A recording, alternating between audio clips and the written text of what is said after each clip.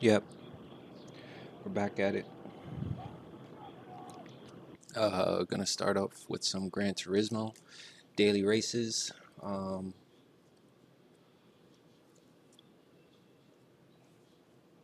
Obviously, there probably will be some political videos I'll be playing. YouTube was weird yesterday. It pulled my video, and I appealed it, and it was like, oh yeah, my bad. Like you're fine. But then it ultimately did for, I guess, a Comedy Central video. So I really got to be careful with YouTube um, when it comes to like what type of videos I show. Right now, this is a Twitch video. Oh, it's a live stream um, of someone kind of just explaining politics way better than I can, because I don't really read the stuff as much. I will be using this website that I recommend a lot of other people use, that everyone else uses if y'all want, called Ground News, and I like it because it has everything. It has left wing and right wing stuff, and then it has articles like right down the middle, and it actually tells you like what what news is like underreported by what side and all of that. It's like it's really, I've never seen it, and it's been around for a long time. It's pretty cool. So if you like right wing news, shit, you could go there and get right wing news. But at least while you're there, you're also able to see what the left is reporting on, what the right is underreporting, and vice versa. And it also has articles that are like right down the middle. Um, so yeah, that's what it is for now. We have about 6 minutes for the race C to start. Just gonna check the oil. And yeah, let me go ahead and turn the sound on.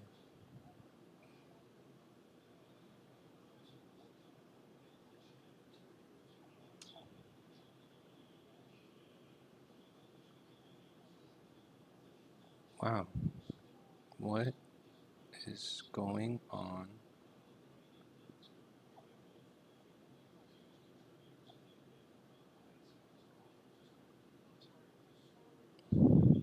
My PC is really already on its like last legs. It's causing so many little part here. I care about issues. the issues. I care about the people And I that are just got it. impacted. I don't want the Democratic Party to advocate as a lighter version of the Republican Party. I don't want the Democratic Party to be the diet Republican Party. I want the Democratic Party to be an anti-fascist party. I want the Democratic Party to be a party that actually works to help American people, okay, to do what is right. But unfortunately, the Democrats misjudge their base of support. They think it's people like that. It's people that just have partisan loyalty for no reason other than the fact that they just want, their party to fucking win, and spite-based politics. They think that that is the base. That is not the base.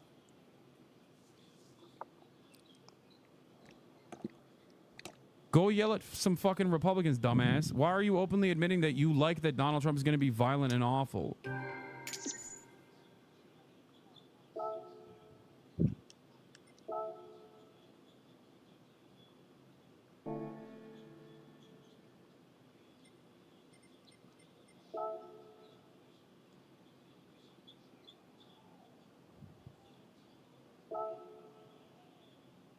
Anyway.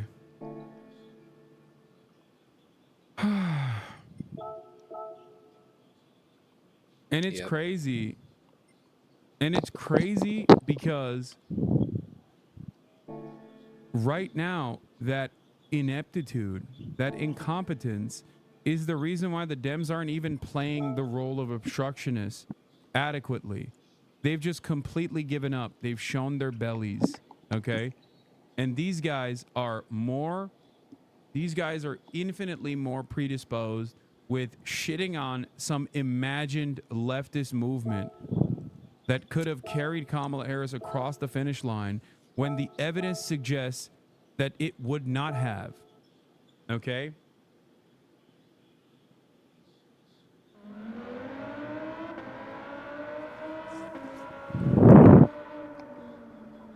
Will Menaker said it best years ago when he said, there are a lot of liberals who actually want the Republicans to do this cruelty. They either don't care about the cruelty or actually want it, but they can't get themselves to openly admit that they want this fucking awfulness to happen. They want the moral superiority of voting for the opposing party while simultaneously demanding that the Republicans be as violent and as vicious.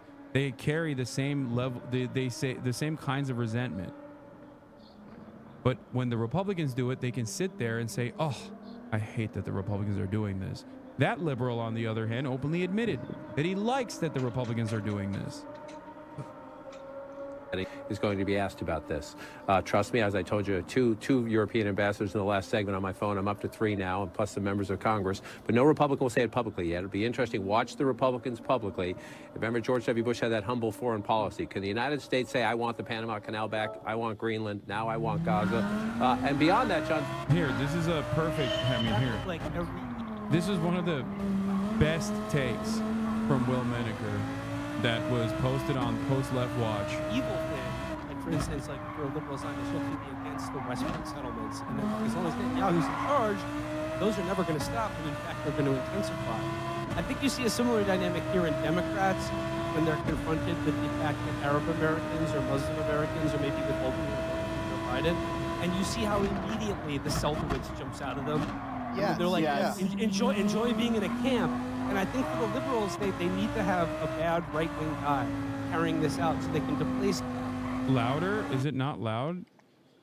Or is it too loud? Sort of displace onto that figure the evil things that they secretly want to take place.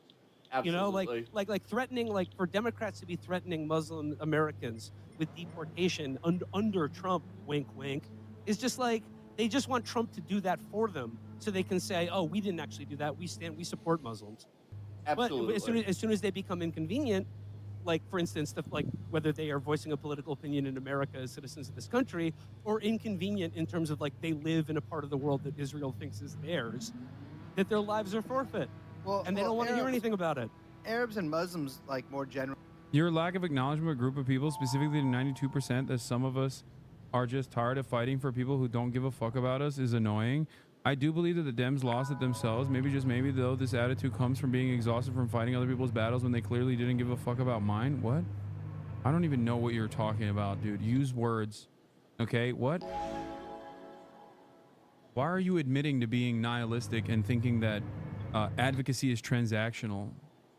I don't know who you're shadowboxing in this chat, but if your overall principle here is that advocacy must be transactional, you're wrong, okay? As a fucking rich white dude,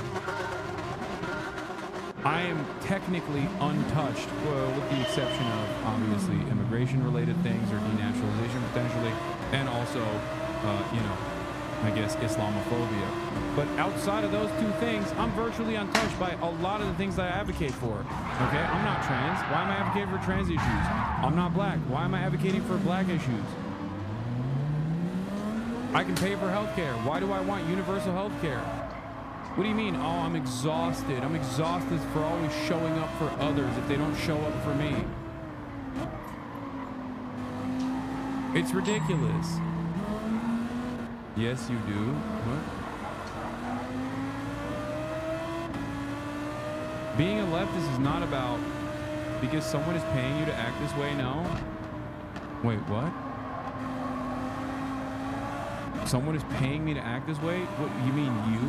You know who pays me? You do, dumbass. What are you talking about? You fucking subscribe for $6 or for free with a Twitch Prime. That's it. This is a TikTok argument, law? Yeah, I don't really understand what the fuck that argument is. I think it's a very stupid argument. Anything that undermines solidarity, especially in this time, is so stupid. I don't even run ads no more, and people are like, you're being paid to say this. If I was a mercenary, a gun for hire, and this wasn't actually my genuinely held convictions that I'm demonstrating over and over again, why in the ever-loving fuck would I ever criticize Israel, for example? Are you fucking stupid? You don't have to be particularly charismatic or even knowledgeable in terms of like doing advocacy purely for money I would just take a liberal Zionist position at the very least, or a pro-Zionist position if I really wanted to get in on the fun. If I was a grifter, who the fuck grifts to the left? It's the most annoying group of people on the planet. You're virtue signaling. Well, thank you for demonstrating that my worldview is a virtue.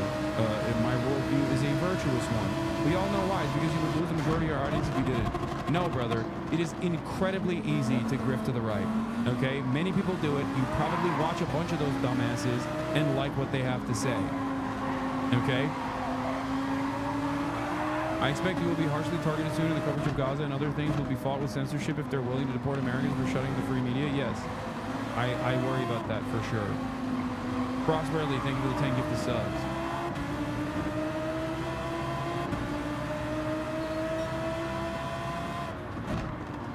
When people say virtue signaling, I take it as a compliment. I take it in the same exact way that people suspect me of doing like steroids or something. Okay? I clearly don't, but that means that you think, you know, I'll put some decent amount of work in here, that you think that I was like medically enhanced. So great. I love that. When you say virtue signaling, that means you are recognizing that my advocacy is virtuous, that there is virtue in the things that I'm advocating for, even if you disagree with it and you think I'm doing it cynically. So awesome. Thank you. I'm not doing it cynically, but that's great that you at least recognize that this is the correct position to have. So why don't you also try to understand why this is the correct position to have? Because clearly you believe it. Deep down inside, there's something in there, okay? Deep down inside, there's something in there that says, well, this seemingly is the right position, the morally correct position.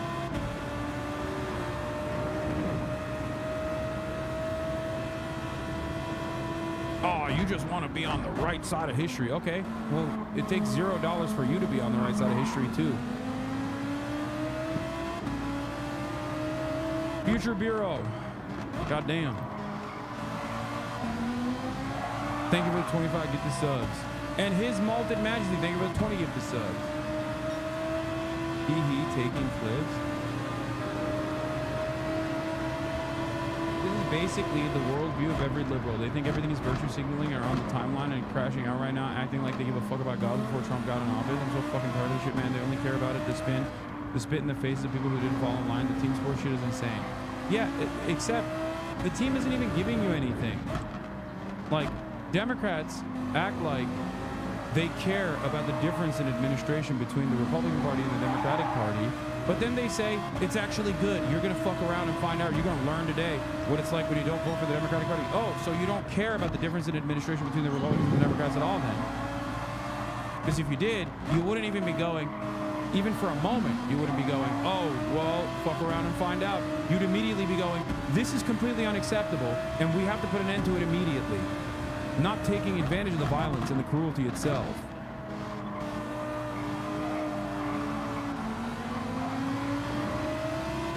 That's it.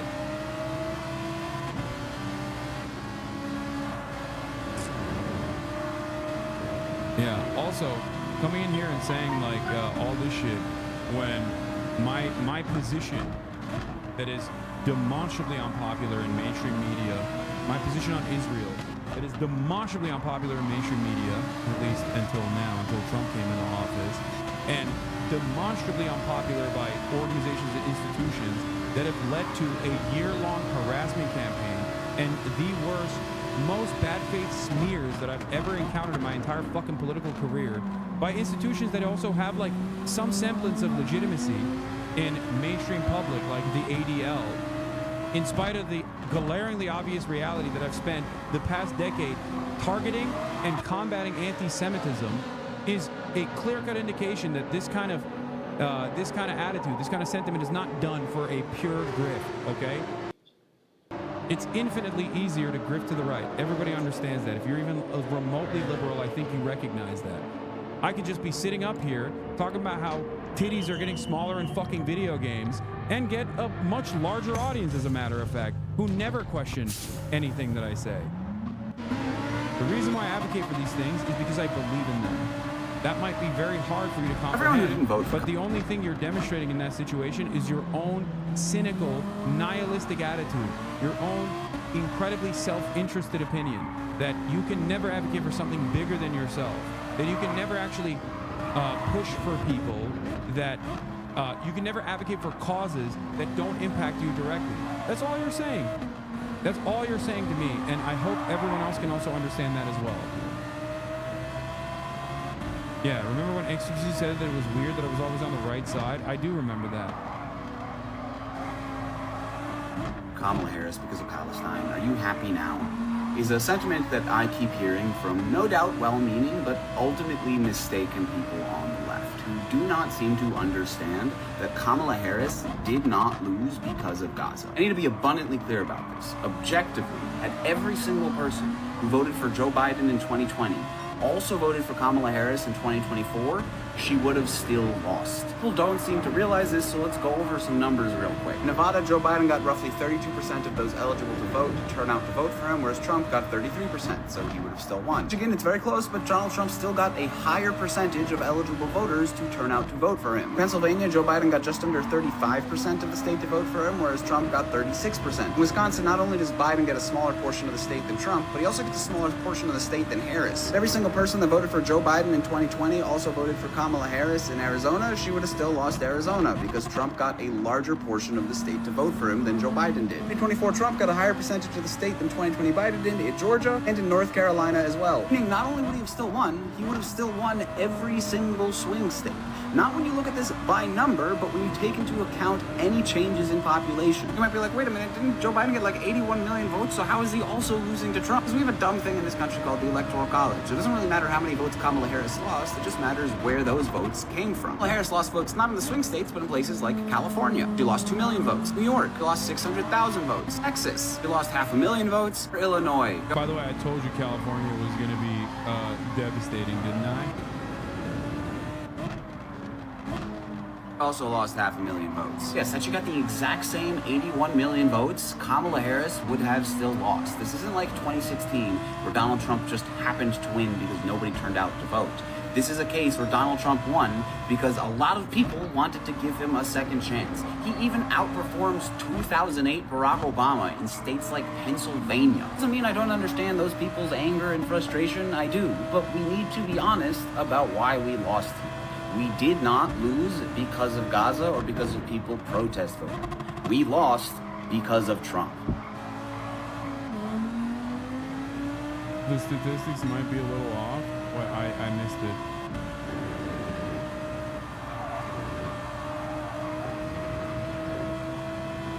Yeah, the grift is almost too easy going hog. Lindy Lee, Queen of Libs, now on Newsmax as a super guest, and got 100,000 followers after Elon Musk retweeted her.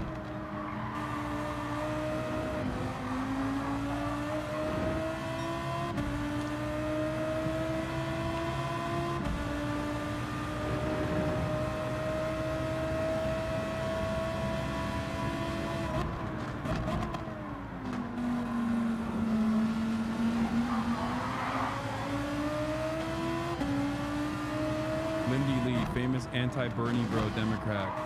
You can always figure out someone's career trajectory by looking at stuff like that.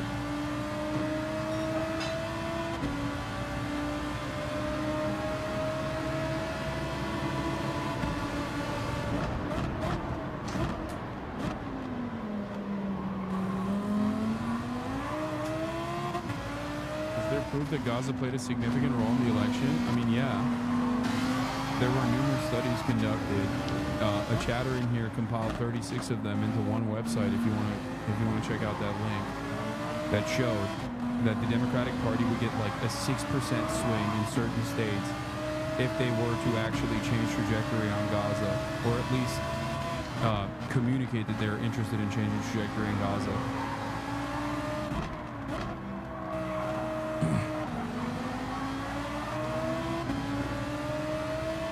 New statement from the Palestinian Islamic Jihad.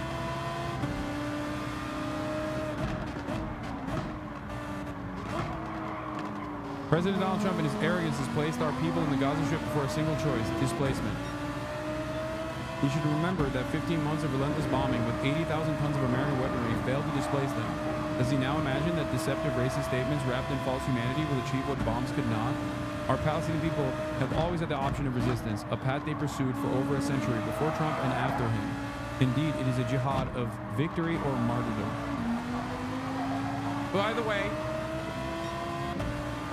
again, if you look at the situation even before this statement, logically, and you recognize that a shit ton of bombing has not actually broken the will of the Palestinian population. This isn't to say that there aren't people that would gladly leave the Gaza Strip. Okay, there are plenty of people who would. But if you think that there are not going to be a ginormous amount of people who refuse to leave for understandable reasons, you're delusional.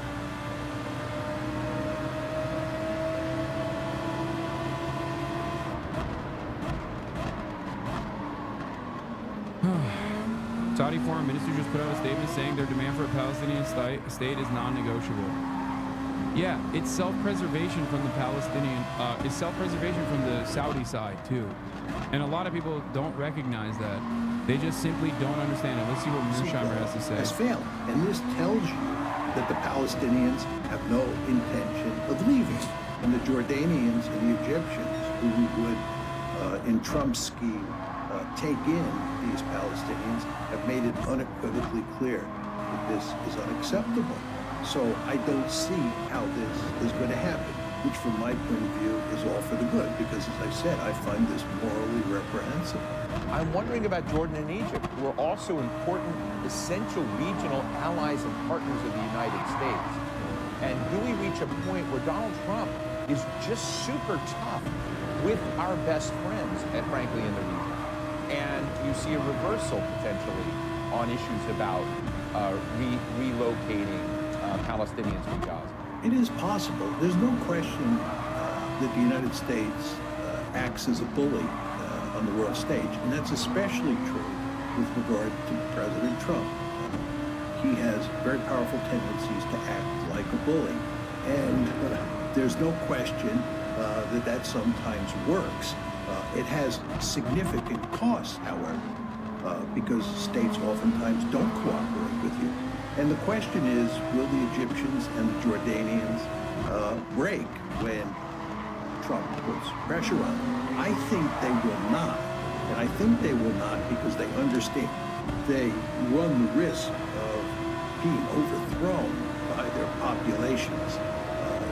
If they decided to cooperate with the ethnic cleansing of Gaza, it would cause them huge problems at home. And I don't think they want to run that risk.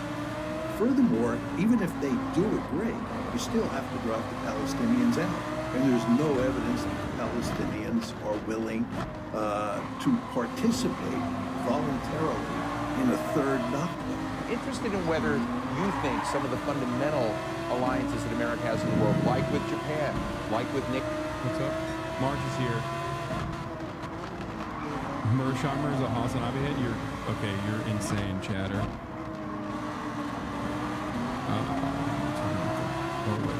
Camera, boom, switching over. Okay. You're good to unplug. This is a very March fit.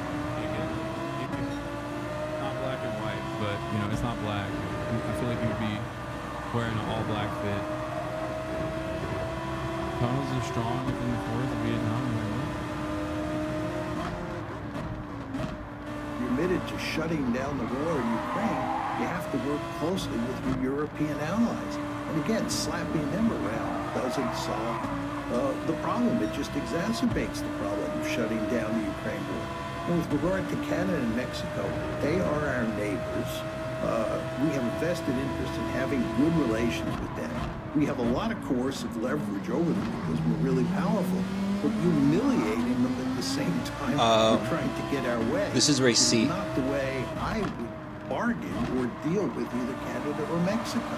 If China is the big challenge, and you're like trying to onshore and reshore manufacturing back to America, how you doing, Viking? bring back capacity, or look at friendshoring. Don't you need friends for friendshoring? Yeah, Haven't seen you in a little bit. You know, I'm a realist par excellence, Steve. And as a good realist, I emphasize hard power. Right. But I'm smart enough to understand that hard power alone doesn't make for a good foreign policy. You also need soft power. You need diplomacy. You need to have an ideology that other countries find to be friendly. It's an ideology that other countries respect. And that's why the United States used to emphasize so strongly that it was a liberal democracy and that other countries should emulate us, see us as the city on the hill. This was all part of our soft power approach to dealing with the world. Now, again, I believe hard power is more important than soft power, but you need soft power. And what the Trump administration appears to be doing I'll be on at for a this point bit. in time is taking the soft power approach and throwing it in the garbage and thinking that we can rely exclusively on hard power. We can run around the world using the fact that we have a big stick to bully all sorts of countries to do what we want them to do. You actually sound like this guy, and I don't even agree with his worldview, by the way. Especially in a world where you need allies. Let me ask you for a moment about one of the other major players in the world, Israeli Prime Minister Netanyahu, who in my book seems to be on a roll. He came in, he was in office, looked like he was up, dealing with legal problems and legal challenges. October 7th happened, and when you kind of take a step back, even though you can say Israel had one of the biggest intelligence failures of its history on October 7th, when you look since, you see the pagers and walkie-talkies blown up. You see the Hezbollah network essentially blown up. You see Hezbollah and Hamas leadership decimated, assassinated inside Iran.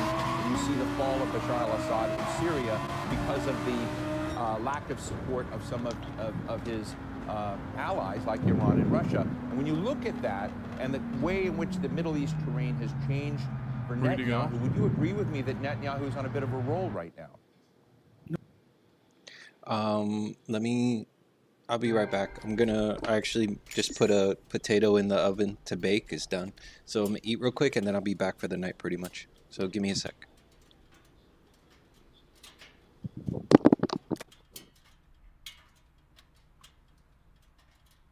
They were going to remain on the Philadelphia line, which separates Egypt from Gaza. They've given up on all of those things. They admit that Hamas is a lie. Truth nuke. Truth nuke from Mersheimer. Okay, how am I supposed to have any faith in mental capacity? Well, at this stage in the process, you're supposed to have faith by remembering that what we're going to be doing. Okay, a bit right more than that. now I need a couple minutes, bro. is actually Hang go on. and learn a Japanese dance. Miskiff and myself are going to be heading to a studio, and we are going to learn yet another dance today. This time not twerking, but this time specifically pare pare. Is that how you say it?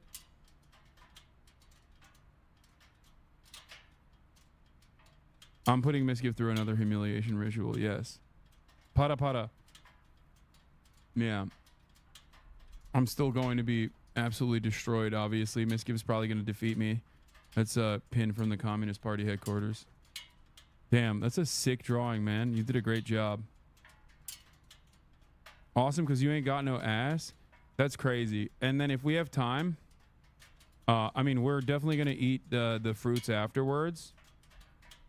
But if we have time after that, we might actually go and buy Miskiff a fit. I wanna make him dress nice again. Get him a second fit. All right.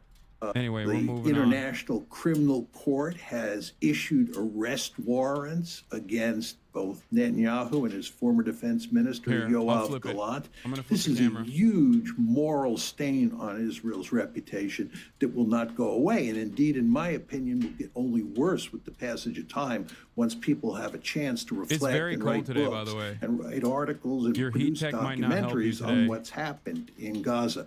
So if you look around at the situation that Israel is in today, and in particular the situation that Netanyahu is in today, he Wait, is is in the deep main ingest trouble, is as offline is still? that country. This is why it's so great to have you on the show, John. Make sure we get all the, the frames right. But Prime Minister Netanyahu is coming to Washington soon, and will be meeting President Trump. What do you think Trump should tell him? Trump ought to tell him the basic facts of life, which is that Israel is in trouble and that Israel needs to get out of this problem with the Palestinians that's been facing for decades, and that the only way to do that is to reach some sort of political accommodation with the Palestinians. I mean, the one really positive aspect of Donald Trump, which separates him from most American foreign policymakers, especially people like Joe Biden, is that Trump is not a warmonger. Trump is not interested in fighting wars. Trump is much more interested in diplomacy and political settlements, not war. And the Israelis, on the other hand, don't really believe in diplomacy or trying to work out a political settlement with the Palestinians. They believe in big stick diplomacy, what they call the iron wall. What they think they can do is beat the living daylights out of the Palestinians and get them to submit. This hasn't worked. And it's not going to work in the future. And what Trump should tell Netanyahu, and this is what I mean when I'm talking about the basic facts of life, that there are real limits to what you can do with military power. And in situations like the one that you face with regard to the Palestinians, the only solution is a political solution, not a military solution. One of the achievements of the last Trump administration that President Trump talks a lot about are the Abraham Accords, and talking about Saudi Arabia. And you can just sort of feel palpably both Trump's fascination with Saudi Arabia and Saudi Arabia wanting to actually do a deal with Israel, but Palestine being the nut that's just in the way of that. And I'm interested, as you know, you just drew a map, a really graphic map of what's going on in the region, that I think you think Iran is less out of it than a lot of other analysts are saying. How do you see that map changing as Saudi Arabia and Iran continue to compete in the region for security and essentially stature? Hardly at all. I think the Abraham Accords don't matter for what happens in Gaza. I don't think the Abraham Accords matter for what happens in Lebanon, for what happens in Syria, or for what happens with regard to Iran. How does a peace deal between Saudi Arabia and Israel that's basically sanctioned or backed up by the United States influence any of those conflict scenarios? Just doesn't matter very much. But isn't it useful to have basic assumptions, key first principles about security, national security, alliances tested to see what we really care about? I'm flipping it. Okay. It's flipped. Ooh. Gozaimasu.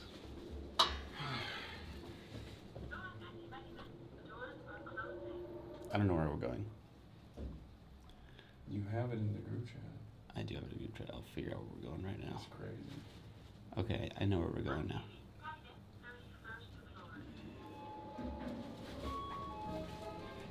We're gonna be late if we go by train. No, we're not. Fuck. Right on time. I'm spoiled now. I want to take cars everywhere. Yeah, since when? Since I'm EP and carrying the camera is hard. Hold on. Fair. Hold on, it's dark. Oh, sorry, it's really dark. Chat, one sec. I'm just waking up. There we go. Fixed. Saved. We gotta walk a lot. No, you picked the wrong one. Oh. If you scroll, it doesn't, for some reason it doesn't show you the fastest option always. If you scroll down, there's a 2-minute faster option that's also the Wait, what the fuck? Why is it? I don't know. Google Maps does that.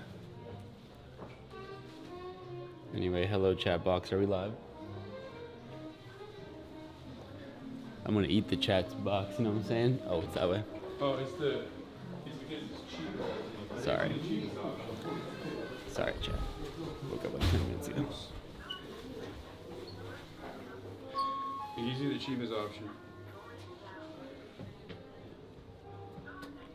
Yeah. Which one should take? The Toyota line or the Be closer. Kibiya to Toyota? It's closer and faster. Yeah. Yeah.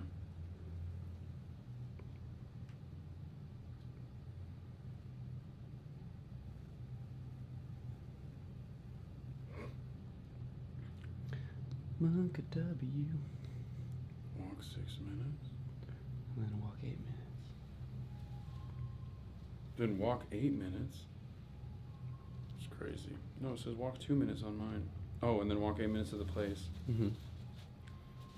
Got it. It's gonna be fast. I mean, we could call a car. No. Public transit all the way. Socialism is with no car. Dude. Wait, is this from here? Yes, sir. Dude, think about the many bounties of public transit. I don't know, I'm kind of starting to miss my Supra a little bit. I'm just kidding.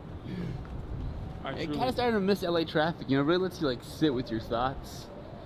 I hate that. I'm starting to see the benefits The only of private transportation.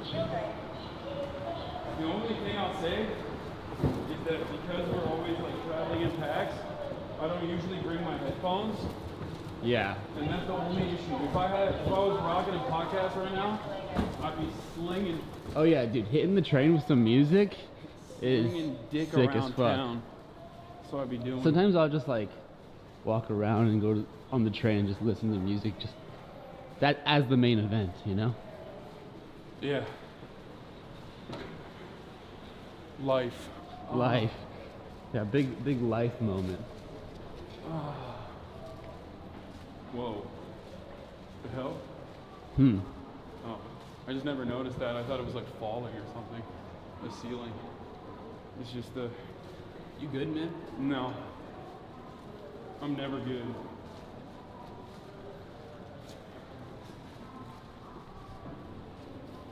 I'm never good.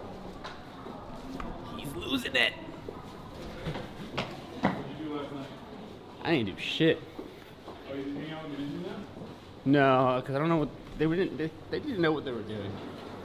And I was like, all right, I'm gonna. You know what I did? I walked to a nearby ramen spot. Oh, the secret ramen spot? No, another one. Was it good? Sat alone. Yeah, ate some ramen, chilled out, went home, took it easy. Nice. Back rooms as hallway. Dude, we've been in this hallway Platform 1. so many times Platform at this point. Your train might be here. I hope that's not our train.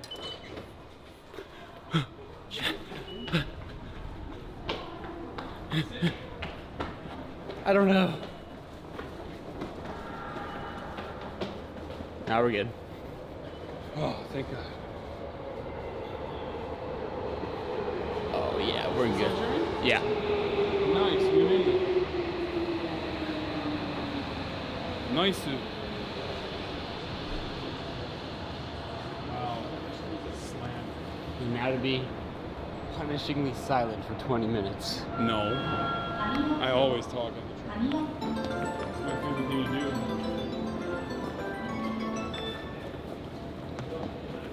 ドアが閉まります。手荷物をお引きください。無理なご乗車はおやめください。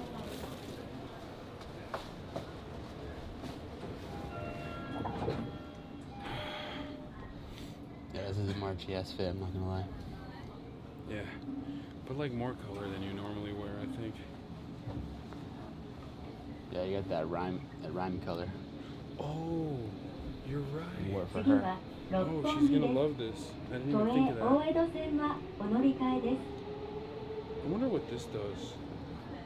The next stop is Like, I wonder what this is for. That, yo, H4. Dai Workwear, I know you're in the Please chat. What is change that? here for the Toei Oeda He's line. not. I don't think he's a fan. Damn, what'd you do? Nothing. He had me blocked for a long time. What the fuck? What And did then you he do? unblocked me. I think he had an auto block. Like blue check mark auto block. When Elon forced a blue check mark on me, unjustifiably. Because I'm swag. Okay, what about me? I got that shit on. This song looks like a Fat Albert character.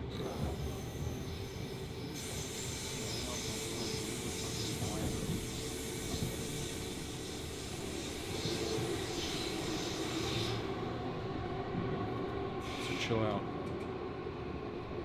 Do I look like a Fat Albert character? What the hell is a Fat Albert character? Chat. You hurt his feelings. I'm No, developing you don't. insecurities I did not know existed. No, you're cool.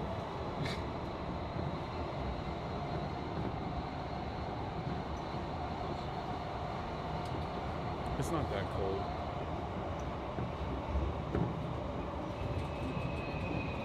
It's 43. That's about how it was yesterday. Yeah. It's not too bad.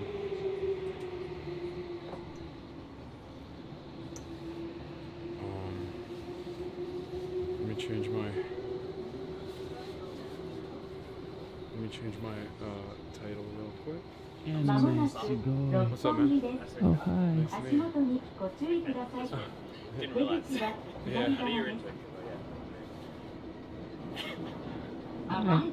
Nice to meet you.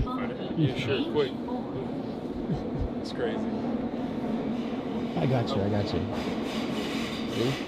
3, 2, 1. Nice to meet you. Wait, it says get on Hibiya line? Wait, do we get off here? We get off on station 1. 3 more stops.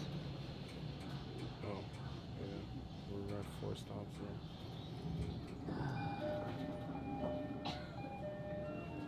That was wild. That was wild. Why? We're on a train. Yeah, but this is his moment. If you saw LeBron James on the train, Okay, I'm not LeBron James. That's number would one. you be Number like, two? oh, I want to say hi, but I have to be quiet? I'm saying it's crazy that like Kismet. Like I'm saying, how fortuitous. Oh. Like what are the odds?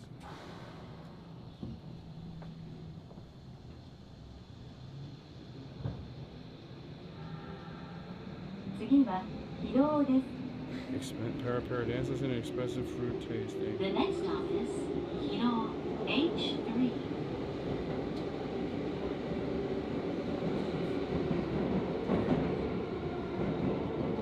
Still can't believe Luka's a Laker. Can someone explain in League of Legends terms what that means? I keep hearing people talk about it. Who? Luka?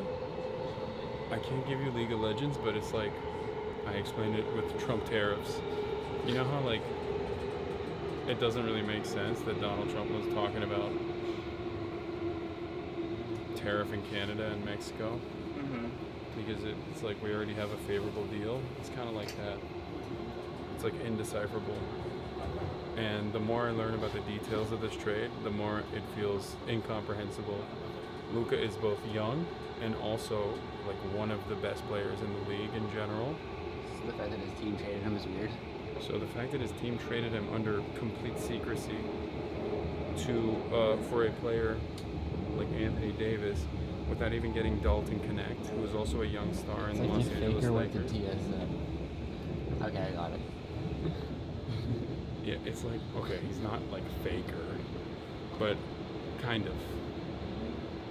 If he went to TSM on a trade where the TSM team gave them like a decent. So POV, you're a Lakers fan. Yeah.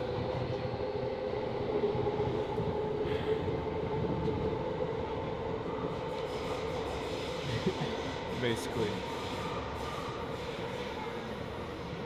That's cool. Did Chad like that one?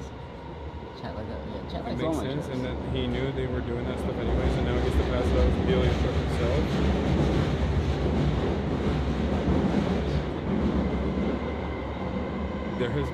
There have been public calls. There have been calls for public execution for the Mavs GM. I hope that people will carry that resentment over to Sheldon Adelson, or Miriam Adelson, sorry. H3. Miriam Adelson is the ultra-Zionist who is the wife of former casino magnate Sheldon Adelson, who gave $100 million to Donald Trump, so that he would be on board with the annexation of. Bitch, you're a politics watcher. What do you mean? It's fun time now. That's American politics. I live in Japan now. I don't care about American politics anymore. You don't.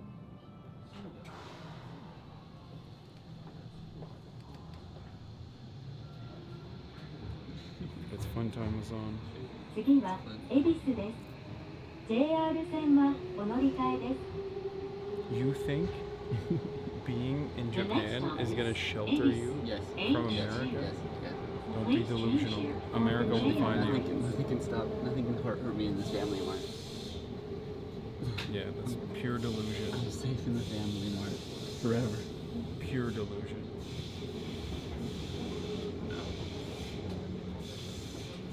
That's all this is. Son, Shibuya Kako was featured in the new Yakuza game. Somebody didn't watch Fear End. Yeah, true. Clearly, our fans are slacking.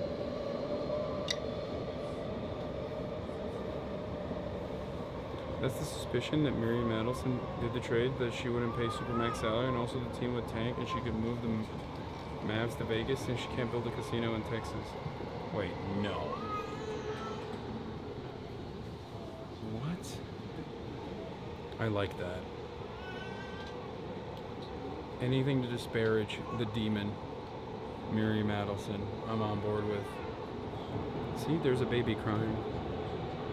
How rude. Japanese baby doesn't know about Japanese rules. When Japanese babies do that,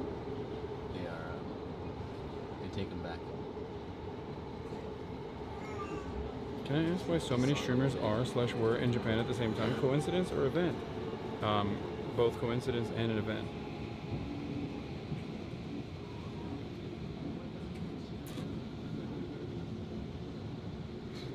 As soon as you mention the baby, it stopped crying. Super Japanese baby spot.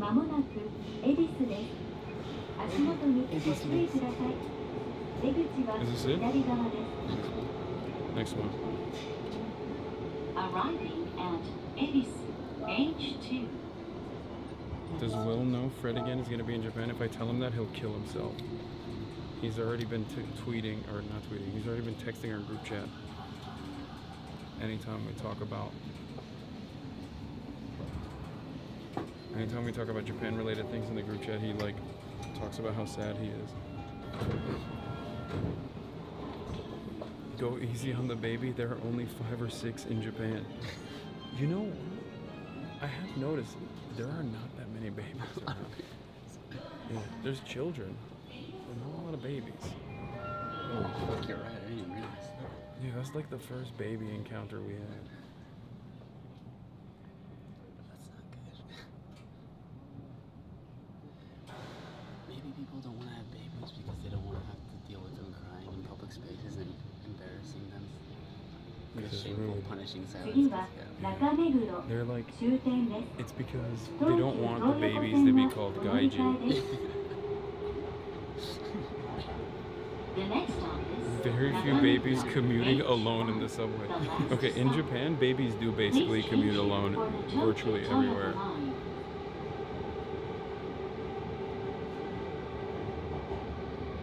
Shinzo Abe is disappointed. He's in hell right now, so...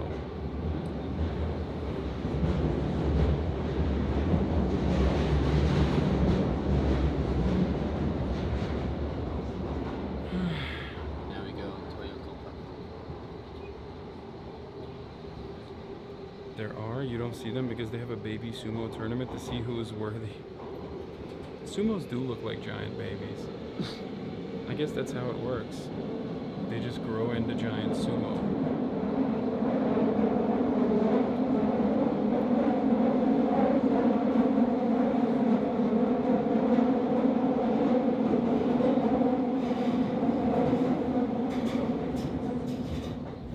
Japanese babies do get put to work. That's not even a joke. Have you ever watched that TV show? Old enough? Old Enough, yeah. Which is a very ominous name for a TV show, especially set in Japan. I've never seen it. But it's sick. I thought it was like... I thought personally that show was really interesting because like it made the Japanese countryside look beautiful, because a lot of it is actually Japanese babies doing daily chores in the Japanese countryside. And then I found out that it was actually intended, it was created with that propaganda. purpose. No, literally. Countryside propaganda. No, because there's a massive population displacement problem in Japan where nobody wants to live in the countryside, as the JCP guys mentioned, because of the economic opportunities here and how much more money is here in Tokyo and in big cities.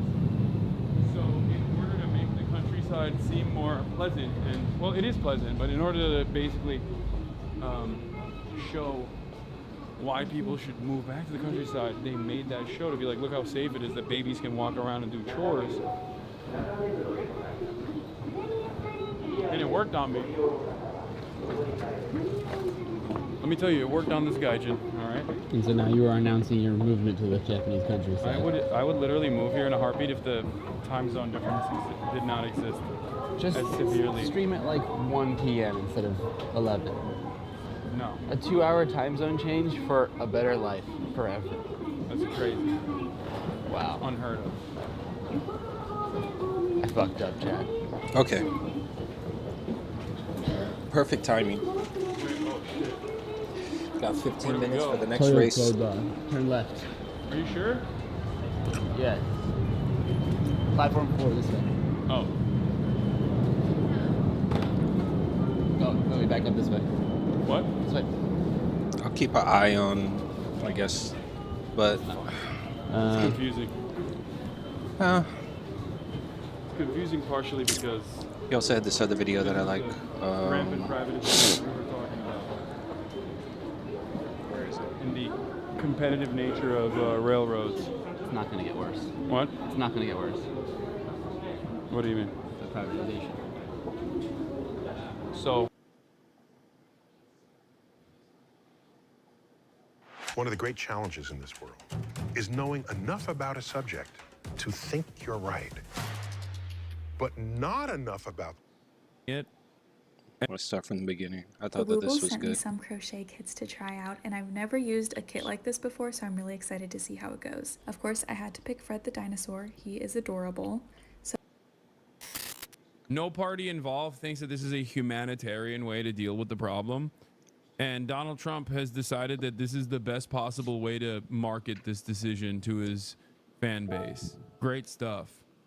There's not a lot left to strike. It's a demolition site. The whole place is demolished. It's unsafe. It's unsanitary. It's not a place where people want to live. Mr. President. Nobody's got. They have no alternative but to go back. If we gave them an alternative of living in a beautiful open place with some. Yeah, we heard this already. Okay. Being built between Los Angeles and San Francisco. Project I think I've ever seen. Yeah, he said he's going to look into the high-speed rail situation. He's going to look into it. There's obviously a lot of mismanagement on that part too, but having said that, and there's a lot of like shitty contractors that have made a lot of money off of it, but that's neither here nor there. Oh, Berlin police will ban the Arabic language of demonstrations after dubious reports of anti-Semitic chant went around X. Some SPD politicians want to ban all demonstrations entirely. And yeah, Trump wants to probe the California high-speed rail project. Trump signs orders on Iran and withdrawing U.S. from UN, Human Rights Council, and UNRWA.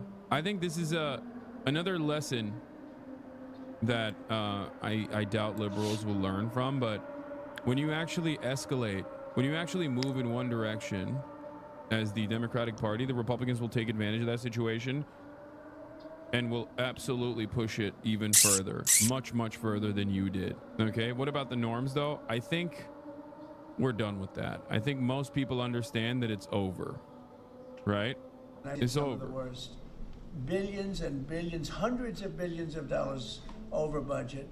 In fact, I read where you could take every single person that was going to go on the train and get the finest limousine service in the world and take them back and forth with limousines, and you'd have hundreds of billions of dollars left over. It is the worst thing, and we're going to start an investigation in that because it's not possible. I built for a living, and I built on time, on budget. It's impossible that something could cost that much. And now it's not even going to San Francisco, and it's not going to Los Angeles.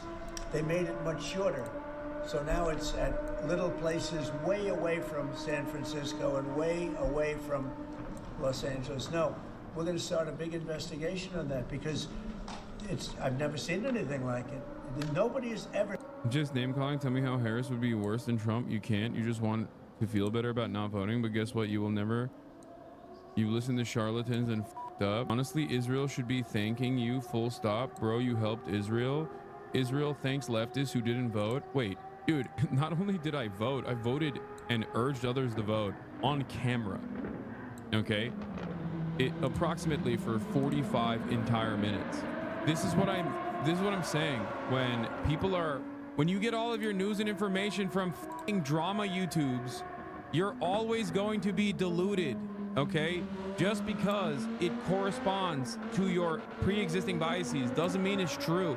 Do you feel embarrassed now that you know the truth, or will you double down? This is a learning opportunity for you. This is a moment where you can go, okay, maybe I was wrong about this. Okay, maybe I was led astray. You helped Israel. Yeah, dude, I really, really helped Israel. The notion that the Democratic Party that held all the cards, okay, unilaterally on Israel and refused to put an end to these atrocities is correct. It's not a simple suspicion. Donald Trump demonstrated that reality by forcing Benjamin Netanyahu, by way of Steve Witkoff, a f***ing real estate developer, into signing off on a ceasefire. Okay? He did. He also simultaneously cut side deals, but that doesn't change the reality that he was like, all right, you're done. And guess what happened? Benjamin Netanyahu turned the dial down. Okay? All of this extra stuff that he's doing now is not the reason why Benjamin Netanyahu was on board with the ceasefire. The reason why he was on board with the ceasefire was because Donald Trump said so. That's the amount of power that the American government holds over Israel. And anyone that tries to tell you that that's not the case is lying to you. Okay? So if they had this level of power and this level of control and this level of influence over the state of Israel, okay, why didn't they use it when Israel was doing a genocide? Or, yeah, he's been saying over and over that you didn't vote and told people not to vote. Why? Because it sounds good for him and he can blame you for why Trump won. Yep, all down to you apparently. Yeah, I mean, it's ridiculous because ironically enough, if the Democratic Party had listened to some of my concerns early on in the campaign from the DNC onward, when I was invited to the DNC, as a matter of fact, then they might have actually won the election. And it's ironic because the current head of the DNC heard some of those concerns on CNN when I was on CNN and said, I agree with Hassan. So what the are we talking about? What is, like, how can we as liberals and progressive minded people who despise Donald Trump, who despise reactionary politics, sit around and consistently shit on Republicans, understandably, okay, for living in an alternative dimension, and then demonstrate that exact same thing here on some petty drama bullshit? Like, you're literally doing the thing that you shit on the Republicans over. And you're doing it for, like, incredibly lower stakes. You're doing it over an exercise in petty internet drama geared up by your favorite content creator. Oh, wake up, lock in, please. Never seen anything like it. The worst overruns that there have ever been in the history of our country. And it wasn't even necessary. I would have said, you don't buy it, you take an airplane. It costs you $2, it costs you nothing. You take an airplane. But this got started, and if you have to, you drive. You can drive. They have hundreds of billions of dollars of cost overruns, and it's not even the same project. It's much shorter. It's way outside of San Francisco and way outside of Los Angeles. So we're going to be looking into this. Mr. President, engineers that Elon Musk has helping him are as young as 19 years old. That's good. They're very smart, though, Peter. I see people in random TikTok comments saying how you could have changed the outcome for the election if you would have endorsed Kamala. And I'm like, are y'all okay? Taylor Swift didn't change it. What makes you think a streamer could have? They're just looking for, this is Russiagate, okay? But in a way, it's even dumber than Russiagate, much dumber than Russiagate, where it's like a streamer could change the outcome. Make no mistake, a streamer, myself, or anyone really, could change the outcome if the Democratic Party actually listened to not just me, but voters in general, okay? I don't want Donald Trump to win. You kind of did, though. No, dude, no. You're a 48-month subscriber. If you genuinely think that I am capable right of... now, changing the outcome of an entire election, you are fucking insane. For 48 months, you have literally not learned a single damn thing in here. Okay? Oh no, he's saying you kind of did. You did endorse. Yeah, I endorsed Donald Trump. I love Donald Trump. I want, and I said this on Pod Save America. Okay? I said this on Pod Save America. I want to be regime pilled. Okay? I want to be the greatest propaganda minister you've ever seen. But in order for me to be able to do that, the Democratic Party actually has to present something that is defensible. Okay? That's it. That's it. That's the point. And it wouldn't even be up to me in that position. It would not be up to me. Okay? Because if the Democratic Party actually changed its intentions and did not simply play the role of the controlled opposition party, okay? If they didn't do that, then they wouldn't need a propaganda minister such as myself, what's up? because they would already be popular. It's that simple. They're like you. They're very. Has he? I mean, look no further than what the Democrats are doing right now in terms of quote unquote resisting against Donald Trump. Think about that. What are they doing? Chuck Schumer the other day came out and was like, when they asked, like, what's the plan for the Democrats? What's the plan for the Democrats in terms of like fighting back against a lot of these things that Donald Trump is doing? And they just said, we're going to sit back and watch them fail. Great plan, man. Met any of these guys? No, I haven't seen them. They work actually out of the White House. They're smart people, unlike what. Yeah. The final 59-38 Senate tally to confirm Chris Wright as Energy Secretary is out. Here's who joined the Republicans in the vote. Bennett, Gallego, Heinrich, Hassan, Maggie Hassan, Hickenlooper, Lujan, Shaheen. Fetterman abstained, Graham abstained, and Hyde-Smith abstained. He kept saying I was aroused. It made me uncomfortable.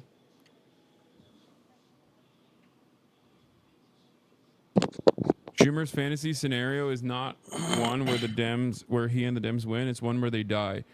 We're not going to go after every single issue, Senator Chuck Schumer in New York, the minority leader said in an interview. We're picking the most important fights and lying down on the train tracks on those fights. It's a law that dictates. Chris Murphy. You can always expect Chris Murphy to come out and pop off when it comes to defending the State Department and coups and stuff. Chris, we tried to do a coup. We tried to do a soft coup in Venezuela, Murphy. SAID spends money to make sure that we're countering Chinese influence inside Africa, to make sure that we don't lose access to critical mineral supplies, so that we're fighting back against Hezbollah in Lebanon. So Congress. What they do in the control towers, where we need smart people, we should use some of them in the control towers where we were putting people that were actually intellectually deficient. That was one of the qualifications, is you could be intellectually deficient. No, we need smart people. Some are young and some are not young. Some are not young at all, but they found great things. Look at the list of things. Maybe I'll do it tomorrow. I'll read off a list of 15 or 20 things that they found inside of the USAID. It has to be corrupt. Nobody could approve that. They could only approve that if they were getting kickbacks.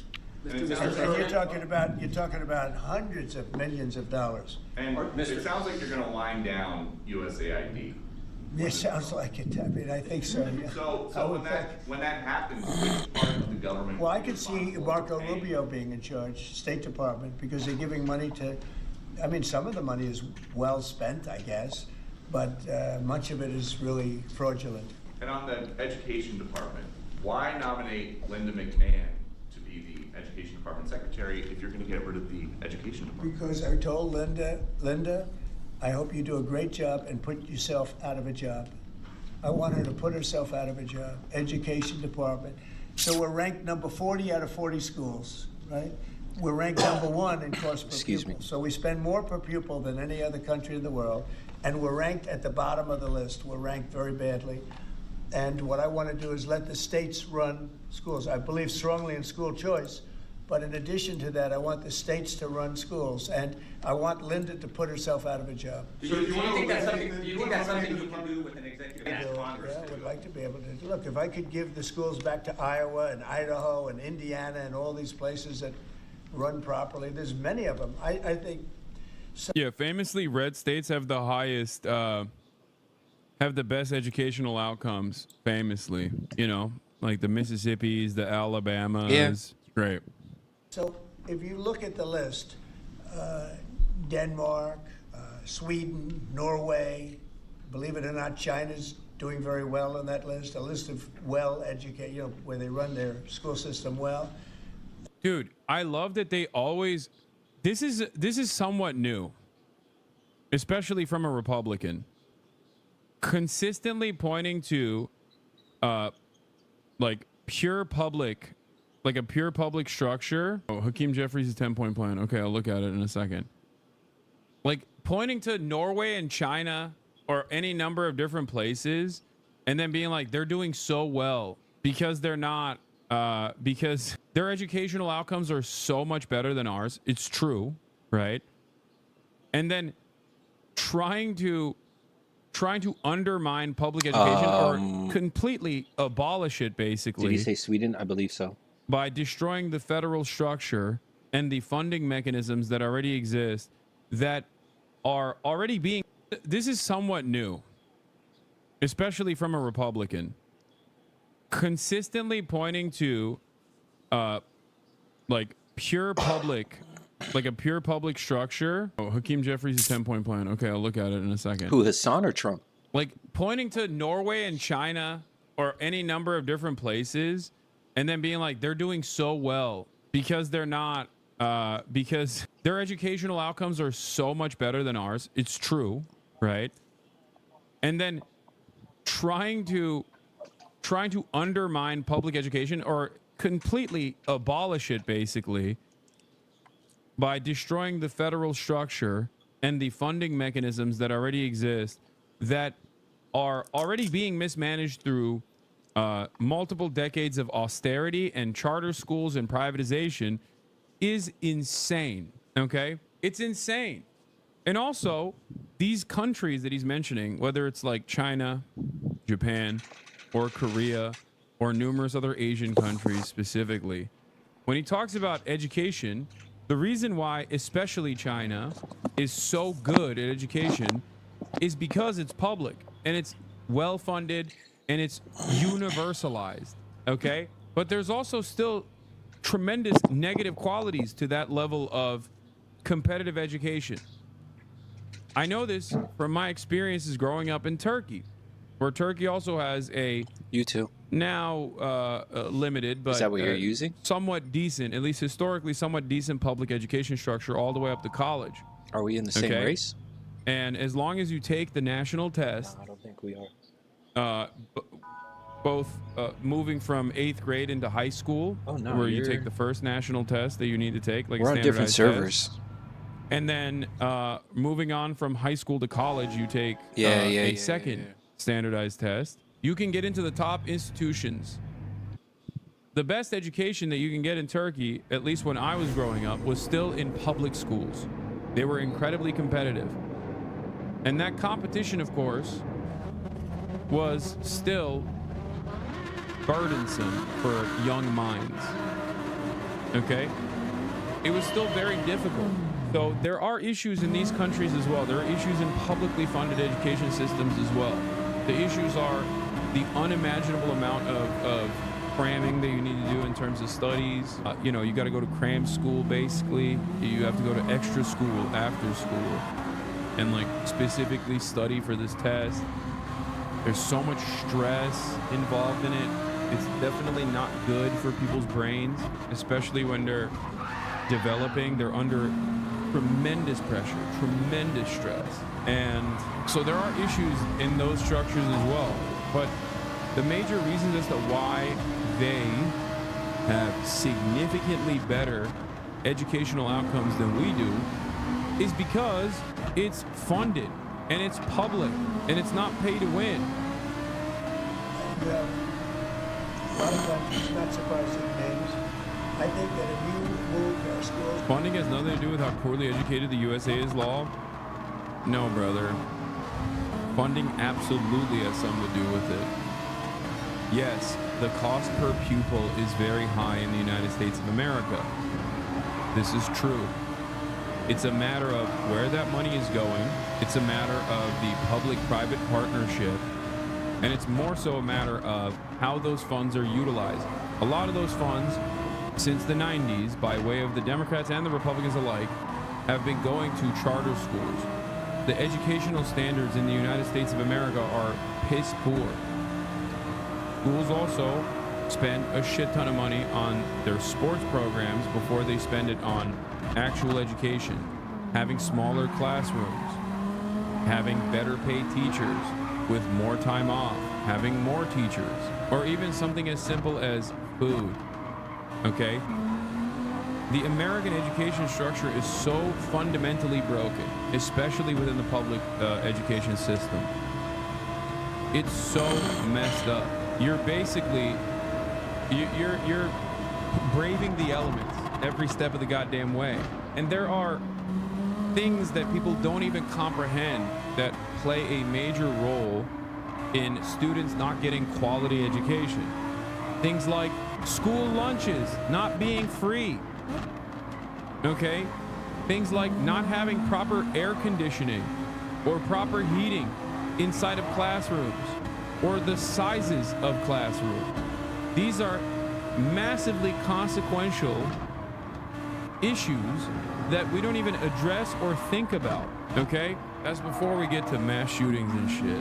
Why China banned homework? You wake up at 5:30 in the morning. You scarf down breakfast on the way to school. You do 30 minutes of mandatory military-style exercise. Then at 7 o'clock sharp, the real work begins. Chinese class, then English, math, and so on. You sit still, respond when asked questions, and quietly, obediently memorize character after character, fact after fact. Officially, school ends at 5:15 p.m. Plan on relaxing just yet. After an hour for dinner, 2 if you're lucky, it's time for the next phase of your day, private tutoring. You sit in a room not unlike the one you just... Yeah, also, China literally banned, I think, this video is straight up completely false, lol. Didn't China recently ban private tutoring?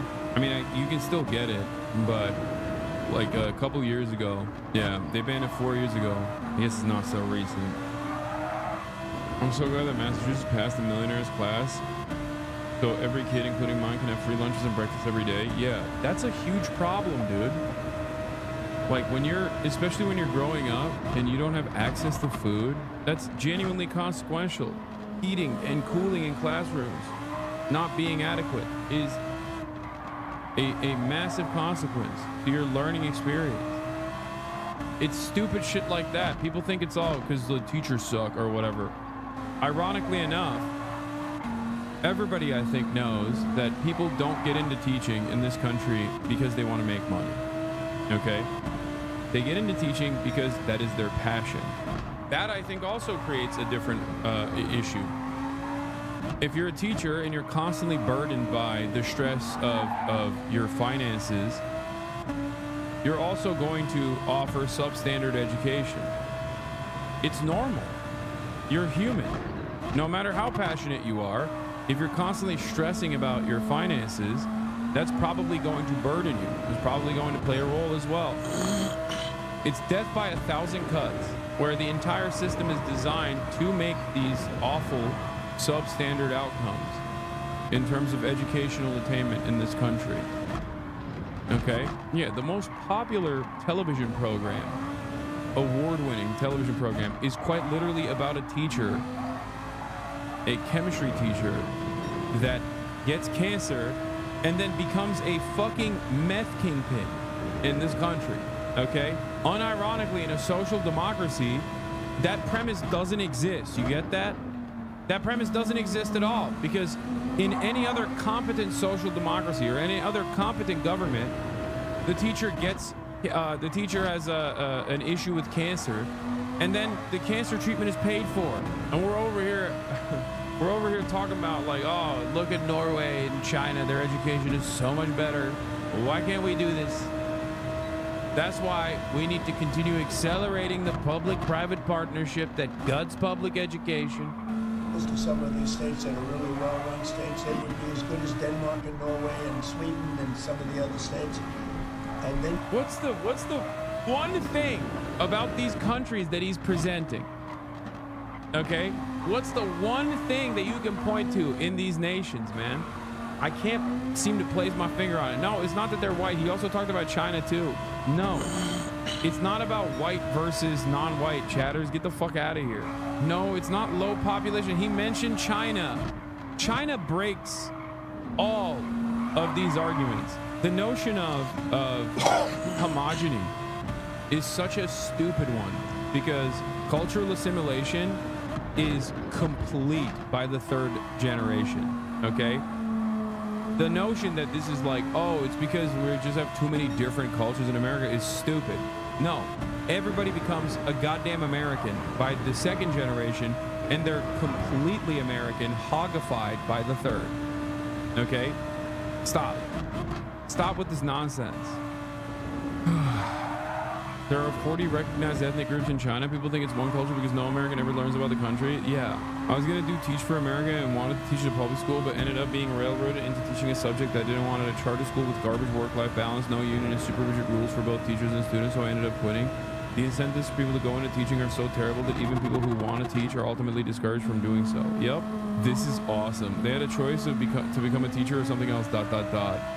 How much is enough? Getting paid for working for 9 months out of the year, having a defined benefit, retirement, and full health care are all great.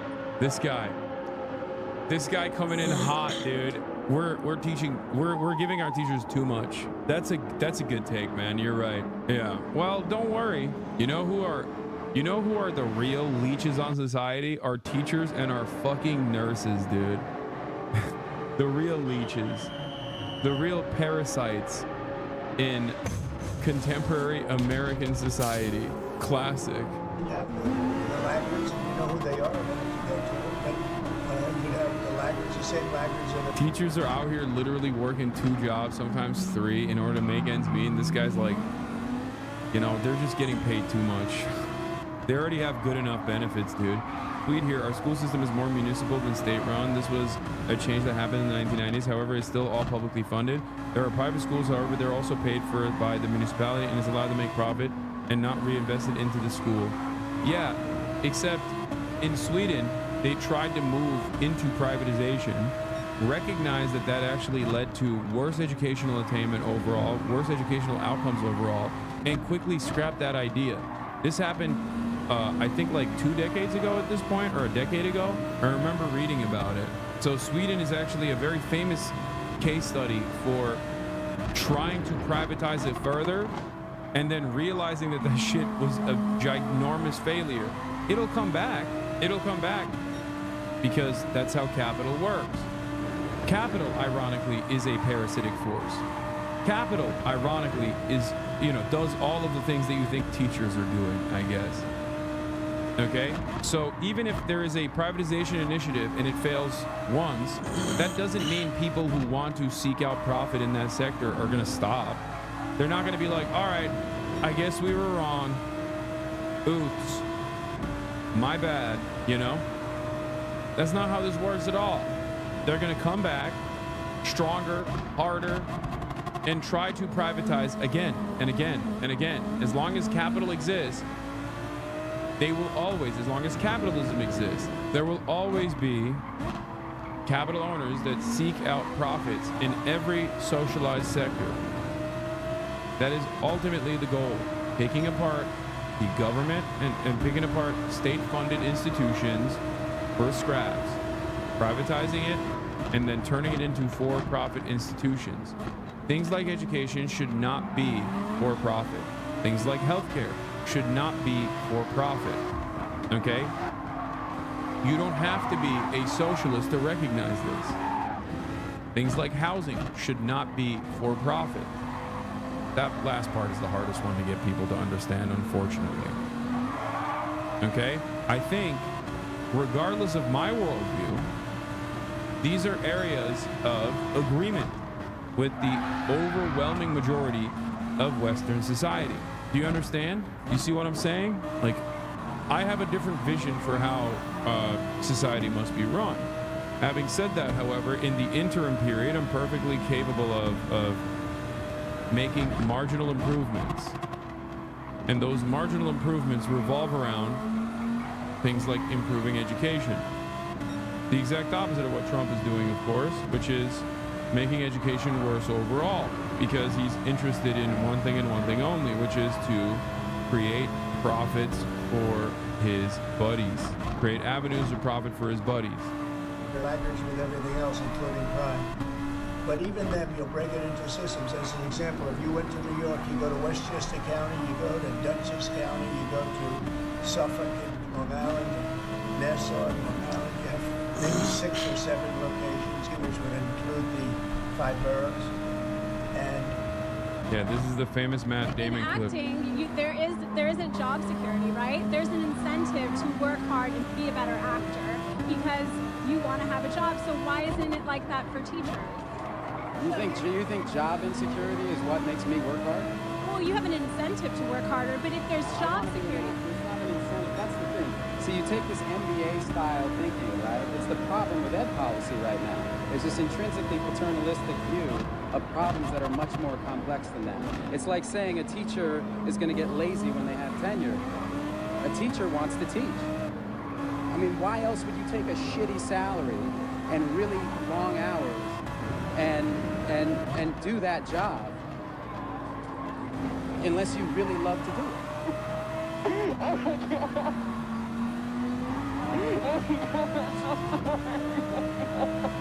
10% that are bad, though? 10% of teachers are bad. Where'd you get that number? I don't know. 10% of people in it. Maybe you should think of something else. Well, okay, but I mean, maybe you're a shitty cameraman. I don't. Maybe you're a shitty cameraman. I don't know. Yeah. Guy immediately on the spot. Reason is a libertarian think tank, by the way, for those of you who don't know. But libertarian cameraman on the spot makes up a fact. Classic. Okay. And then, like, that fact is also completely irrelevant to the point of contention here. Okay? That fact is utterly irrelevant. What do you mean 10% of teachers are bad? Let's say 10% of teachers are bad. I don't even know what the standards are for bad, right? But does that mean that they should not be paid? Like, what are we talking about? Every goddamn person in this country is just like so predisposed with maxing out efficiency, not realizing that they themselves are also probably bad on certain aspects of their job. Working at a public school is so incredibly scary. I dealt with shooter threats at least once a month and had to do 4 different jobs on minimum wage. I was a substitute secretary and was therefore a nurse, a substitute detention teacher, receptionist, and crossing guard on minimum wage. There are so many things to do and you're paid barely enough to survive. Here in Denmark, we get paid to go to school when we turn 18, and the same on uni. We get even paid more money if we continue there. Like, I'm 20 and I have my own apartment, live alone, and have a cat, and got no work. I can live like this because I get paid going to school. They're pooping on us. Okay, Denmark, watch out. We're coming for you anyway, okay? Don't worry. You'll get to experience that sweet, delicious American freedom soon, okay? This is unironically the American attitude, by the way, which is that they have nicer things than us because they have some degree of socialization, okay, and some social safety nets. So we must take that away by force. That's it. We're just gonna, our job here is to fuck everything up because we couldn't cut it. We couldn't be normal. Sounds like they need better propaganda. I think even that would run much better than it does right now. Same thing with Los Angeles or California. You'd break it up into 6 or 7, but most of them would be states, and you'd have one, like in Iowa. You give it to the state of Iowa. You give it to the state of Indiana. You give it. These are really well-run states. They don't have debt. They don't have problems. They don't have any crimes, relatively speaking, to speak of. And you would have education that would be the equivalent of Norway and Denmark and various other places that are at the top of the list. So we're at the bottom of the list and we're the most expensive. We're at the top of the list when it comes to cost per pupil. We spend more money per pupil than any other nation in the world, and yet we're rated number 40. The last ratings came out, you saw that. So they talk about 40 countries. We're rated number 40. And I say that if we did this... Dude, every problem in the United States of America is directly a consequence of, like, Republicans fucking it up and then Democrats not fixing it. And then going, you know what we need to do? More of the fucking up of the system. that'll fix it. It's insane. To the outsiders looking in, they're like, what are you guys doing? They're like, oh, we have a problem. I always use gun control as an argument here because it's like the most obvious one, right? It's such a funny, if not incredibly tragic, but at this point we're in gallows humor territory, so funny situation.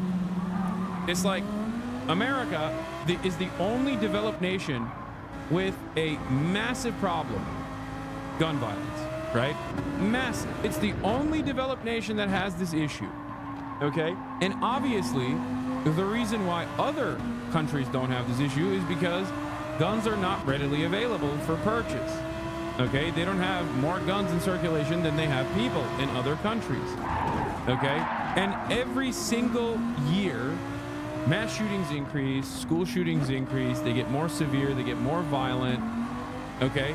And American leadership looks at that and goes, you know what would solve this problem? More guns. But it doesn't exist elsewhere to the same degree. So how can you look at that and be like, you know what's actually, you know what the solution to the problem is? The thing that's creating the problem and more of it. It's the same with our criminal justice system. We have an issue in the United States of America with recidivism, okay? The likelihood of a prisoner leaving prison, reoffending, and going back to prison. It's really high, okay? Now, other countries have lower rates of recidivism. Why do they have lower rates of recidivism? Well, it's because their prison structure is not focused on consistently keeping people locked up and in jail with no ways of reintegration into society. But Americans look at that problem in a country. It's not easy being the one everyone counts on to keep your operation running. That's why at Grainger, we're here for you. With professional-grade industrial supplies and fast delivery. Call, click Grainger.com, or just stop by. Grainger, for the ones who get it done. Country that houses a quarter of the entire planet's incarcerated population, despite only making up 4% of the entire planet's population. The United States of America, remember, houses a quarter of the entire prison population on the planet, okay? We are insanely focused on draconian measures in terms of crime and punishment.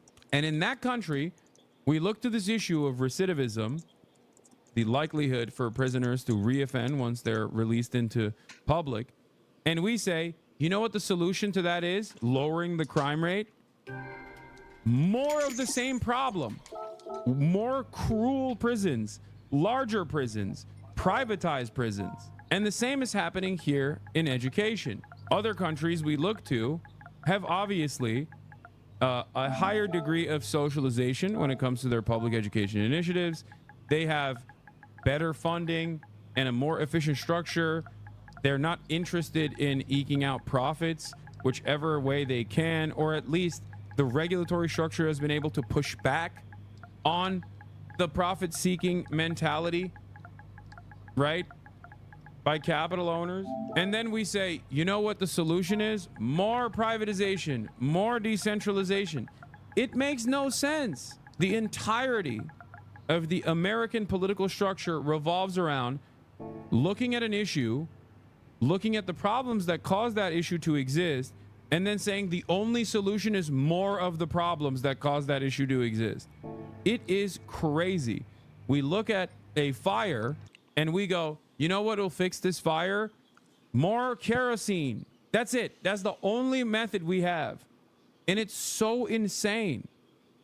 We would go 20, 30 notches up. We could do great. And we would have some of the best districts in the world. I can't do race C. I don't get the hang of this track. I tried it. Advocacy, we can't invest more in public transport because the current system is shit. Read underfunded. Exactly.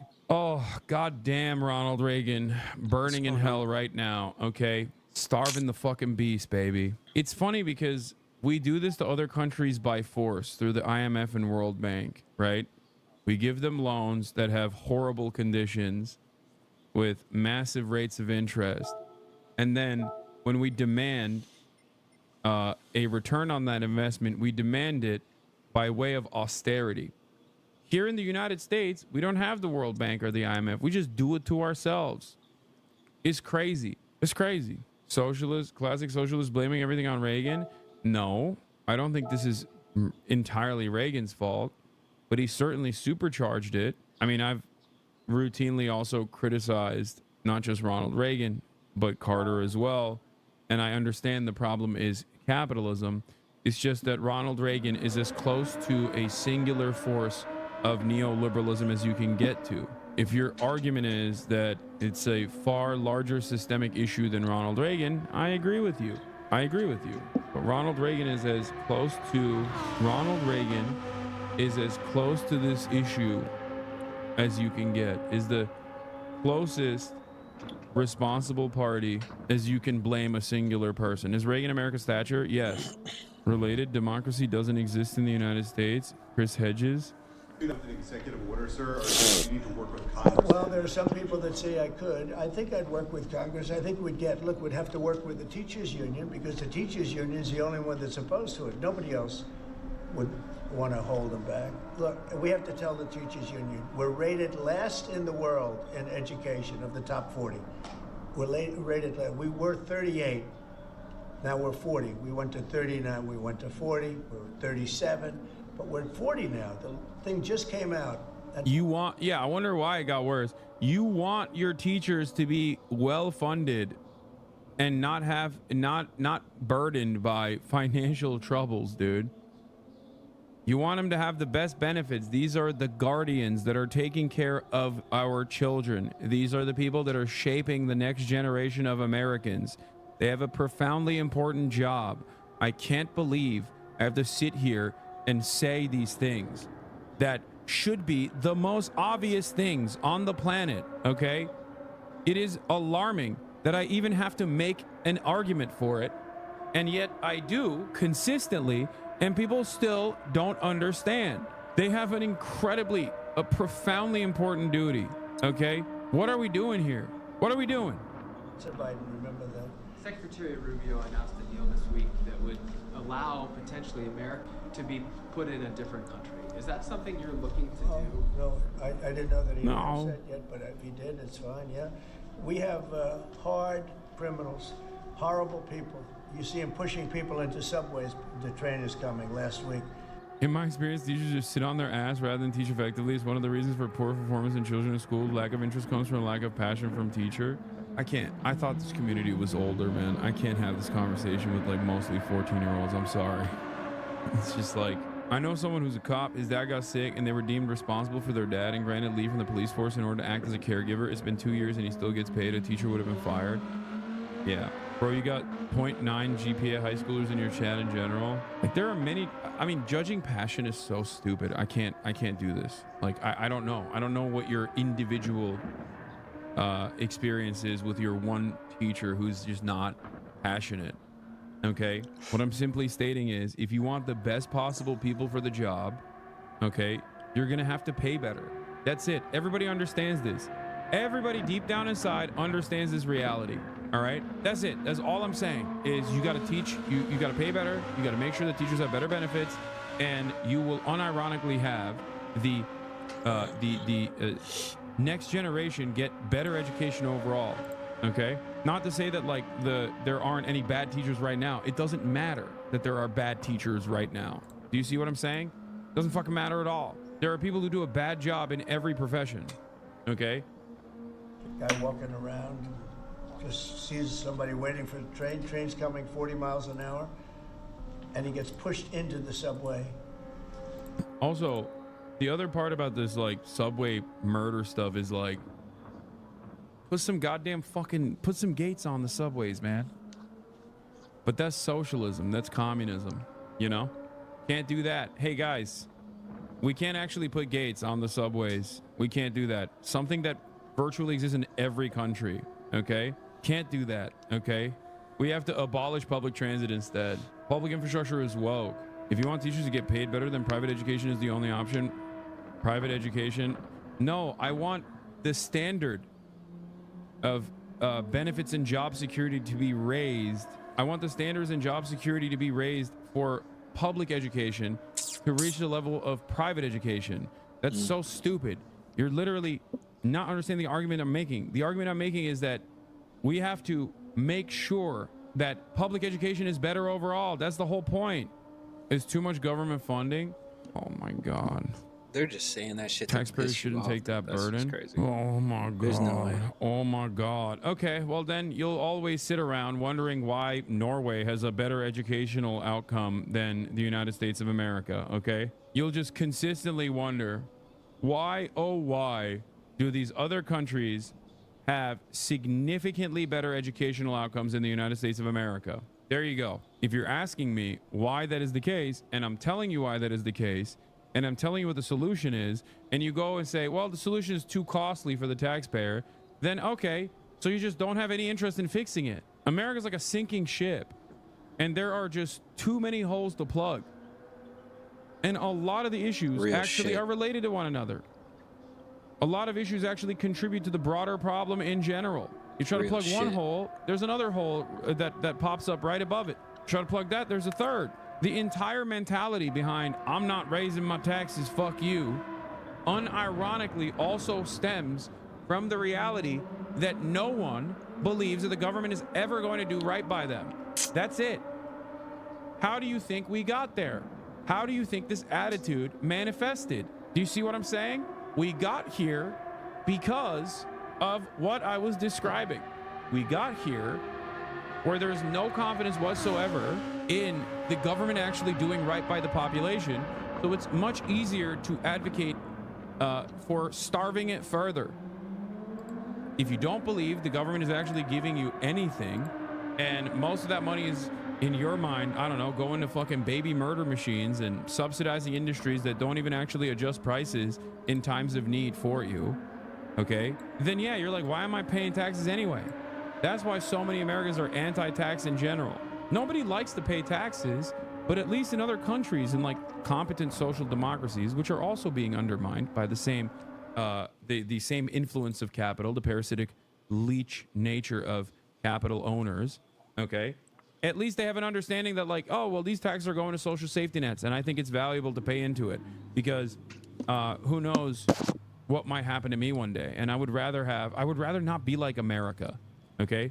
That's the way that they, that's the way that people understand it. Hassan's tax evasion accountant, thank you for the 5 tier 1 gifted subs. Show the Carmel High video to see what could be possible. Check my log. I've been spamming it. Okay, dude. Here, my tax evasion accountant wants me to desperately watch the Carmel High video for you guys. Welcome to Carmel High School. Yeah, I've shown this before. Here's Carmel High. Join us on a tour. This is the auditorium. This is the Commons. This is the catwalk. This is the planetarium. This is senior hallway. This is our Carmel High School library. This is the Carmel Cafe and Market. This is the auto shop. This is the wood shop. Main cafeteria. This is our 3-story freshman center. This is CHTV. This is our live radio. This is the Yoga Group. This is the Carmel Varsity Gym. This is the new addition to the Hall of Fame. This is the freshman gym. This is the weight room. This is the wrestling gym. Yeah, you want to know why it's like this? Because it's an incredibly wealthy neighborhood. Yeah, this is Indiana, and it's also located in one of the wealthiest cities in the country. It looks like this because of private donors, not because the Indiana public school system is thriving. I know. It's not just private donors, though. It's also because of the way that taxation works. If you live in a high-income neighborhood, then you're paying higher property taxes. And, well, I don't know how it works in Indiana, but that's how it is in LA, for example, in California. And the higher property taxes that you pay for immediately go back to funding these schools. And that creates a major issue with underfunded areas. The Chicago public school system is a glaringly obvious example of this, okay? One of the greatest examples of that wealth disparity. Illinois and the Chicago exurb suburbs have some decent schools, okay? The Chicago public school system, on the other hand, is awful. And the reason why it's awful is because, lo and behold, the overwhelming majority of black and brown students inside of the state of Illinois goes to the Chicago public school system, okay? And they're coming from very poor neighborhoods. Those very poor neighborhoods are not capable of funding the public school system. And a competent state government or a competent federal government is supposed to look at that disparity and say, we need to desperately fund these schools and fix them, okay? The Chicago public school system is in a dire state. Classrooms are ginormous. Teachers are having to teach 40 students at a time. That's impossible to contend with, okay? Schools are also in desolate conditions too. Like straight Hey, what's up, Barnabas? They just look like schools from a dystopia, okay? They look like a zombie apocalypse hit it. And kids are still trying to go there. No after-school programs, or very limited after-school programs, okay? And then we wonder why kids that go through that structure don't actually, do anything positive. Bernie Sanders has talked about this with healthcare. There is an 8-year gap in like when people die in this country between the 1% and the rest of the country, okay? On average, 8 years longer. That's almost a decade longer, man. That's a decade longer in life expectancy. Think about that disparity. It's insane. It's insane. Do you think it is a consequence of culture or racial superiority? Or do you think it's a consequence of wealth disparity? It's wealth disparity, by the way. That is the answer. I'm not even going to let you entertain the other stuff, okay? It is always and forever and always will be wealth disparity. With Kennedy, they might not make it to 5 years old. Yeah, I mean, yes. Robert F. Kennedy Jr. is the great unifier, okay? He's the great equalizer where he will make it illegal to vaccinate your children and then you'll die regardless, okay? Everyone get cholera. Raw milk only, okay?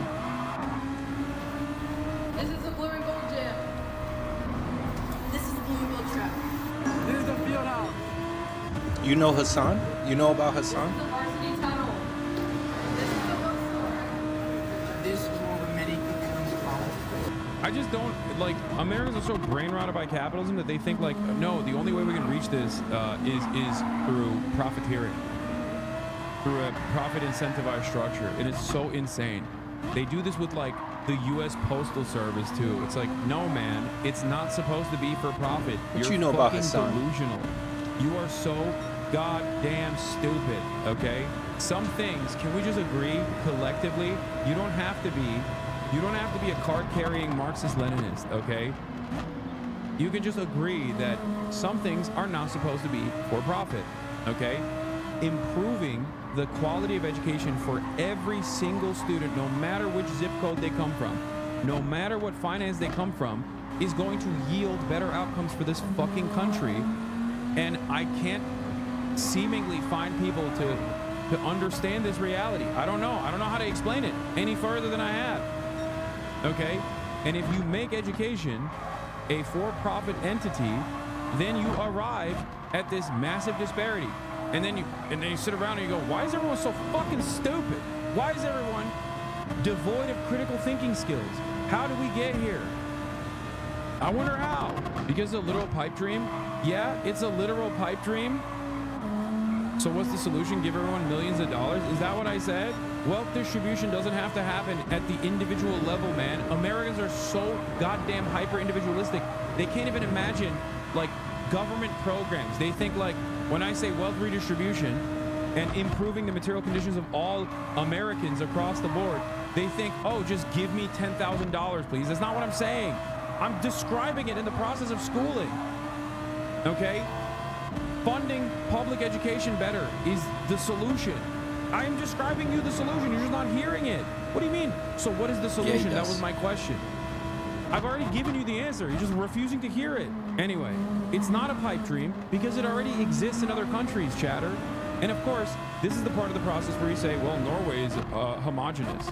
Or, and then I say China is not homogenous. And you say you don't know anything about China because you've only read, like, insane shit about how they're harvesting the organs of, like, children in schools or something.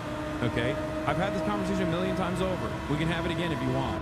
Cultural homogeny has nothing to do with educational attainment, okay? There are plenty of diverse nations out there that yield more positive educational outcomes than the United States of America. Canada being a great example of this, as a matter of fact. Okay, that's it. It's just money. The solution is just wealth disparity and fixing it. Okay? Yeah, Cuba, another great example. Cuba is an incredibly poor nation and also not even remotely homogenous, very diverse nation, and yet they have tremendously better outcomes in educational attainment. It's not just money, it absolutely is. It's the most important part of the problem. It's the most significant part of the problem, and anyone that tells you that it's not is actually just directing your attention away, either because they're deluded. You can't just use money as a problem solver. Okay. The other route in this argument is, well, there's still going to be people that don't want to actually do good education, even if, like, the schools are better funded, okay? And that's not how the government works. It's not about literally making sure by force every single individual is maxing out their potential, okay? It's about getting as many people as possible to max out their potential. And right now we're working in the opposite direction. I'm hoping for a reset, a cultural shift, a shift in attitude, a shift in government, okay? And yes, money is everything, especially in this process, especially when we're looking at an American school that is well-funded. But of course, for our ruling class, a well-educated proletariat is a genuine threat. Because if you're better educated, you're better equipped. I'll give you another example from immigration, okay? ICE and that homunculus Thomas Homan has been chirping nonstop in general to mainstream outlets, right-wing mainstream resources, over and over again about how... Yeah, he definitely does know what's up. He's very well read. He's way significantly more well read than I will ever even try to be. Like, you know what I mean? And he always spits shit that I really agree with, you know. So I feel like there's so much going on in America. It's hard for me to kind of just turn my brain off to it, and it's hard for me to have like a community that does as well. So like I just play him in the background. The radical in teaching undocumented immigrants how to avoid the authorities.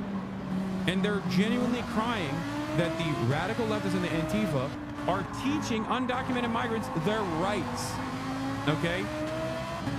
That's what they're upset about. Because they can't dominate them as hard as they want to when the people that they're trying to dominate, the people that they're trying to like break into the homes of, are well equipped with the limited amount of rights that they have in that process that the American government offers them. Isn't that crazy? Because they don't want you to be educated. That's it. Whether you're an undocumented migrant or a documented U.S. citizen, they just don't want you to be educated. They don't want you to be educated about your rights. They don't want you to be educated in general about what to do. They don't want you to exercise critical thinking skills. They don't want you to know that knowledge is power, not to, you know, get all Sigma Grindset on your ass. They want you to be stupid, because a stupid population is servile. A stupid population can be used and abused. A stupid population looks at planes falling out of the fucking sky and thinks, oh, this has nothing to do with air traffic control being consistently underfunded and forcing like 8 dudes to sit in a tower and do the job of like 40, okay? That's probably not gonna cause problems. You know what'll cause the real problems? DEI.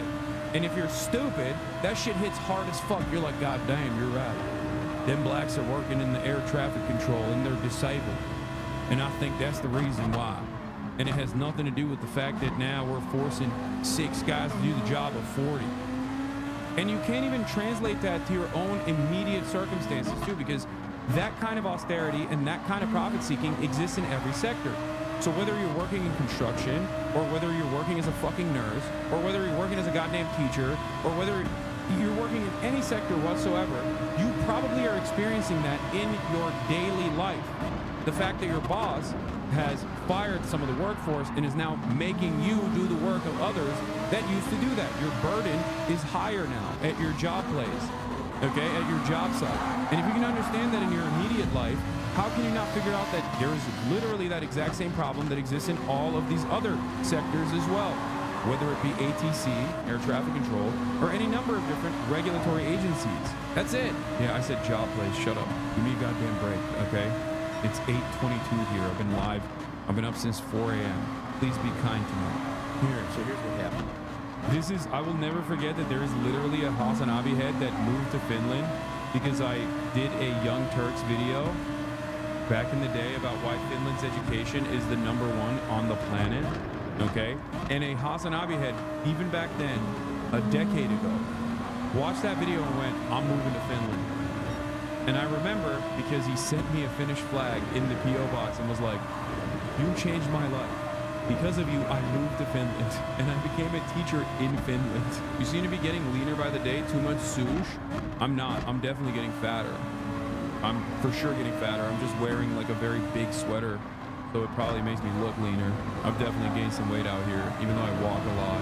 I probably am glowing though because I'm in Japan and I'm happy. That's what it is. Well, the quality is definitely a solution. So many problems at the public school level, it's advantage, but a huge problem too is the anti-education culture that's been growing. It's discouraging to hear students consistently push back on being taught because they don't see the benefits. Oh, that, I mean, sure, of course. But if you make education, if you make education better overall, you're still going to genuinely improve that culture surrounding education and the importance of it to begin with. Okay? It's a multifaceted problem. I did 11,670 steps yesterday, and I also burned 1,610 calories with a total of 4,197 calories overall. At a minimum, I'm doing like 7 to 10K steps every day out here. Crazy body dysmorphia? No, it's not body dysmorphia to say that I've definitely gained weight out here, Chad. What are you talking about? It's just normal recognition. It's a recognition of facts here. Come on. It's all crazy. Finland's schools sucked on the level that ours suck on. When they tested the world's kids, both Finland and us were usually about the same, somewhere down the list of nations. But Finland didn't like that. So they tried some new ideas, and in no time, Finland shot to the top of the world. Their students were #1. A little scary, Barnabas, that's an understatement. How did they do that? That was the one question I wanted an answer to, and I went straight to see the enemy's Minister of Education. Before I could say anything, she blurted out, A little scary is a real understatement, man. It's far from a little scary at this point. So you reduce the homework you give them at school? Yes. They should have more time to be kids, to be youngsters, to enjoy the life. How many hours of homework did you get last night? About 10 minutes or something. America essentially voted Nazis into power. Yeah. Well, if I would have done the homework, I think it would be like 10 minutes tops. Usually I don't really do homework that much. The whole term, homework, is kind of obsolete, I think. In that way... Your homework is obsolete? Yeah. In that way that these kids, they have a lot other things to do after school. Like what? Like being together, like being with the family, like doing sports, like playing music, like reading. So they have no homework. What if all they want to do is climb a tree? They could climb a tree. Yeah, they can climb a tree, then they learn how to climb a tree. But they'll end up, while climbing the tree, probably finding out about different insects, and they can come to school next day telling me about what they found.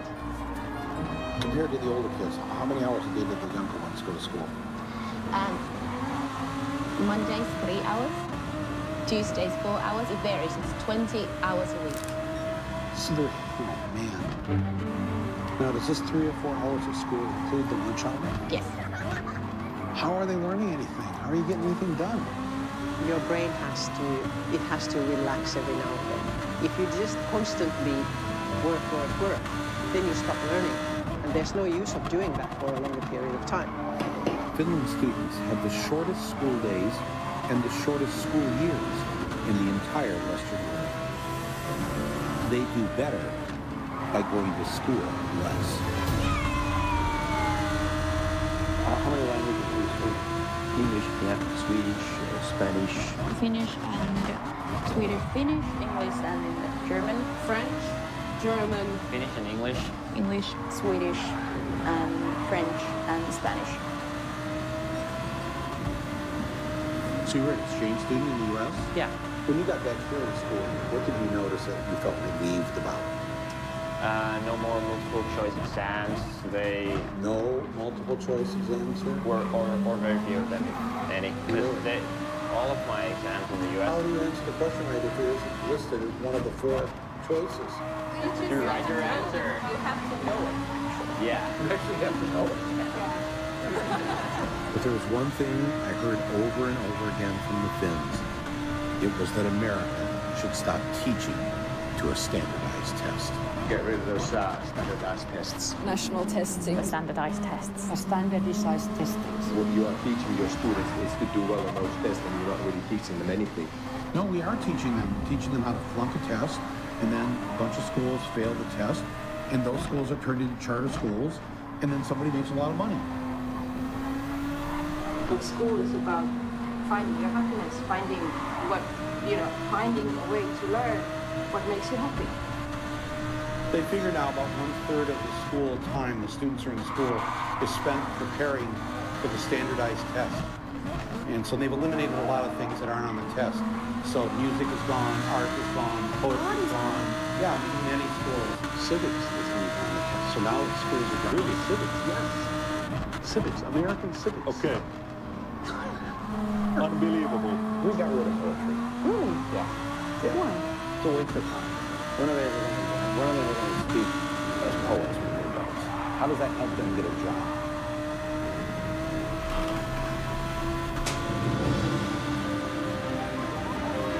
We try to teach them everything that they need so that they could actually use their brain as well as they can, including PE, including art that can actually make brain work better. The children need to be baking. I mean, this is just hyper-focusing on, like, the different ways in which the Finnish education system works. But obviously, it's not as comprehensive. There is some structural differences as well that I want to mention. I covered that extensively on my one YouTube video many, many years ago for the Young Turks. Let me see if I can find it after this. Singing, they should be doing art and going on Hard-fought nature battle walks for and second doing all these place. things because there's this very I'll short take it. time that they're allowed to be children. Letting a couple more people know that we have fucking Nazis as our leaders right now is even better. Shit's ridiculous right now. Yeah, thanks, Barnabas. No, it's ridiculous. It's absolutely ridiculous. And I'm having a hard time. Like, I wish I could just sit and, like, play video games and talk video games and not care. Like, I really do wish that. Like, but I genuinely don't feel comfortable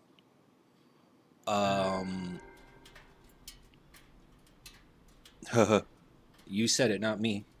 But like, but it's for me, it's really hard. It's genuinely hard. Like, it plagues my mind. Like, I'll be there playing a game, just trying to, like, you know, play for fun and everything like that, right? And it's really hard to not want to show things that I see or talk about things that I hear. You know, I find it really hard to do.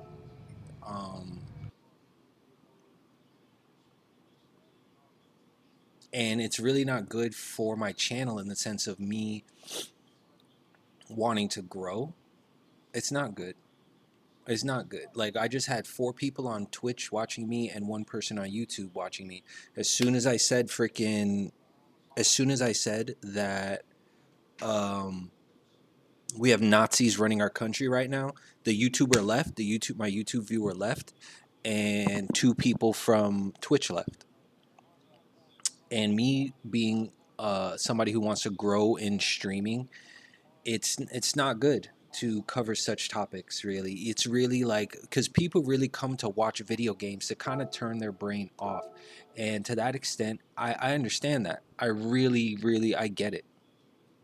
I get it. But unfortunately, because people have already been turning their brains off for such a long period of time that they allowed Nazis to take over our country, it's I can't contribute to the I feel like if I don't kind of shed light on certain situations, I feel like I'm just contributing to what's going wrong with the place. Right. But it's like it comes at the detriment of my stream. I'm already a nobody streamer, right? So it's like, what chance do I have to grow if, as I'm playing video games, I'm trying to talk about like political shit?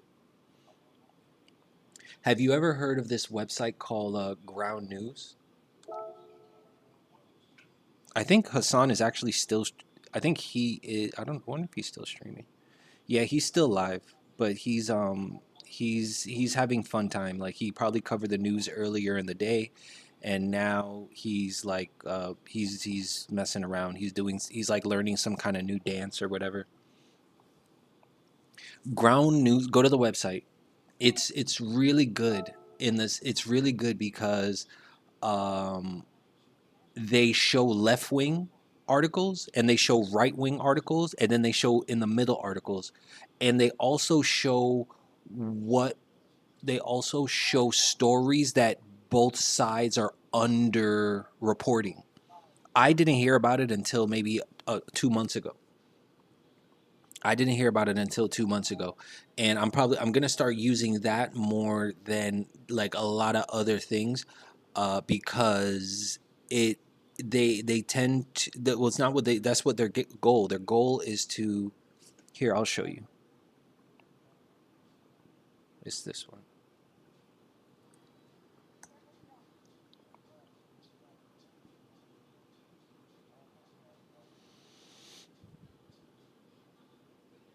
So, all right, you see this bar? It'll have left wing articles, it has right wing articles, and it has articles that kind of go straight down the center. And it look, if you look right here, it tells you what stories get covered more by what side. So like this one, for example, it shows that it gets more right wing and center coverage, and the left don't cover it that much. And then this one, it shows the left cover it, the center covers it, and the right doesn't. This one, look at this one. Judge blocks Trump's order forcing incarcerated transgender women to live in male facilities. Only the left is covering this, and the center is covering this. And look, it also has the sources. I've heard Hassan talk about this website, and I've heard I want to say I've heard Trevor Noah talk about it. I want to say I've heard John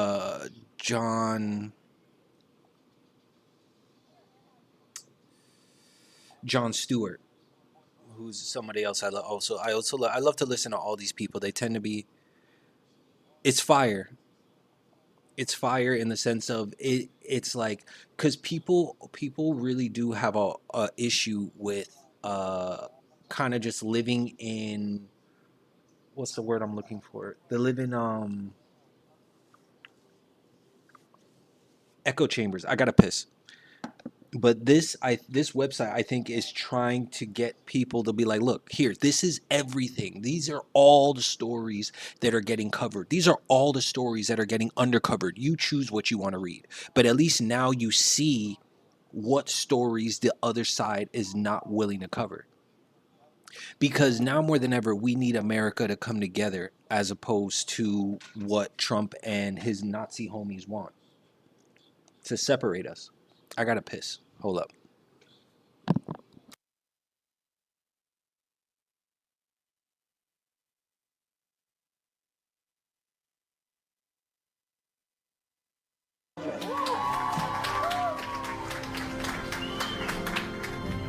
If you don't have standardized tests here in Finland, how do you know which schools are the best? And, people need a list. The neighborhood school is the best school. It is not different than the school which can be, for example, situated in the town center, because all the schools in Finland, they are all equal. When we move to a new city, we never ask where the best school is. 5 reasons why Finland is a global education leader. 2 million views. August 15th, 2016. It's very cringe. I'm just going to give you guys a warning. It's incredibly cringe. I was so cringe back then. I mean, I still am cringe, and I'm certain that a decade at the stuff that I'm doing now and say I'm cringe as hell, but It's never a question. So nobody has to shop for schools. There's nothing different in any of our schools. They are the same. It is illegal in Finland to set up a school and charge tuition. That's why, for the most part, private schools don't exist. And what that means is that the rich parents have to make sure that the public schools are great. that's a great take too. It's just like when you universalize these structures, then you're kind of forcing those with the most power and influence in society to also make sure that their children is getting the best quality education. If they sidestep that, okay, if they are able to sidestep that with wealth, then all of a sudden that wealth disparity allows them to turn a blind eye to how shitty schooling is in general. Okay, this is how it works, baby. Question mark. BS. East Asia exists. Sorry, this is not for everyone in Finland. Student is the best according to who? Nah, I don't think this is a good idea. Oh my lord. I love when you say East Asia exists. Sorry, and then hail that as like the best possible outcomes in general. When, you know, kids in Korea are like killing themselves over their 16-hour workday. Okay, that is one of the worst aspects of East Asian education. I already factored that into this conversation. Okay, I'm in Japan right now. They go to school 7 days a week, man. It's crazy. They go to school 7 days a week. It's insane. At least 6 days a week. But I've seen students in uniform on Sundays too, so I feel like they are also going to school on Sundays too. Twitch chat is just a never-ending hell of chatters being presented with facts and rejecting them with no reason. No, there is a reason. It's social conditioning. And secondly, that's why I think this medium is doing what I do, because this medium allows me to directly talk to people. You do something about the education issue, definitely don't worry about all the other projects to fund Americans, bro. I mean, education is just one aspect of it. I have poured hours and hours into all of the issues that face modern American society. Okay? This is just simply one aspect of it. Okay, back. But the problem is there are so many issues in every facet of existence in modern American society. Every single one. And it's all multifaceted, and it's all designed in a way to slowly but surely give you worse results year in and year out. And if you actually succeed in spite of it all, you are an endlessly fortunate person. And there's unfortunately no simple solution to any of this, with one exception. You can make a systemic analysis and obviously point the finger at profit seeking. So you shouldn't school kids for college? Wait, what? In school in the East teaches more in Finland and help children in academia, so school shouldn't prepare you for academia. Cram school is not good. No, cram school is not good at all. Are you kidding me? I'm not saying you shouldn't be actually studying for entrance exams, or that like the standardized testing that exists in these countries are. I mean, I don't think the standardized testing structure that exists in these countries are the perfect solution, but I don't know what the best possible solution would look like. Having said that, however, I think we should, yes, absolutely make college much easier to get into, and also on top of that, make it free. Okay, if you can get a decent level of education, no matter which college you go to, and that is paid for. I was talking to a professor out here in Japan. Okay, and he was telling me how shocked he was. He's an American.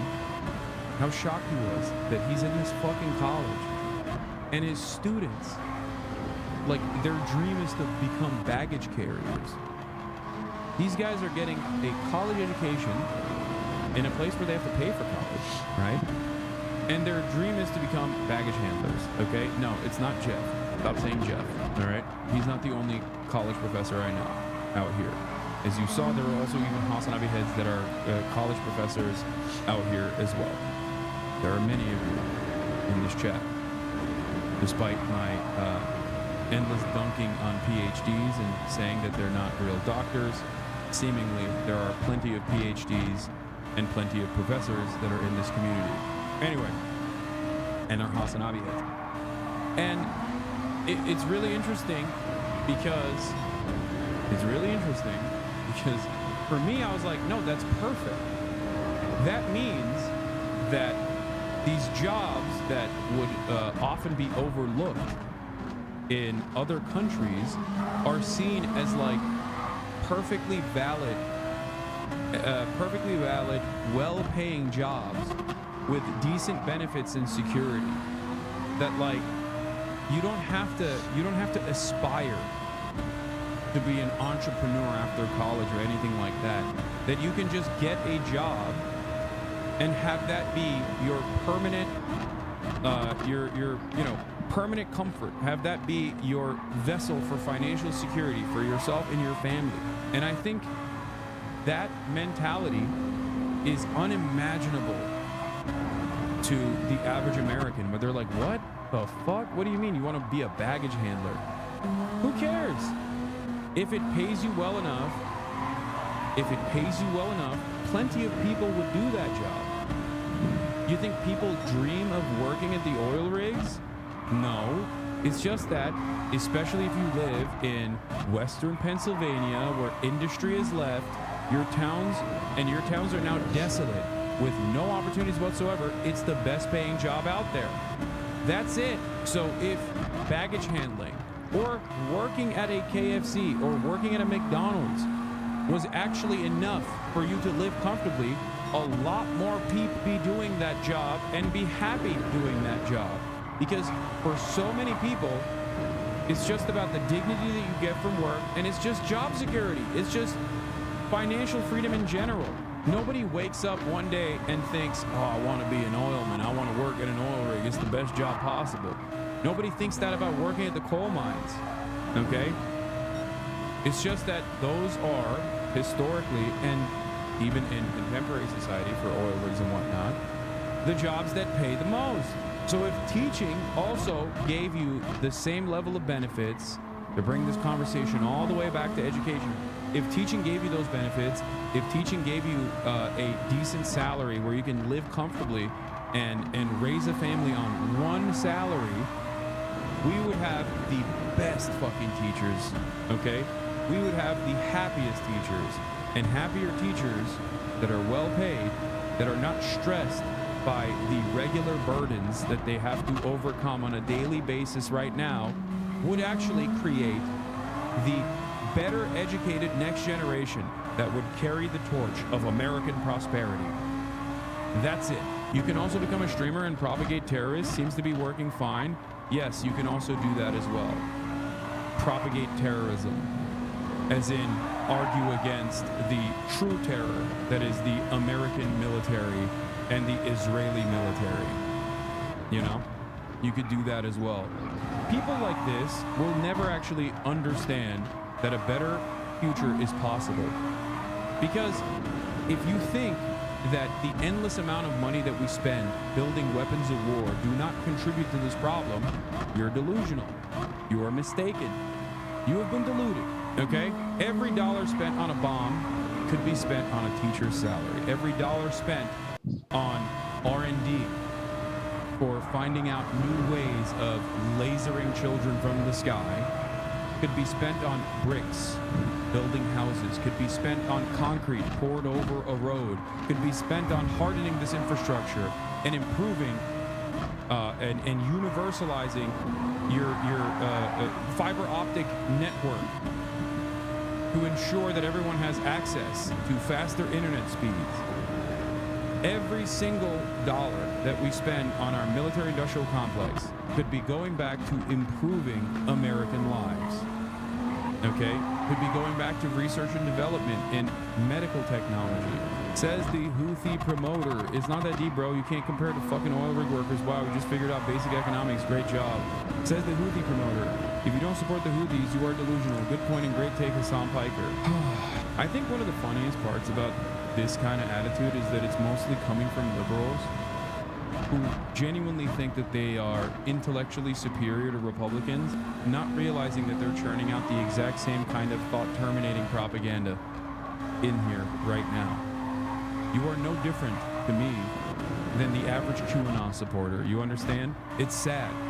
We're talking about improving the lives of every American, yourself included, and you're like, oh, dude, you're a Houthi supporter. Why? Because the Yemeni administration, under the Ansar Allah leadership, is one of the few countries and one of the few groups in the region that said, hey, we're going to take matters into our own hands, and we're actually going to implement a blockade on the Red Sea as long as the genocide in Gaza continues. And they stopped implementing that blockade once the genocide in Gaza at least took a ceasefire. They even released the hostages that they had over the Galaxy ship recently, in the aftermath of the cessation of hostilities, at least in the interim period. Now, that's an additional point of pressure that they've launched. And regardless of my personal distaste or my personal opinion on their domestic affairs or whatever they believe internally, okay, that does not change the dynamic whatsoever with what they're doing in terms of the ongoing raping children. What the fuck? I don't know who you're talking to, chatter. You might be a little lost there, buddy. I don't know, man. Just because they do one good thing, does it make them good people and they're simultaneously doing 50 bad things? Wait, what? Just because they do one good thing? Dude, the argument is simple, okay? America, during World War II, was segregationist, homophobic, misogynistic, patriarchal society, okay? And yet, we still, and I myself included, cheer for easy company, okay? What? You want to know why? Because they were fighting against the Nazi scourge. That's it. And if you can make that calculation in your mind for America and the American military being on the right side of history, you can understand a very similar dynamic ever present in this conversation. That's it, okay? There's never been a moment where I've said, like, the Ansar Allah's banner is totally valid and awesome, okay? I have been critical.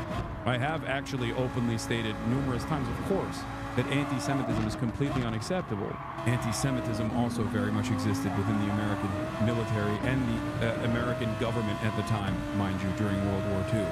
But that doesn't stop me from looking at a situation like that and saying, hey, those boys, I salute them every day of the week, okay? And that's it. I love FDR. I talk about how America still relies on the New Deal. America still benefits from the New Deal's implementation, okay? Creating bountiful infrastructure where commerce could flow. FDR did a lot of good. You know what else he did? Internment camps for the Japanese. FDR also did a lot of bad for black people, cutting them out of the New Deal.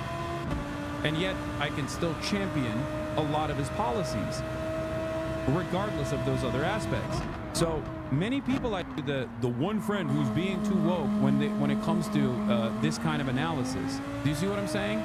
That's it. And applying this sort of nuance to the conversation should never be considered terrorism. Okay? That's it. It's just a way to say, shut the fuck up. Anyway, Hassan, your chat is so hostile. No one can ever learn. It's because you're spamming this. This is like not a productive thing to spam. So much so that Fossabot literally timed you out. And I'm untiming you out. And then Fossabot keeps timing you out because you keep spamming it over and over again. It doesn't seem like you're in here to learn anything. Go. That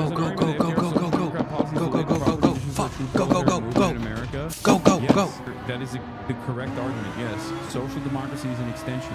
The welfare state is simply a lifeline for capitalism to continue. It's just, I'm outraged, now defend yourself. I know.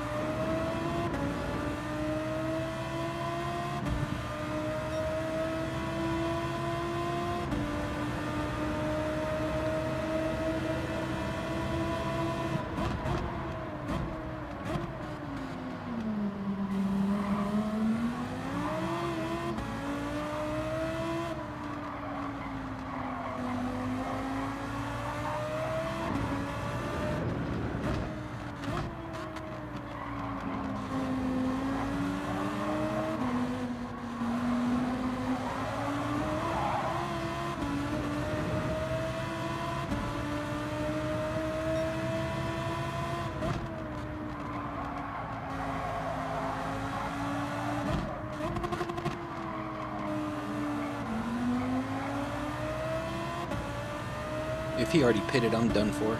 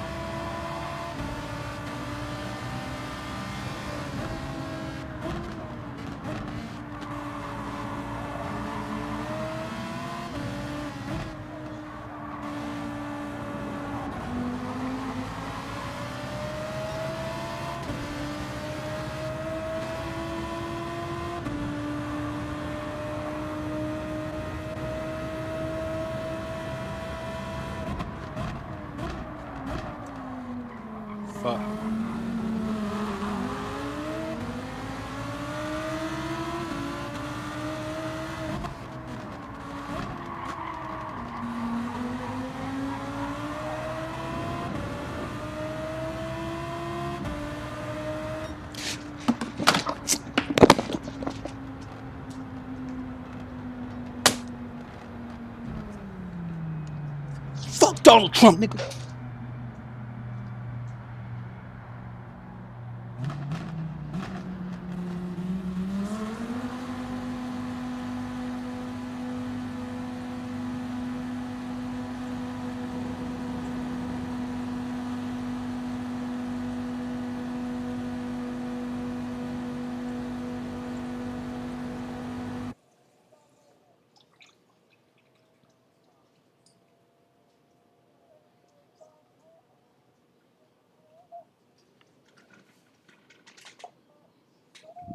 Yeah, yeah,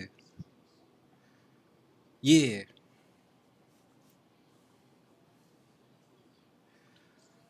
Woo.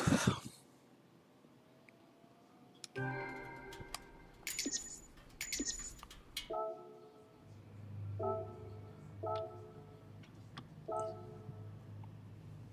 me save this. Yeah, GG's. Wait, what? Okay.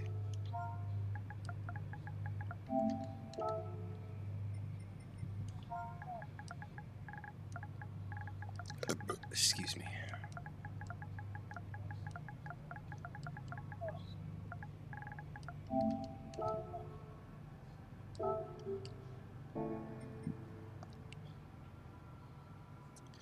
Yep. Thank you. Thank you, Barnabas.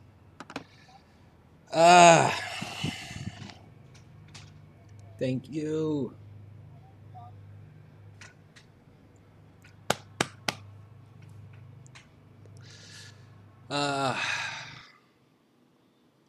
Smooth, clean win.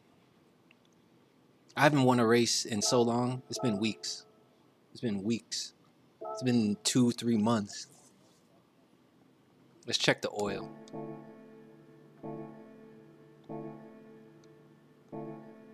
Oh boy. Clean race. Like,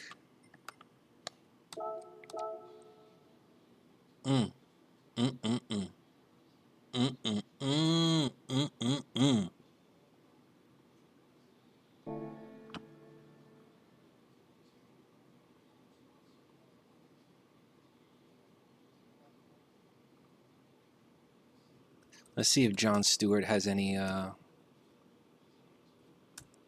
or, you see, they pulled my shit down yesterday because I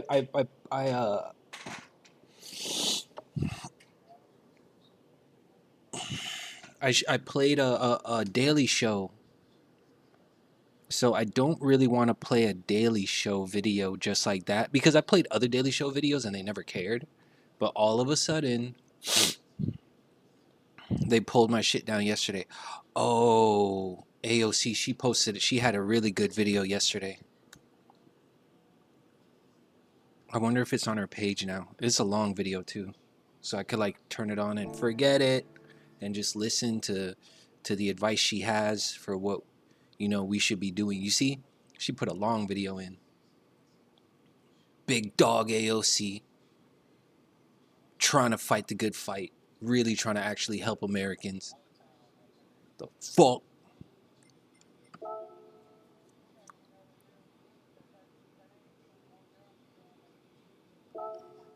Six minutes for the next race. Let's see what AOC's talking about.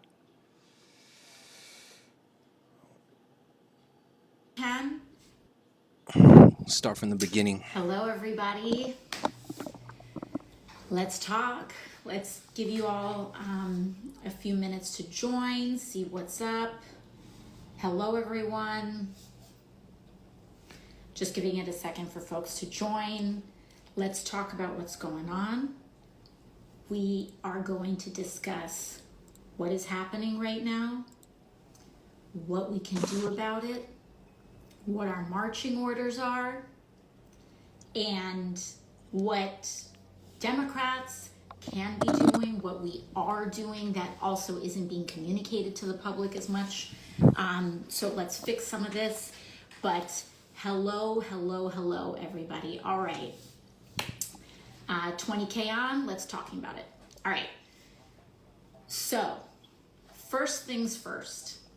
One of the things that I want you all to understand is that if you are watching the news right now and you are feeling overwhelmed by all of the constant headlines and developments and what is happening, and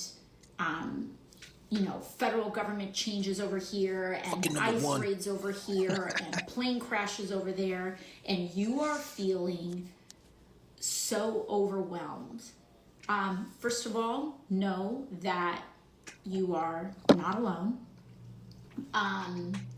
And second of all, know that that is exactly what this administration is trying to get you to feel.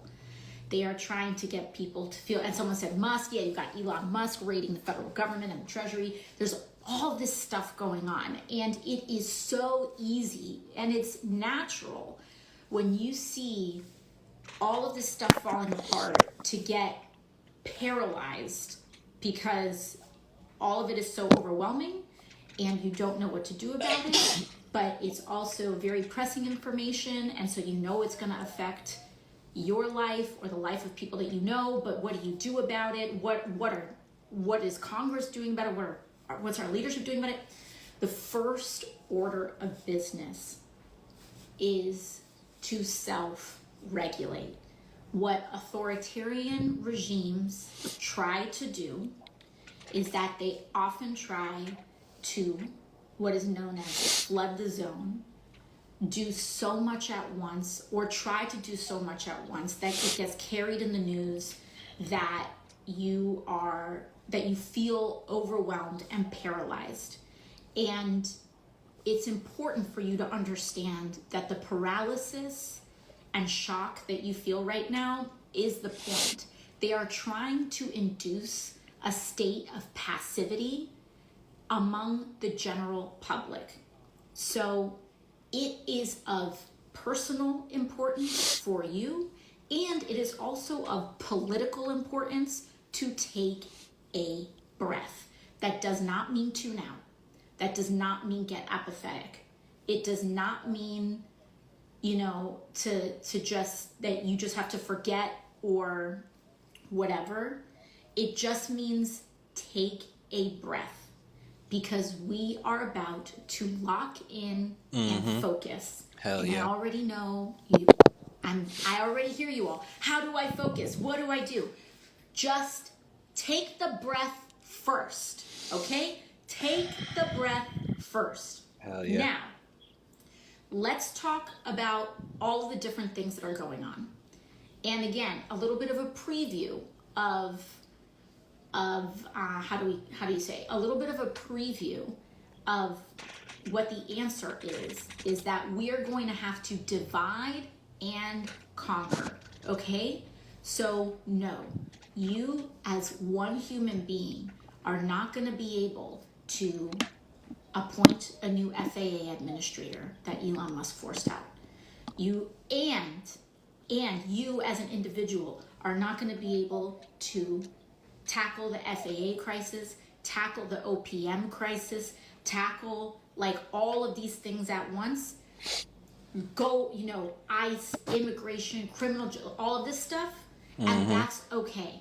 Pick some of the things and trust that when we have mass mobilization, we are going to be addressing these things. Do what you can. That's the second principle, okay? Do what you can. You do not, and what you can do is enough, okay? Do what you can, and what you can do is enough. That's principle number 2. Now, and again, what can we? I'm gonna get there. Relax, take a breath. We're gonna get there. What is going on is so comprehensive, and I want to make sure that I'm giving you all as comprehensive an overview as I can, so we can figure out, and you can have the tools to figure out how to lock in and how to mobilize. So that's number 1 and number 2. Now, someone said I should make a handbook. Maybe we will. Now, let's talk about a couple of things. I want to give an overview as to what is happening right now. Donald Trump, as we saw, was inaugurated several weeks ago. And who you saw behind him mattered. The people who stood behind Donald Trump at his inauguration are some of the people that are playing a major role in upholding and supporting what is going on. That is important to know because we need to know who are the folks that are responsible. And as we all saw, when Donald Trump was sworn in, he had several billionaires standing behind him. He had, of course, Elon Musk. He had Jeff Bezos. He had Mark Zuckerberg. You also had the CEOs of major corporations like TikTok and Apple, etc. These are people who are taking part in their own way, the same way that I'm telling you all to kind of divide and conquer. They are also dividing and conquer. They're acting very strategically, and they are each playing their own role, right? So the way that they're playing their own role, we can each be playing our own role, all right? Now, everyone's like, all this stuff. I'm gonna tell you all right now, if you cannot lock in for this comprehensive conversation, there's no BuzzFeed, TikTok, 5 tips to dismantling fascism. We gotta lock in, okay? This is a lock-in conversation. So maybe people will be making TikTok compilations after this, feel free, etc. But I have a lot here that I need to download to you, right? So a lot of you are asking about Elon. What do we do? What is, and that is the right question to be asking, because what Donald Trump has done is that he has completely given up his power and handed a lot of it over to Elon Musk. Elon Musk has appointed some teenagers and some people in their early 20s into essentially trying to raid federal government systems, including sensitive and classified information at the U.S. Department of Treasury. They are doing this. I want to tell you their story.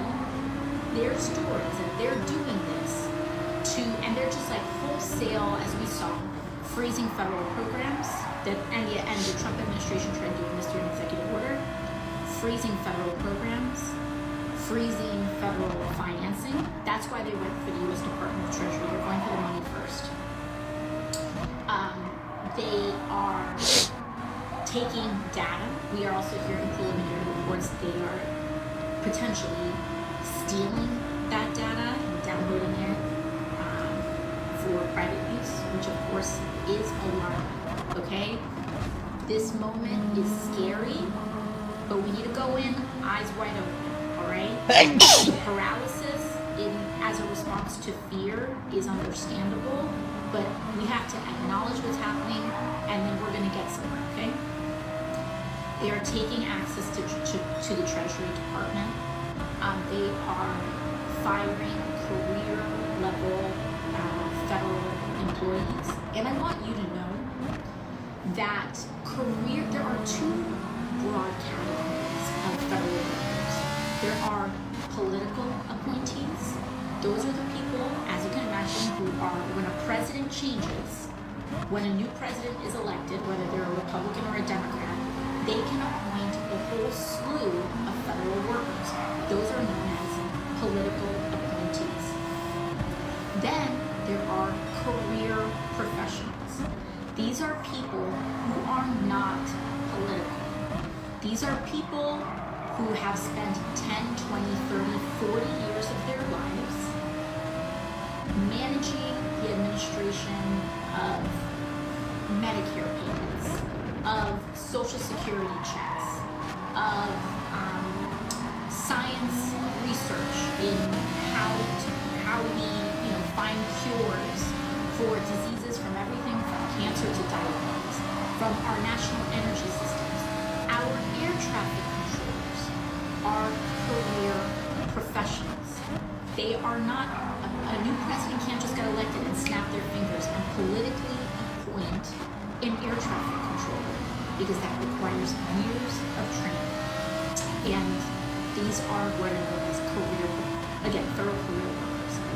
What is alarming about this bill, one of the things that they're doing is that they're going after money and they're going after people, okay? They're going after money in terms, there we go, sorry about that. Going after money with the U.S. Treasury Department, and then they're going after people, which is known as OPM. You're going to be hearing OPM a lot. That's the Office of Personnel Management. And by the way, again, this stuff is important because one of the most important things that you can do in an environment and a time like this is to educate yourself. Knowing what is going on is not the same thing as reading a headline, okay? Knowing how things work, political education. This stuff is important because you can't do anything if you don't know where the vulnerabilities are and understand the big picture, okay? So I'm gonna get to all of your questions, but pump the brakes, okay? Breathe.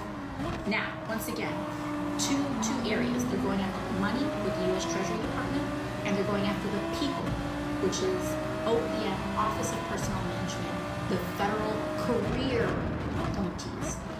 It is normal for a president to come in and to largely dismiss a lot of the previous administration's political appointees. They have the right to do that. What Donald Trump and Elon Musk are doing is that they're going in and they are gutting the career professionals who have legal protections, who have decades of experience, and we will say they are playing with fire in doing that. Why are they playing with fire? Well, I'll tell you one thing. I represent LaGuardia Airport. It's in my district, not too far. So I represent LaGuardia Airport. Unsurprisingly, a lot of the neighborhoods around airports are filled with workers for those airports. So I know a decent amount about airports, air traffic control, flights, etc. These are kind of the weird things that happen when you're a member of Congress. You become like experts in these very niche things that affect the community. So many of my workers, many of my constituents who are workers at LaGuardia and also who serve JFK Airport are experiencing and seeing what is happening up close. This stuff, all of this stuff matters because it's connected. And when you see how it's connected, you feel less overwhelmed because you start to see a central theme emerge, and it doesn't feel like you have to tackle 100 things. It starts to feel like you're tackling a handful of things, okay? So you have this OPM dismissal and federal freezing. Last week, and also in the last 2 weeks, Donald Trump, 2 weeks ago, Donald Trump gets sworn in. Elon Musk then puts pressure on both Donald Trump and applies political pressure to dismiss the FAA, the Federal Aviation Commission, or rather, the FAA. The Federal Aviation Administrator, they put pressure, Elon Musk put pressure to dismiss the FAA Administrator. Now, why did he do that? Theme, okay? Elon Musk put pressure on him because the FAA Administrator was advocating for, I believe, either fines or other sorts of punitive measures on Elon Musk because of violations that they were doing over at SpaceX around safety. So Elon pressures the Trump administration and forces the dismissal of an FAA administrator. That's part number one. Then, a week later, or a couple of days later, the Trump administration, through OPM, through Elon Musk, through all these people, then send this ham-fisted letter out to virtually every federal employee, including some of the workers at LaGuardia Airport, and including virtually almost every air traffic controller in the United States, saying, we want you to leave your job. And we are going to offer you a quote-unquote buyout, which is not a buyout, mind you, and whose legality is highly questionable, and their ability to even uphold to their promise is virtually none at all. Saying, we want to push out every federal worker, including air traffic controllers. And what happens? What do we see? In an environment where air traffic controllers are already extremely strained, we do not have enough air traffic controllers in the United States. This has been a long rolling crisis in this country, and the reason we don't have air traffic controllers is because Republicans have cut budgets for training, for investment, for the federal pipeline and procuring air traffic control. That job, as we know, is not a joke. You can make one mistake and hundreds of people can be dead. But it has been taken seriously enough that we have not had a significant airline crash in this way in, I believe, since 2009. Anyways, all of this is to say is that they then push all these air traffic controllers and give them all a letter saying it's time for you to go. And also, what happens? Now we have an initial plane crash that has occurred. When we mess with federal government systems, lives are at stake. And this rhetoric that Elon Musk and MAGA and whatever have made in ginning up all of this conspiratorial mentality in order to get people to think that none of this matters and it can all be gutted is designed for exactly this kind of outcome. At the end of the day, the federal government the United States federal government is responsible for some of the most sensitive, broad-based, and important infrastructure, not just in the country, but in the world, okay? So this is what they are doing. Why are they doing it? Why are they doing it? You have not just Iran, but then you have, for example, Elon Musk talking about USAID, and he's like, we're going to dismantle USAID. He then also posts today, and this gives you a hint, he then also posts today about a very specific federal program at the Treasury, which is known as Direct File. Direct File, if you go on my rep page, you go out to, this is my personal account, but if you go to my Rep AOC account, one of the pinned posts actually is about Direct File, because we spent years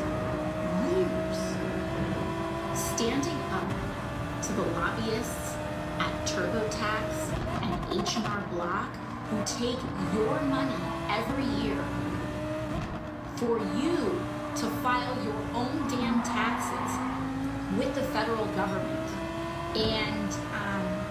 And we wanted you to be able to do that for free. You can do it and have the option of doing it for free. Now, what does that have to do with this present moment? Well, I find it very interesting that it's tax season. January 1st just happened. A lot of people just got their tax return forms, and between now and April is the time where these multi-billion-dollar corporations, or the corporations that own them, or multi-million-dollar corporations, depending on who you are about to make a bunch, or could stand to lose a bunch of money because the public finally won a free option that rolled out last year and also rolled out a year and a half ago. Now, all of a sudden, very interestingly, Elon Musk posts that he's quote-unquote deleting the Direct File program.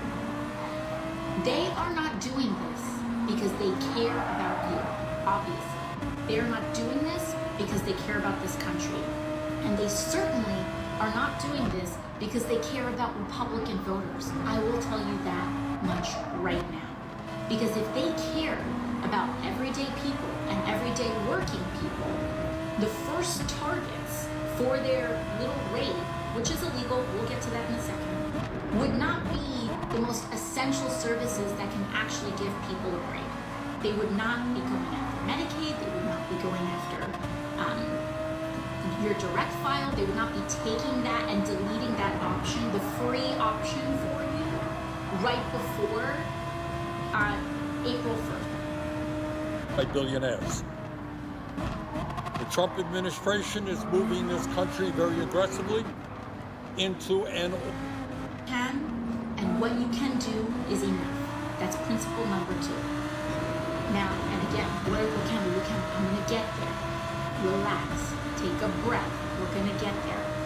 What is going on is so comprehensive, and I want to make sure that I'm giving you all as comprehensive an overview as I can, so we can figure out, and you can have the tools to figure out how to lock in and how to mobilize. So that's number 1 and number 2. Now, someone said I should make a handbook. Maybe we will. Now, let's talk about a couple of things. I want to give an overview as to what is happening right now. Donald Trump, as we saw, was inaugurated several weeks ago. And who you saw behind him mattered. The people who stood behind Donald Trump at his inauguration are some of the people that are playing a major role in upholding and supporting what is going on. That is important to know because we need to know who are the folks that are responsible.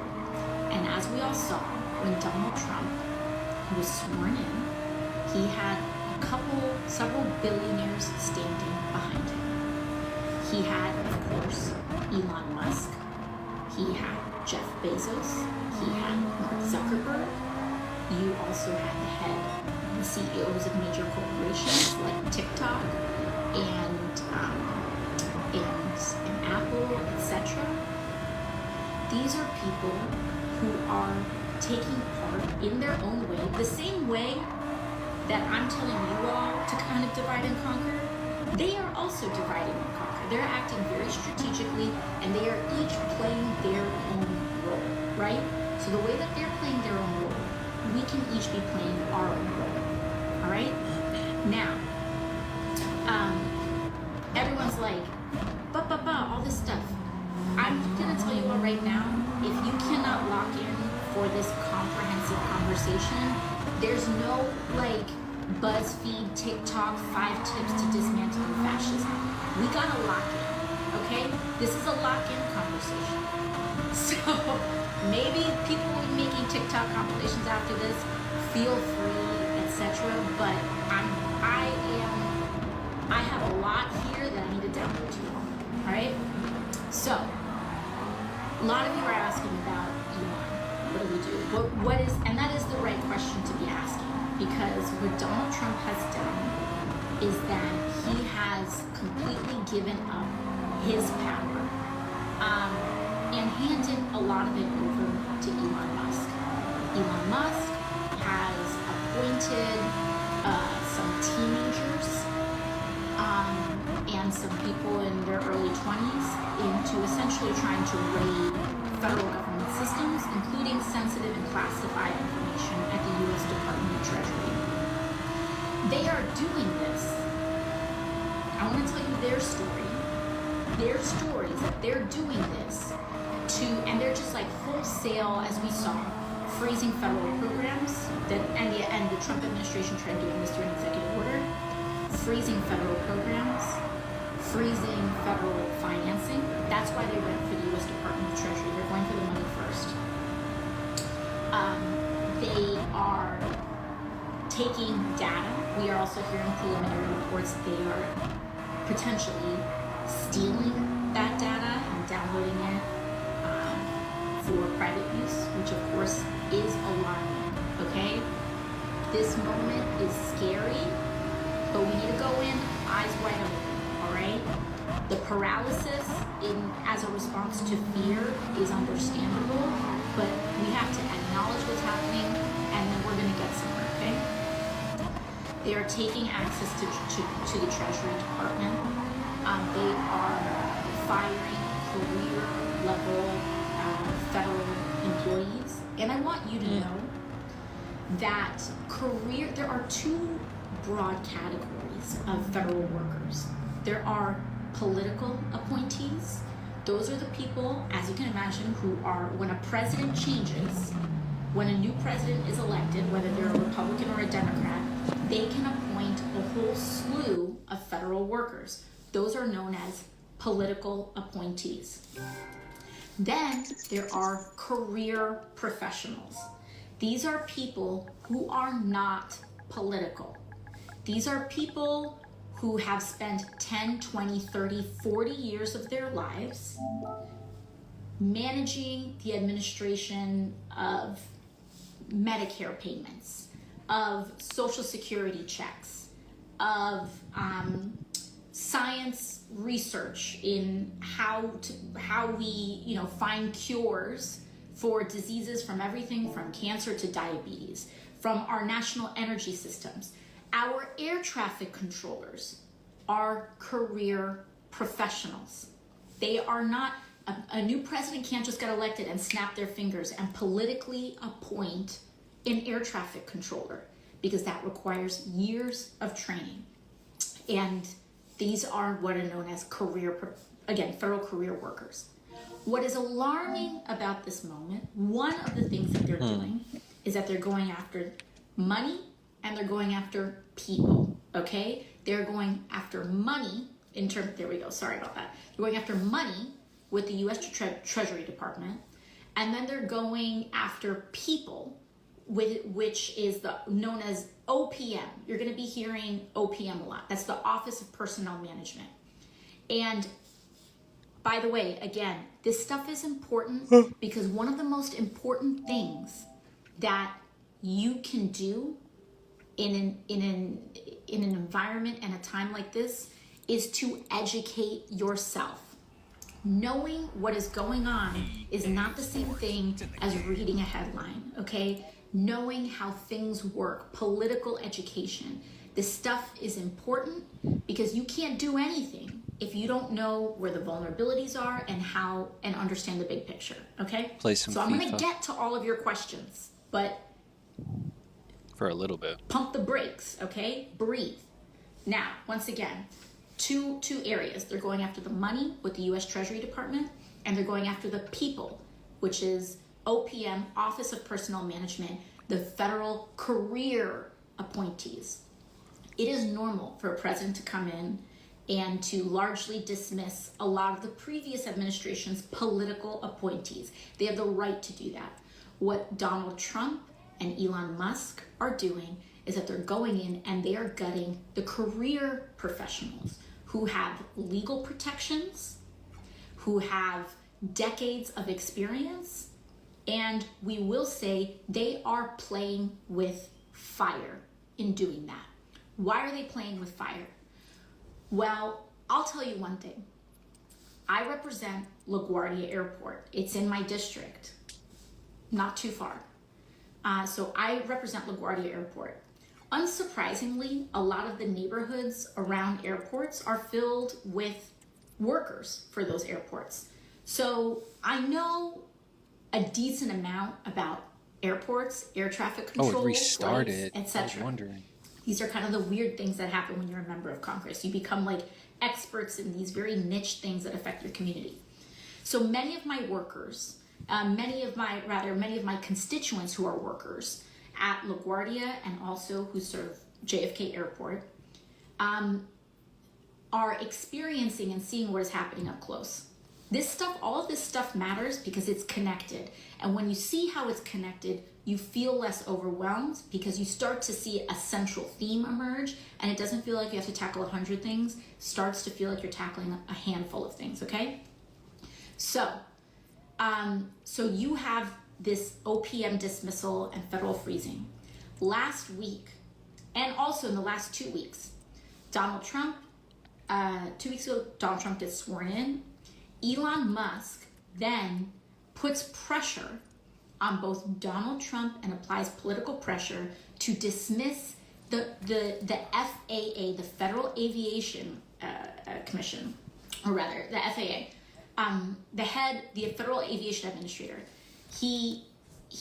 They put pressure, Elon Musk put pressure to dismiss the FAA administrator.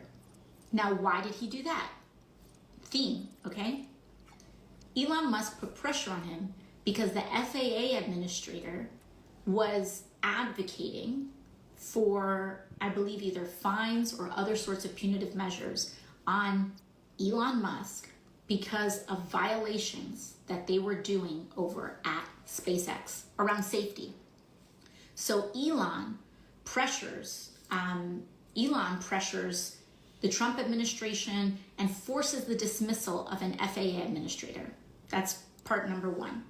Then a week later, or a couple of days later, the Trump administration, through OPM, through Elon Musk, through all these people, then send this ham-fisted letter out to virtually every federal employee, including some of the workers at LaGuardia Airport, and including virtually almost every air traffic controller in the United States, saying, we want you to leave your job.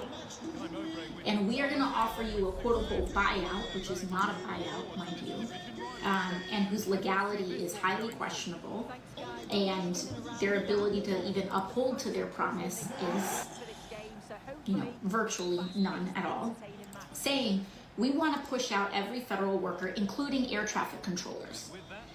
And what happens? What do we see?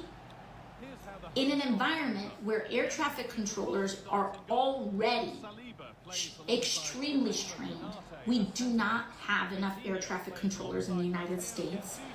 This has been a long rolling crisis in this country, and the reason we don't have air traffic controllers is because Republicans have cut budgets for training, for investment, for the federal pipeline and procuring air traffic control. That job, as we know, is not a joke. You can make one mistake and hundreds of people can be dead. But it has been taken seriously enough that we have not had a significant airline crash in this way in, I believe, since 2001.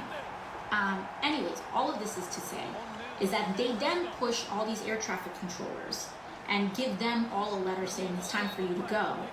And also, what happens? Now we have an initial plane crash that has occurred. When we mess with federal government systems, lives are at stake. And this rhetoric that Elon Musk and MAGA and whatever have made in ginning up all of this conspiratorial mentality in order to get people to think that none of this matters and it can all be gutted is designed for exactly this kind of outcome. At the end of the day, the federal government the United States federal government is responsible for some of the most sensitive, broad-based, and important infrastructure, not just in the country, but in the world, okay? So this is what they are doing. Why are they doing it? Why are they doing it? You have not just OPM, but then you have, for example, Elon Musk talking about USAID, and he's like, we're gonna dismantle USAID.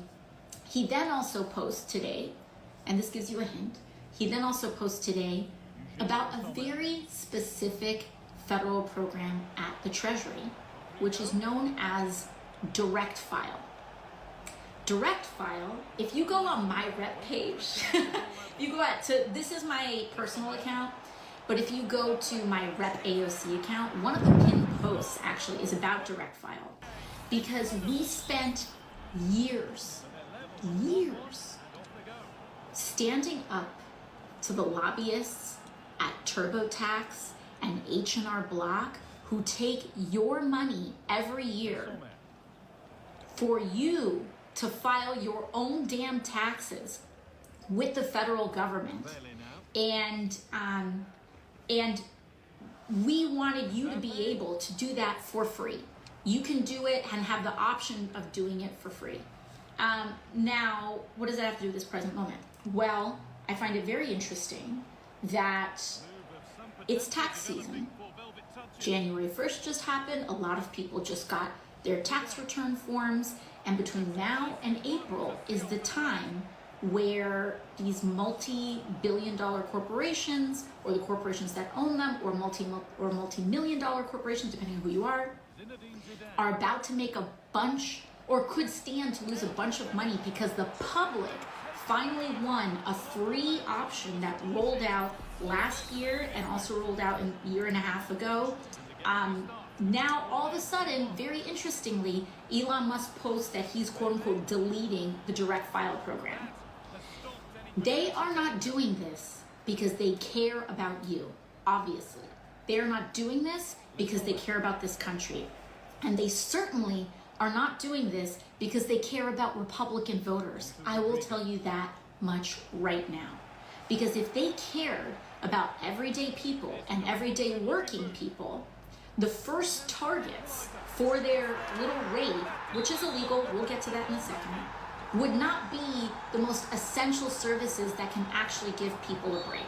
They would not be going after Medicaid, they would not be going after your direct file, they would not be taking that and deleting that option, the free option for you, right before April 1st, right in the time before April 1st when you're supposed to be filing your taxes. Elon Musk is a billionaire raiding the US federal government for personal profit and for the profit of his friends. And so every single person that you saw standing behind Donald Trump at his inauguration is part of this. They may not be publicly vocal about it, but they sent a very strong message with their presence, okay? So don't let any of them act like, oh, I didn't know. Yes, they knew. Apple are in, they're apparently there's preliminary reporting that they might be rolling out Starlink, which is Elon Musk's firm, into iOS systems. You have Jeff Bezos, who runs the Washington Post, who refused and blocked, overrode their editorial board. They are controlling media, they are controlling digital communications, and they're doing all of this to prop up Trump so that they can personally profit, okay? That, at the core, is what is happening. Now, we see what's going on. What are we gonna do about it? All right, okay? And also, one more important thing. This is the most important thing. I want you all, one of the important lenses that I want you all to interpret all of this happening through is through a very important deadline that is happening in the federal government. And once you understand this, you will understand, and all of this chaos is going to start making sense, okay? Something very big is happening this year. And it's part of the structure around which all of this chaos is occurring. Because why is Elon Musk raiding the Treasury? Why are they suspending federal funding? Like, this goes beyond being a Democrat or a Republican. This is anarchy. This is just taking all this stuff over. So why at the core are we doing this? In addition to just sheer hatred, because as we see, Elon Musk, you know, maybe you can take the boy out of apartheid, but you can't take apartheid out of the boy, apparently. He's out here doing Nazi salutes, so whatever. But in addition to a white supremacist, like whatever it is that they want to do, let's talk about, you always comes down to follow the money. There is a very important deadline that is happening this year. In 2017, Donald Trump and the Republican Party forced through one of the largest tax giveaways to the rich in modern American history. This was in 2017. We are talking about grotesque levels of tax cuts that they issued at that time.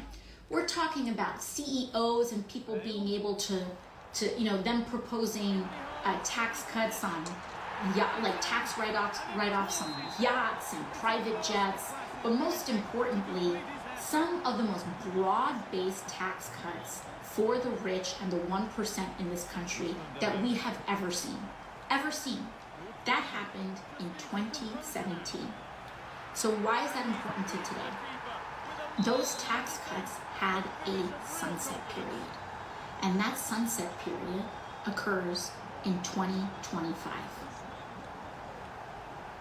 2025. So now we're here.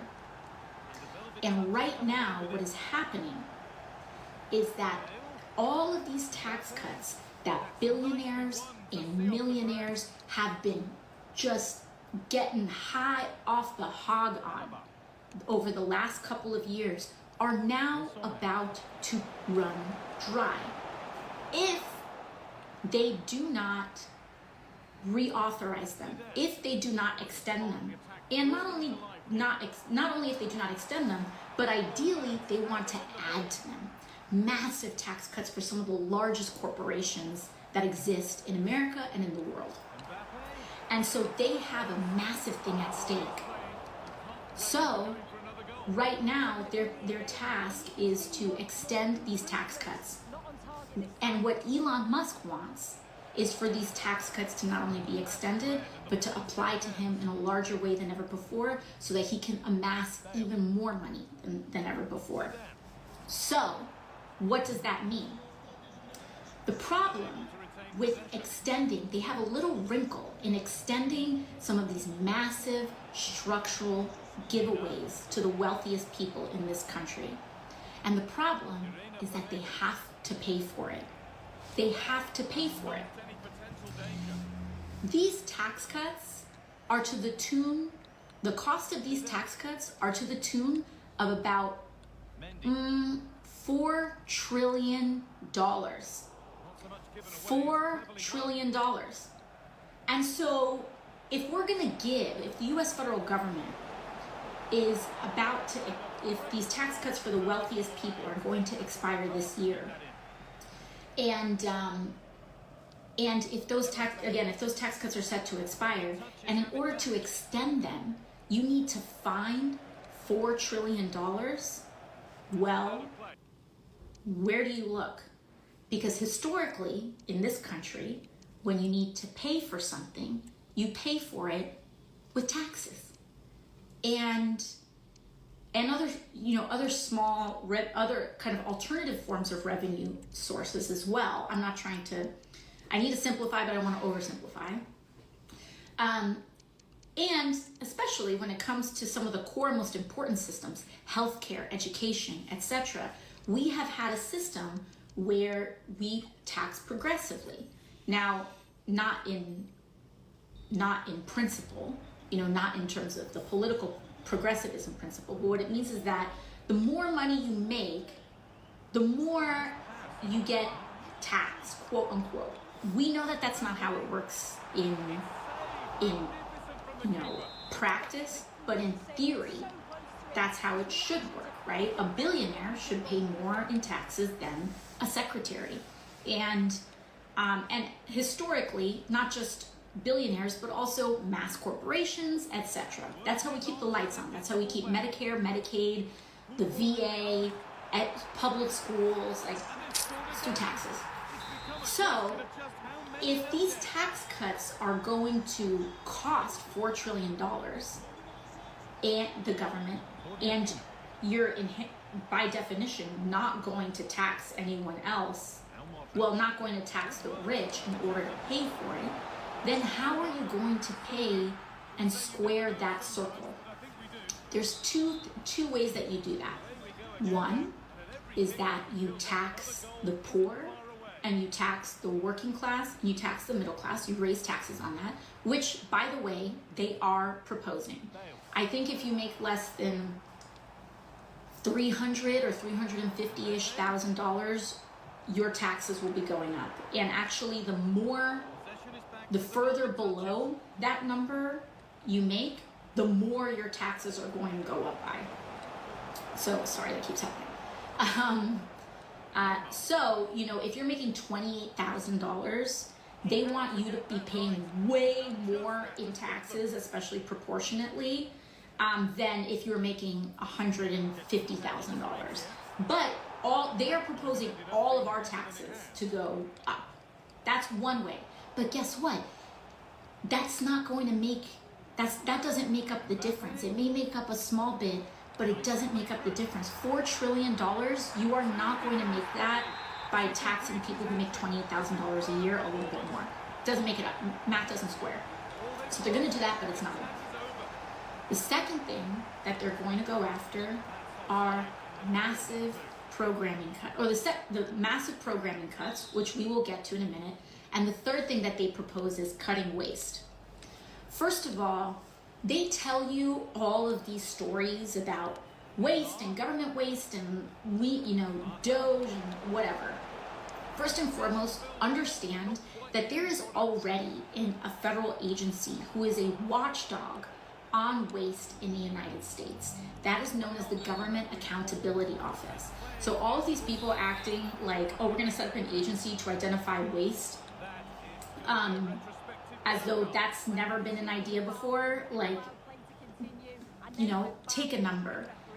These people, and I can tell you, in my experience, I have encountered many billionaires in my career. You all have seen many of those encounters in hearings, in other, forms of questioning, etc. I can tell you that this dude is probably one of the most unintelligent billionaires I have ever met or seen or witnessed. Which, you can probably even glean that from watching these people on TV. Anyways, all of that is to say is that they don't do their homework. Clearly, like, they're putting 19-year-olds in at the Treasury. This dude is not smart. And the danger in the lack of intelligence and the lack of expertise that Elon has. I mean, this guy is one of the most morally vacant, but also just gotta use the restroom. Hang on. least knowledgeable about these systems that we really know of. But the point is that what that means is that they're going to hit a button inevitably. They are going to hit a button and things can go sideways. We already saw that last week when they were like, oh yeah, we're gonna freeze everything. That sounds so cool, let's do that. They hit the freeze button and then Medicaid portals across the United States got suspended through that EO.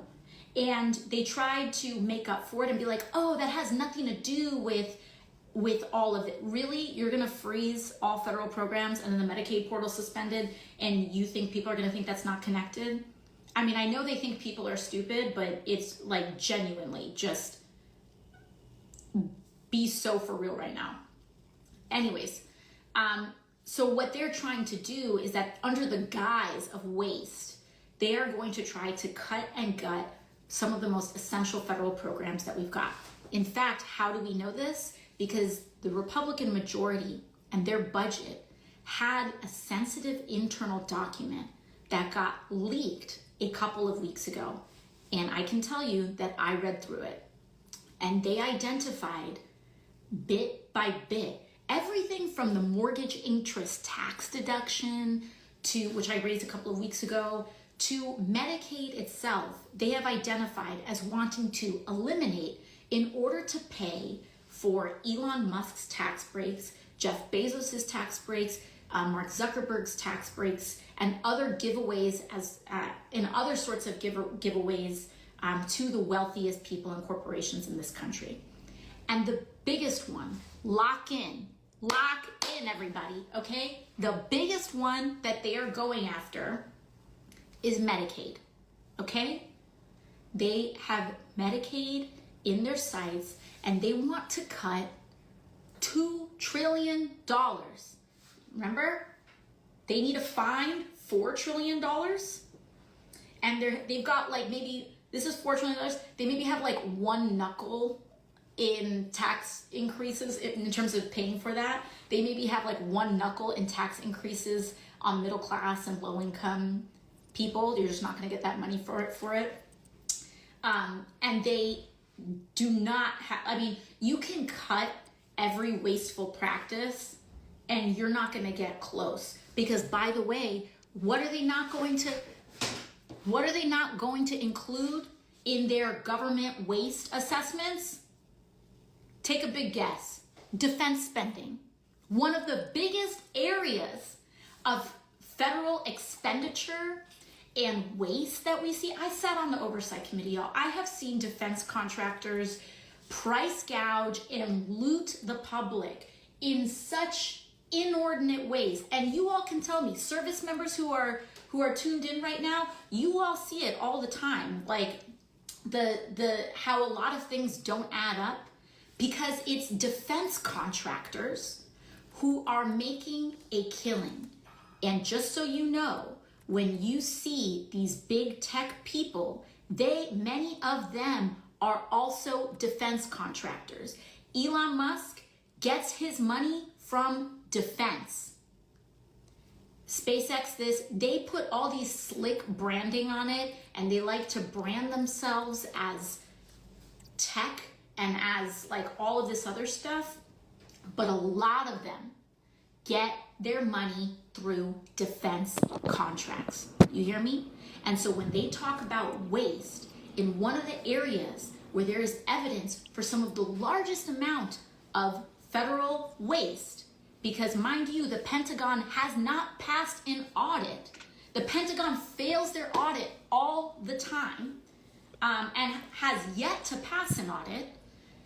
But this is where they're getting their bread buttered. So they want you to think that it's the viejita who's getting Medicaid, who's getting her insulin paid for on Medicaid, that is the waste. Because what they don't want you to do is to look at U.S. defense spending, particularly defense contractors, and even in that under area of defense contractors, their defense contracts. Microsoft, Amazon, a lot of these AI initiatives, defense contracts, which by the way should not be legal. And we saw this.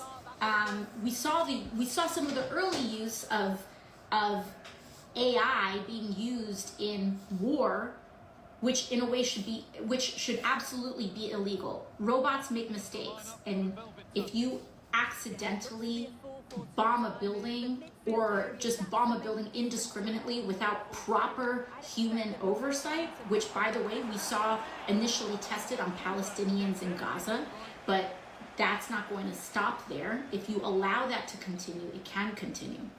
So anyways, what they don't want you to look at is their defense contracts. Also, Amazon, Microsoft, their integrations with ICE and immigration as well. I'm going to get to these things, but we have to lay out the full landscape, okay? So if we want to know what the motivation is, why this is happening, understand that it is deeply tied to the deadline that billionaires and the rich are confronting right now this year in 2025. And what they want to do is suspend the actual assistance that you receive, whether it is through education, whether it's through healthcare, etc. They want to suspend that and gut that in order to finance their own public looting and public coffers, okay? So when you see these plane crashes, when you see the disruptions with air traffic controllers and things like this, or when you see all this stuff that's happening at the FAA, understand again, that happened, like this happened, and what happened, the FAA administrator was on leave. He had retired. Why? Because he had challenged SpaceX and wanted to find SpaceX. So understand, when you see all this stuff happening, It's not all random overwhelm. It's about the money. Immigration, these massive expansions on immigration, they want you to believe that they're only going after criminals. They're going after everybody. They even arrested Puerto Ricans. They're going after everybody.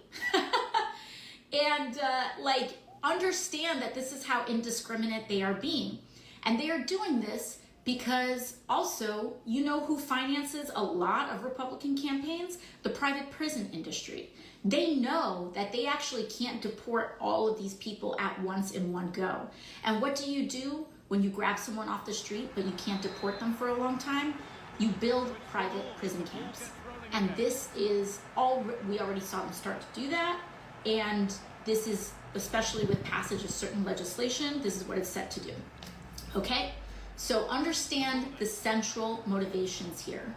This is about preying on working class people and stoking racial division so that working people turn against one another in order to vacuum and suck up what little is left of American public infrastructure and life and hand it over to Elon Musk, Jeff Bezos, and all these corporations, etc. Okay? It's important to lay that out. Now, what do we do?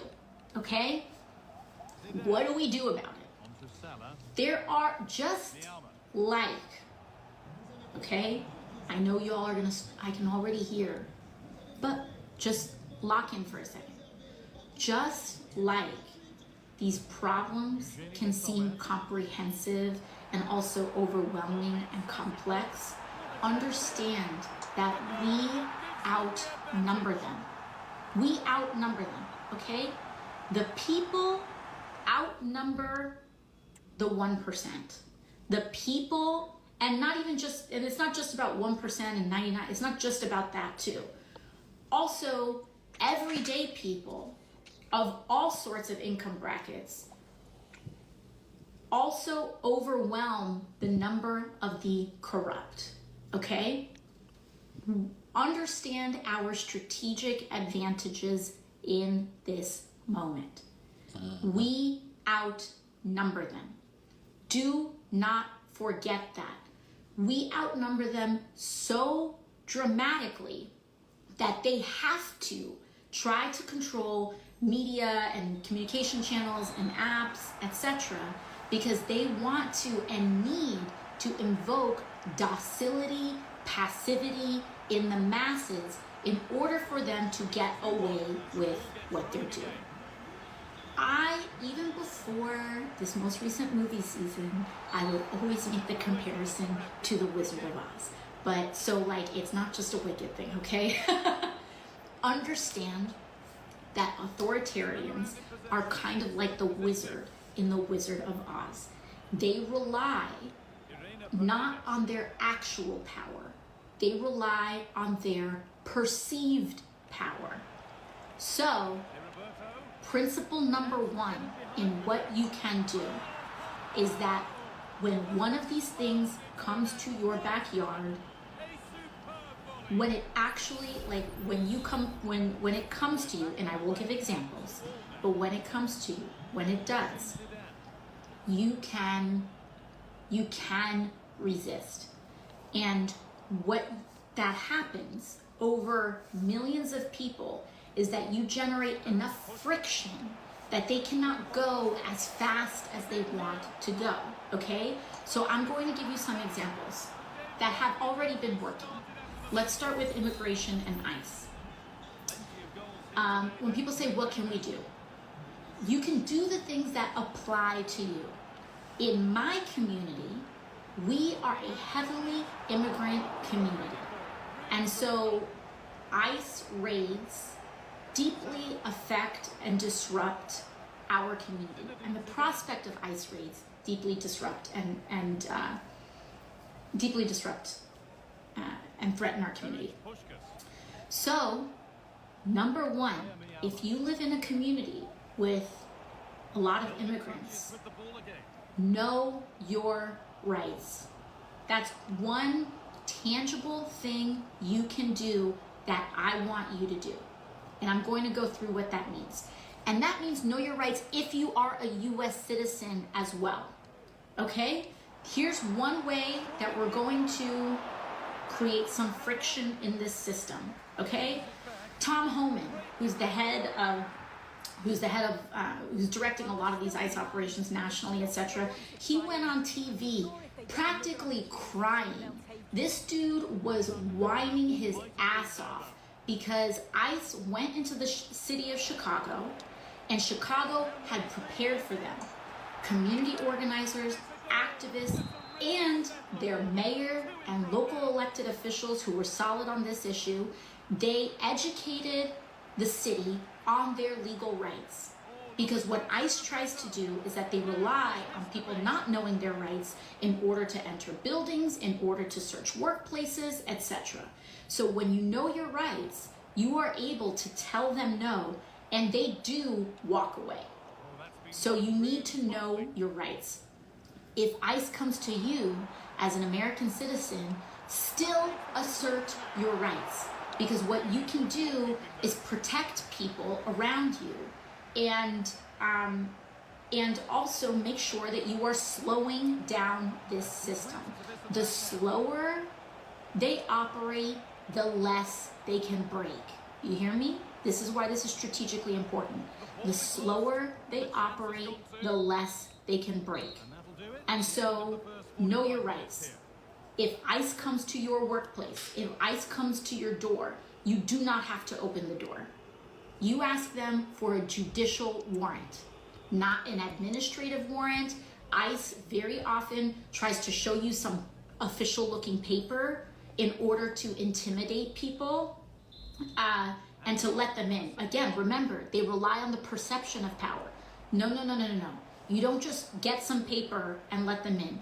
You look for a judicial warrant. You look for a judge's signature on that piece of paper. If there is not a judge's signature on that piece of paper, you do not have to open the door. Number two, you can ask them to leave. If they do not procure a warrant, you can ask them to leave. You can stay silent. If they have detained you, you can say, I would like to remain silent. You invoke your right. You do not have to share personal information. They want to know what your immigration status is, even if you're a US citizen. Even if you are a US citizen, if they want to ask you, are you a US citizen? You tell them, I don't have to answer that question.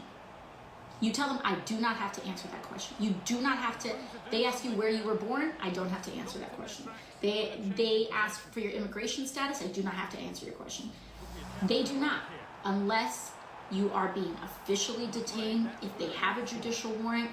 And by the way, you do not have to sign anything. And if they want to keep asking you questions, you say, I would like to speak to my attorney. In New York and California, you have a right to an attorney, including if you are undocumented or anything. You would say, I would like an attorney.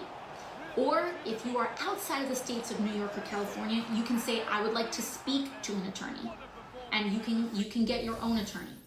So, or you can procure your own attorney. So you say, I want to talk to a lawyer. Know your rights. Use them if you are a citizen. Use them if you are not a US citizen, green card holder, whatever it may be. And also, one simple thing you can do is share your rights. Share know your rights information. How do you do that? Two things.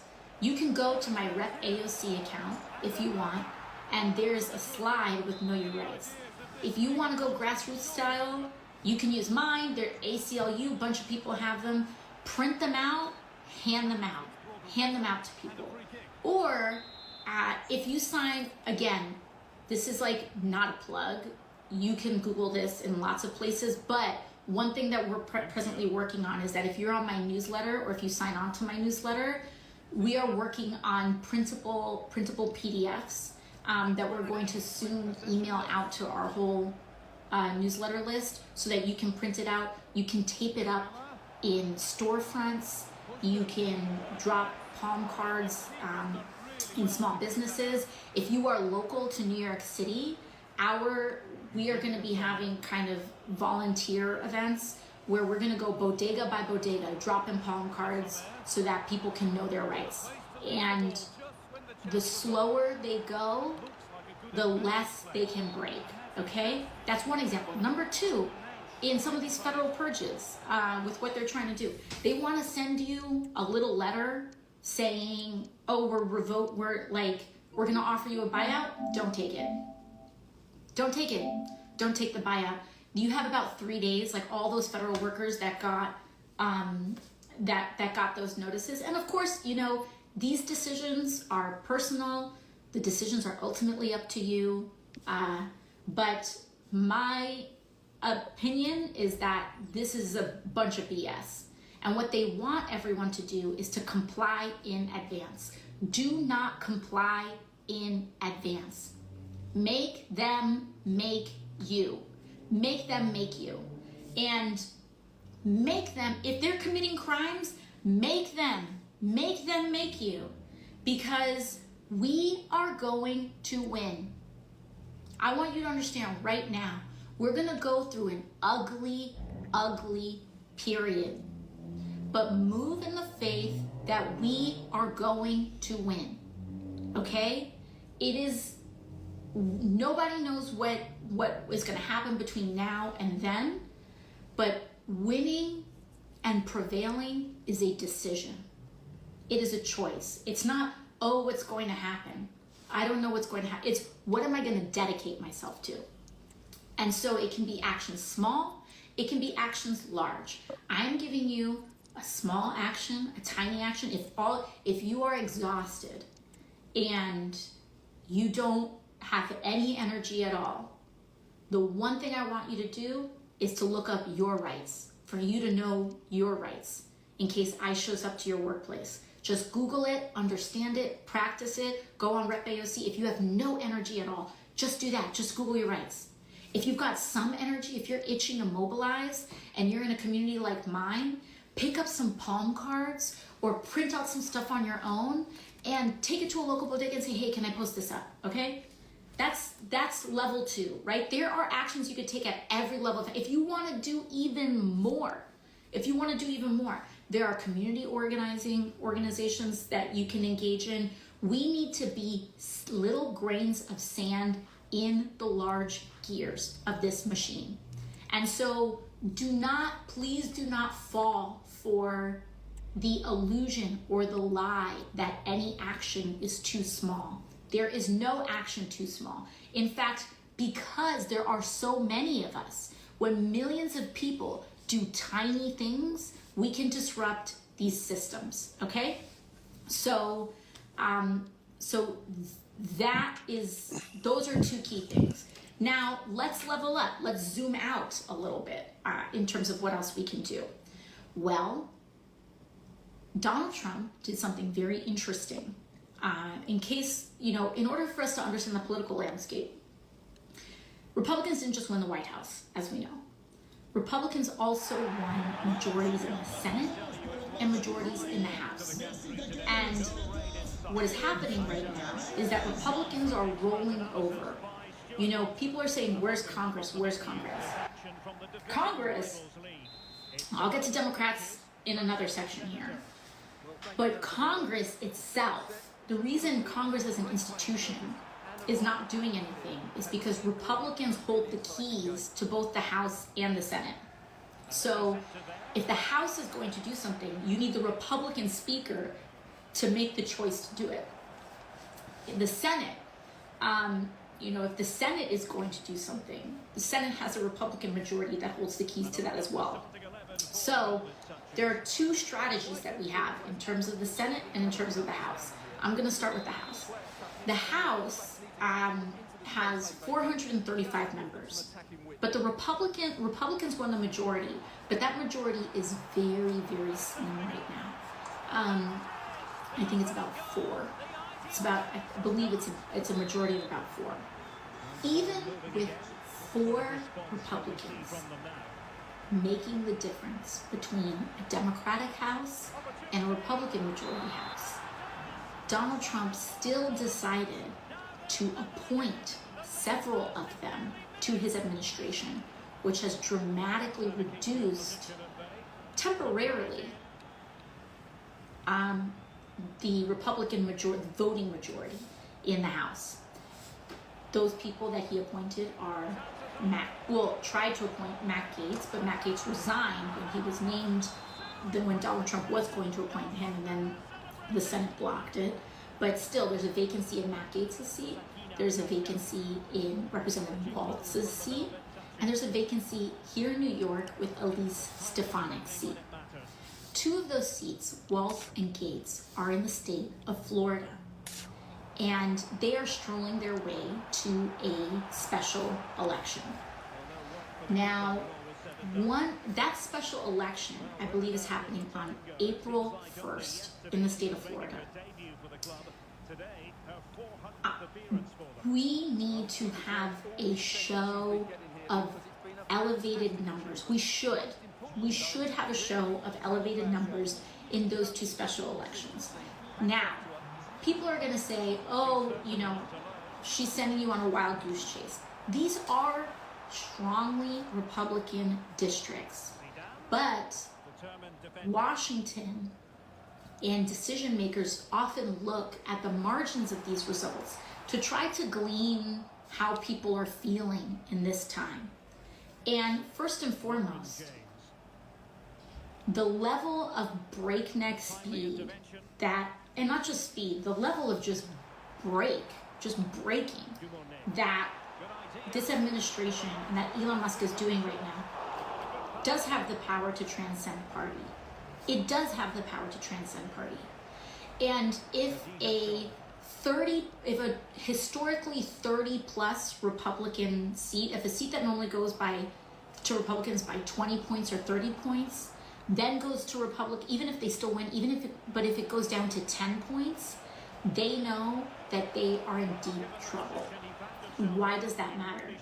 Because a lot of these people only respond to one thing, which is whether they can hold on to power or not. And one of the reasons we're in this situation is because a lot of Republicans were more afraid of a primary election, losing a primary election, than they were in actually advocating for their people. And if you want evidence for that, just know that these Medicaid cuts that they're going for are actually going to affect rural Americans some of the most. Some of the places that vote the reddest stand to be hurt the most by what Republicans are trying to do. And so understand, we're talking about rural hospital closures, we're talking about all sorts of infrastructure, any of the basic services that a lot of rural communities who are already underserved. All these communities that are already underserved. So I'm not saying that getting in the game with these is going 100% to change the outcome. But it may, because we are in an unprecedented time. An unprecedented time can mean, of course, many bad things happen, but it can also mean that unpredictable things can happen, and unpredictable things can often go our way. I was elected in the first Trump administration, and nobody ever thought that I had a prayer in order to win. I was a waitress. I was challenging the head of a political machine who was supposed to be the next Speaker of the House. They spent $3 million against me while I was wiping down tables. And we won. Why? Because an unpredictable window has opened. Do not comply in advance. You try anyway. We try, and they want to flood the zone, we can flood the zone with people. So those April 1st special elections, you can take a look at those, but importantly, in New York, Elise Stefanik's seat is open. And, those Florida seats, we can start mobilizing there. We'll start exercising our organizing muscle there. But we're doing that in order to build the larger infrastructure and power that we need. Elise Stefanik's seat is going to be open, and there's going to be more time. That special election is not happening on April 1st. And so what that means is that New Yorkers, we can focus on the special election for Elise Stefanik's seat. And we can go for it, okay? We can go for it. We need to try. I'm talking about this time is crazy. We need to jiggle every damn door handle in this place to see what opens up. I don't want to hear, oh, we can't do that. Oh, that's impossible. That's called consenting in advance. So when your mind says it's all over, like we might as well, no. You are consenting in advance. Do not consent in advance. Do not be discouraged in temporary defeats. We keep going anyway. Do it anyway. When we are relentless, they will fatigue. They will fatigue. They can only hold this up for so long. Draw them out. Draw them out. Okay? So we can mobilize electorally. We can mobilize in community organizing, whatever your calling is. Some people don't like electoral organizing. Then I want you to be running a Know Your Rights training. Or I want you to be sending out palm cards. Or I want you to be Googling your own rights, depending on your energy level.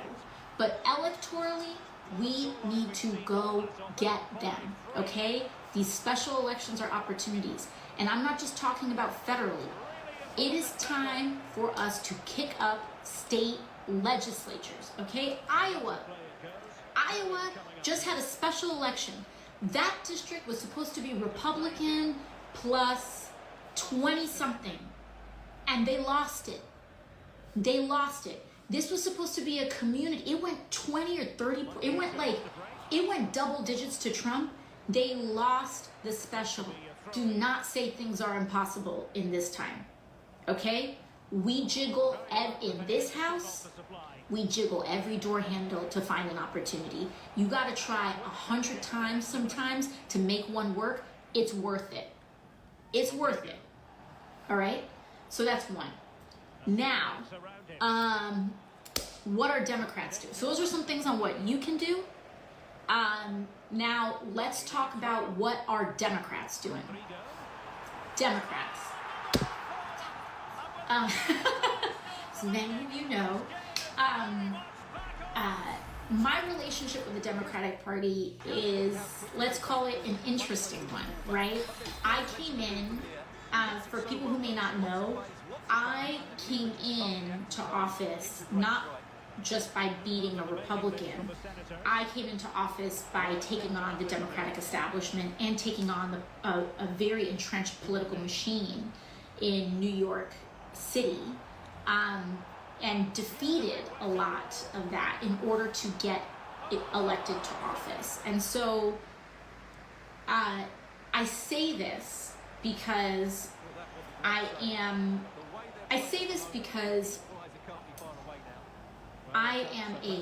an elected Democrat in Congress, but also I have I think sometimes a certain independent or little bit of a removed perspective in order between examining how the party is operating and also my direct relationship to the people. And so I've always kind of had this like in the middle type of relationship, and it's always awkward, right? Like, I'm an elected official, so everyday people, it's a different kind of relationship, but also I'm also viewed with skepticism sometimes within my own party, or sometimes historically even hostility from my own party. But at the end of the day, that's like, I'm here, and also on top of that, I don't accept any lobbyist money. I am financed like by everyday people, and the average donation to my campaign is like $16, $20, depending on the day. And so that also means that I am not as attached to lobbyist influence, and also just kind of like the traditional ways that Washington works. I say all of this because I want you to know that when I'm about to talk to you about what Democrats are doing right now, and what we are doing, what we may not be doing, it's done with that perspective in mind, which is that I'm capable of stepping out of the party and looking at it because of both how I got here and the fact that I rely on the support of everyday people. But also, it's also, though, in my communications with you all, I do have a level of insight where I can share with you what I see going on. And so there's two sides to this coin. So I want to let you know what Democrats can be doing right now and what we're starting to see some mobility on. So point number one, a lot of people say, where are Democrats right now? I don't know where Democrats are right now. There's like two things can be true at the same time, right? Number one, I want you to know the timing with which they did this. One of the reasons why you see, I think, either a delayed response or why it's harder to see where Democrats are right now is because Donald Trump waited until Congress adjourned session in order to start this, for lack of a better word, shit show. And so literally what happened is that Congress is in session for votes, and then they adjourn session in order to go back to their communities, do town halls, do like tours and stuff like that. So it was almost like on the clock when Congress was adjourned and everyone got on planes to go to their districts and their communities across the country. That's when they started hitting the shit show and all this stuff. So when people are like, why aren't we in the buildings in Washington, D.C.? I like, your member of Congress is in your district, right? That is changing tomorrow. Tomorrow, Congress is going back into session, and you should be seeing a lot more activity. And I would anticipate you're going to see a lot more activity to that end, at least in terms of the House. The Senate sometimes has a different schedule, but the House has the vast majority of people. So I would anticipate seeing more of that kind of activity. Now, in terms of substantive things that we can do, the Trump administration is currently trying to get their nominees approved and voted on.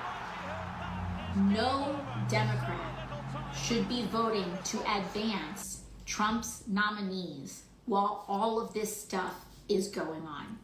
There has to be a political price to pay, and we have a responsibility as a party to block everything that is happening while they're setting a literal match to the federal government and giving 19-year-olds classified access, potentially classified access to the U.S.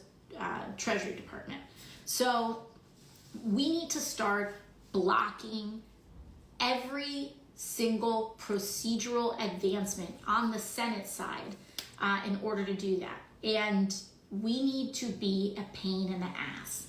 And a lot of times, Democrats in the Senate, in the name of ceremony and fake history, in the case of the filibuster, it's fake history that many of them cite, and what have you, like gentlemen's agreements. The Senate loves their gentlemen's agreements, which is to say, it's not like rule breaking, but it's just like these kind of handshake practices that they have. We have to stop playing nice in the Senate and block every damn thing that we can. Do not give votes to the nominees. And by the way, I want you to look. Do not assume that your senator is not going to vote for these nominees. If you are a Democrat, or if you are a person rather that has a Democratic senator, give them a call and tell them, I do not want you to vote to advance or approve any of these nominees while all this stuff is going on. Please tell them. Do not assume that just because you have a Democratic senator, they're going to, that they're just going to vote no. Trust me. You can look up any of these votes recently.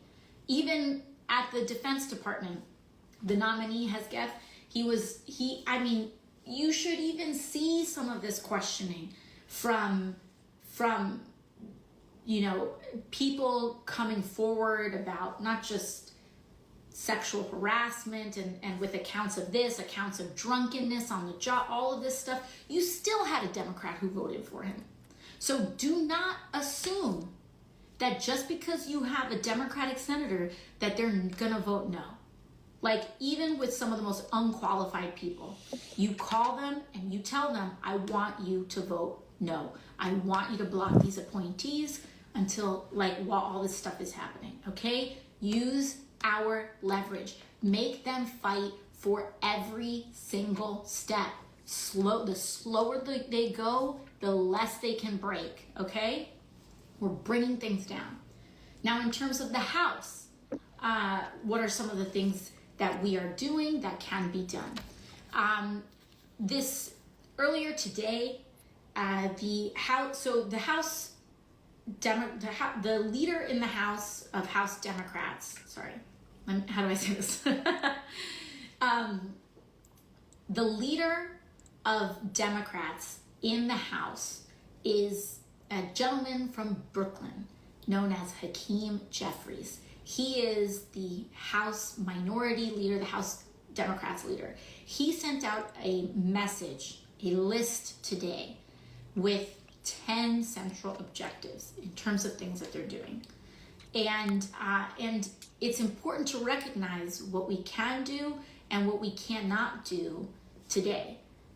Someone said a bartender congresswoman talking about qualifications. Hell yeah, I'm going to talk to you about my qualifications because Dumbass, for real. I know what it's like to be a working Stupid class ass person, statement. and Yeah. I got elected as the youngest woman in American history to Dumbass. Congress Oh, with my stupid ass knowledge and my motherfucker. ability to organize and connect with my community. So when any one of these people can win an election with that kind of a background and you don't take lobbyist money, then you can give me a call. But until then, these people are seem to be apparently having 3 martini lunches thinking that they can run and command the respect of the Defense Department. So give me a break.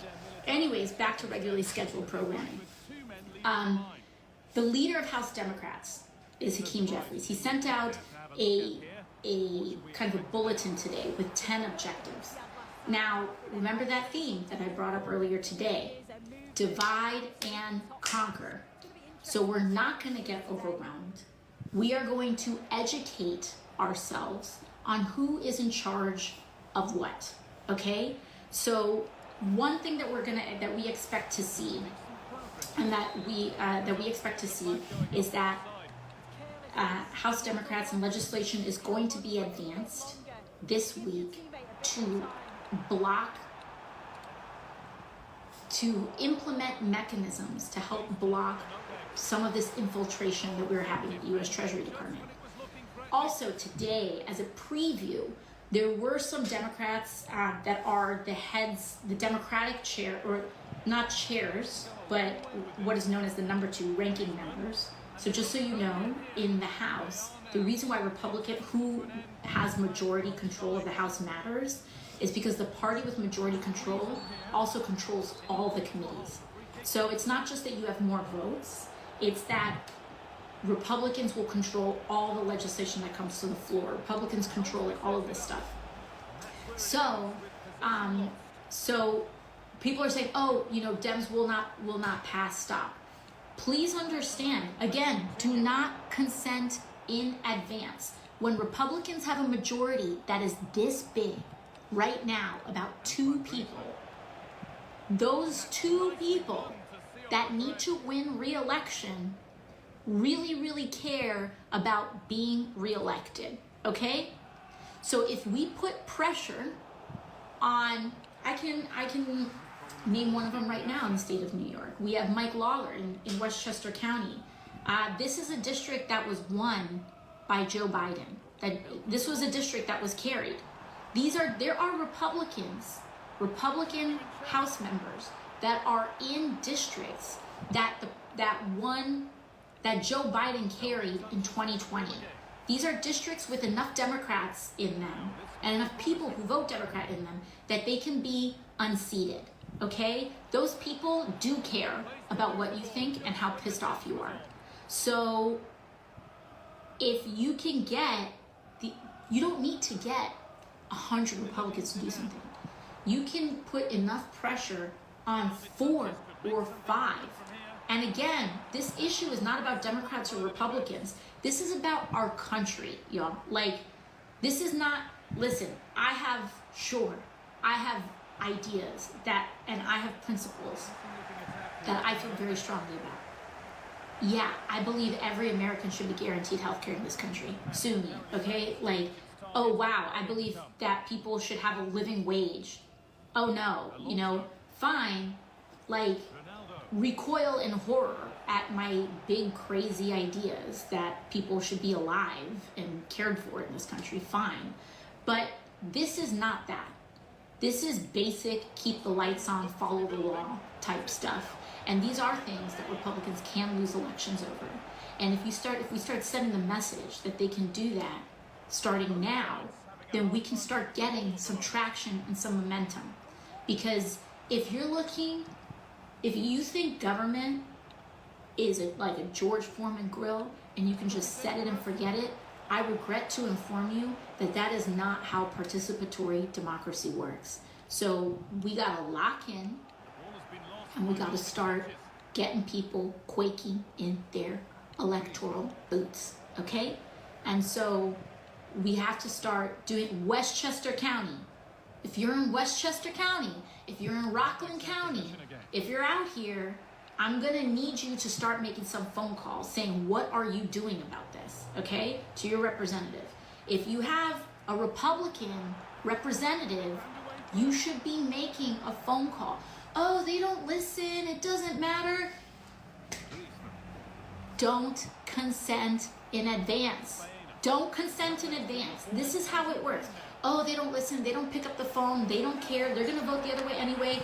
They need to know you are paying attention. They need to know that you are pissed off, okay? If they don't think that you're pissed off, if they don't think that you're not paying attention, they're gonna go faster.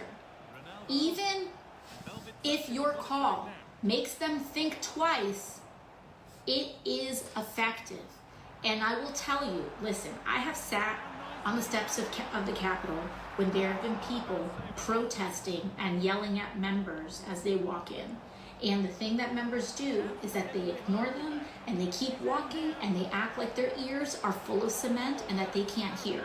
I can tell you they can hear, and I can tell you that it affects them. They put on a face that it doesn't. Or they might tell Elon Musk is one of the thinnest skinned MFers I have ever encountered in my life. That dude, you can get him twisted by looking at him. Like, he is so insecure, which is why he's a white supremacist. Like, these people rely on this ideology because they need something to hang their hat of superiority on. Clearly, money isn't enough for this dude. He needs he needs to cling on to this to feel better than, because he has a complex, all right? Like, this is deeply psychological. This is what happens when, like, you don't go to therapy, dude. Like, this is what happens, whatever. They got their own personal problems, and they're taking it out on society. But the point is that that's also how these systems interact, right? Like, these people need to feel or exert some kind of power. And that is why the last principle is that you do not give them your fear. Do not give them your fear. Do not give them your anxiety. Do not give them your panic. This is a monster that eats fear. This is a monster that eats and feeds on your anxiety, on your paralysis, on your fear, and that is what sustains them. Don't give it to them. Yes, this time is scary. Do not give them your panic. ICE is another example. The actual activity that ICE is doing is relatively limited, especially compared to the rhetoric and what they're showing on TV. They're making it look way worse. It's bad. It's bad, but they're making it look bigger. And the reason they are doing that is because people are going to take actions on their own. They believe that when you show it to be really big, that people will consent in advance. And I can tell you in my community, there are people that are in a heartbreaking fashion doing that. They are pulling their kids out of school. So our babies are not getting educated. They're pulling their kids out of school because they're scared. Keep your kids in school if you can. If you can. Every situation is different. Everyone's life is different. If you can, keep your babies in school. You need them in school. There are people that are already planning to pre-separate their family and leave their children with other guardians here in the United States, and the parents are choosing to leave on their own volition, because in the US, the law is such that they would have to wait 10 years in another country. And so they're saying, well, if I'm going to get deported, in order to avoid that, I'm going to leave on my own. I'm going to leave my baby here. And then when my baby turns 18, then we can try to reunite legally. And these are heartbreaking decisions that are happening. Absolutely heartbreaking decisions. But they are, these are heavy, serious decisions that are happening in response to this image and this fear that they're trying to project out here. So all that is to say, do not give them your fear. On top of the things functionally, let's go back to what Democrats are doing. Another thing that Democrats are doing is that we are coordinating, right? We do not have majorities in the House, and we do not have majorities in the Senate. Especially in the House, that means that our ability to investigate, to launch investigations, etc., are very limited, because we don't hold the gavels to the committees that would direct a lot of this legislation or investigations. And so what we can do is that we can partner across state and other sorts of governments in order to pursue strategies, right? And so, for example, the House, with response to the federal freeze, we cannot sue the president. We don't have the legal standing to sue the president. And people say, oh, courts, it doesn't matter. Do not consent in advance. I don't want to hear that stuff doesn't matter. This is what the headlines are trying to get you to do, right? Yeah, guess what? He signed an executive order saying, I'm ending birthright citizenship. Did birthright citizenship end in this country? No, it didn't. It got torn down in a matter of seconds. Not seconds, but you know what I mean. Legislatively, in a legislative context, it got knocked down. He did it for the headline. He did it for just the buzz, okay? The courts still do matter. They file injunctions. It can stop things. So the point for some of this stuff is to get you to think that something is happening when it's not. When it's not. So that executive order went nowhere.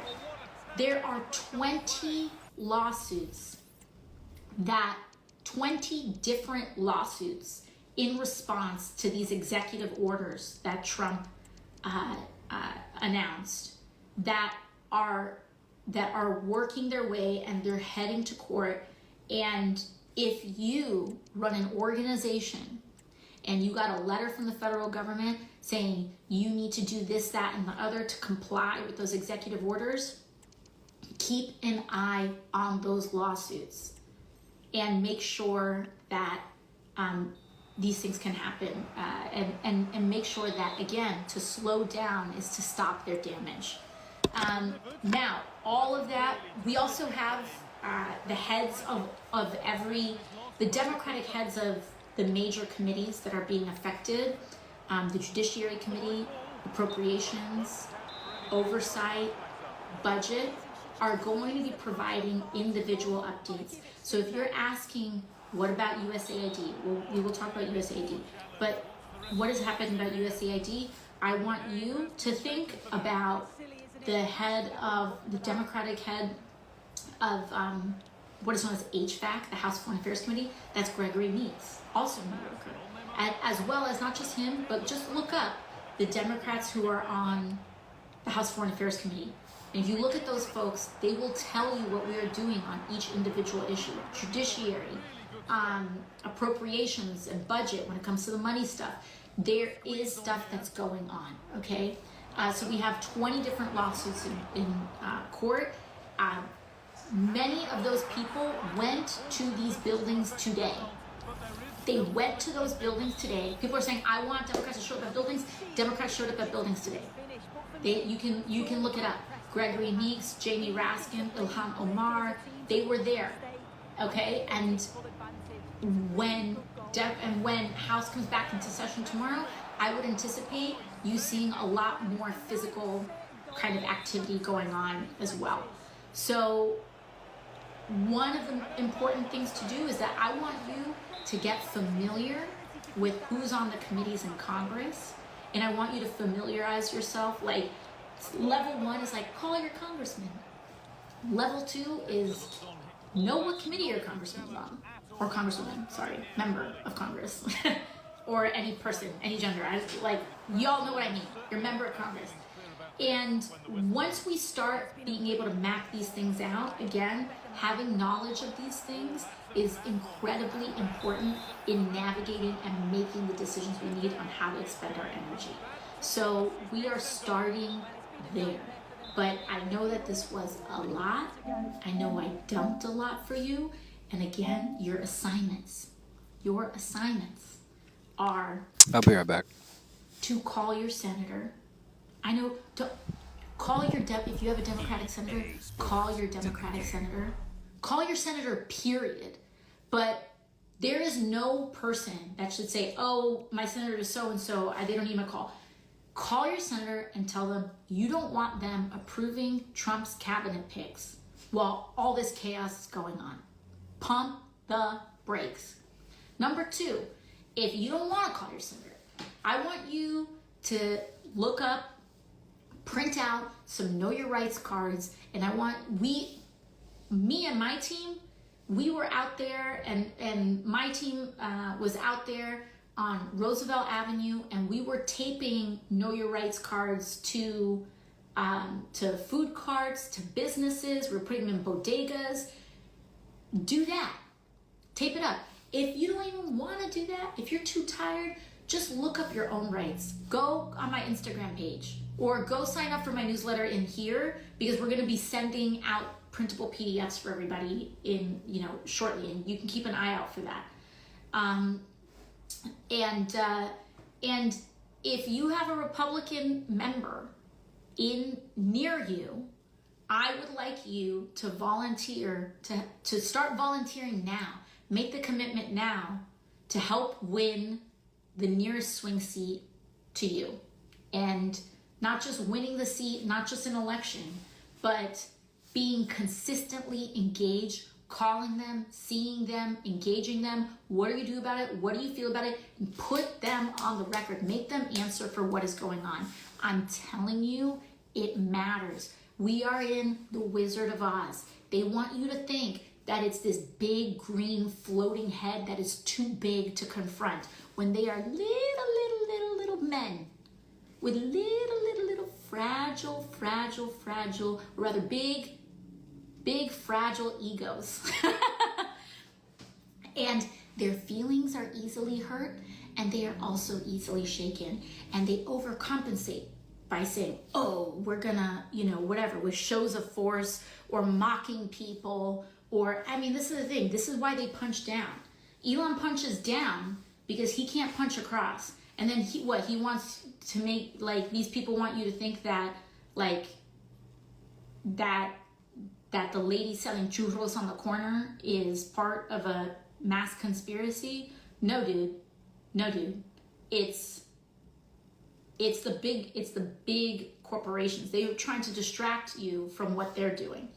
And so stay focused, take a breath, understand what I laid out when it comes to USAID.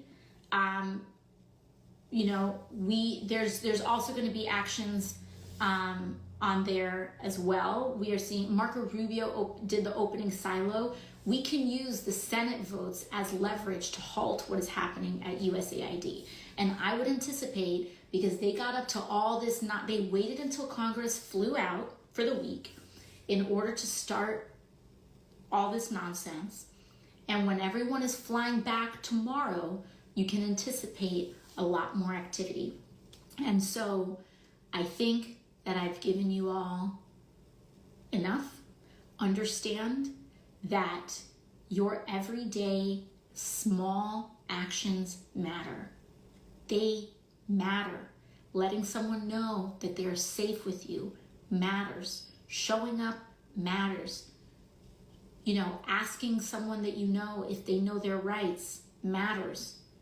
And these people feed off our fear, and they feed off our apathy, and most of all, they feed off of the nihilism, this disease, this cynicism of this notion that nothing we do matters and nothing we do makes an impact, so that we don't do it. Don't listen to them. This is a mentality thing that they are coming after first and foremost. That is why they are trying to control your attention.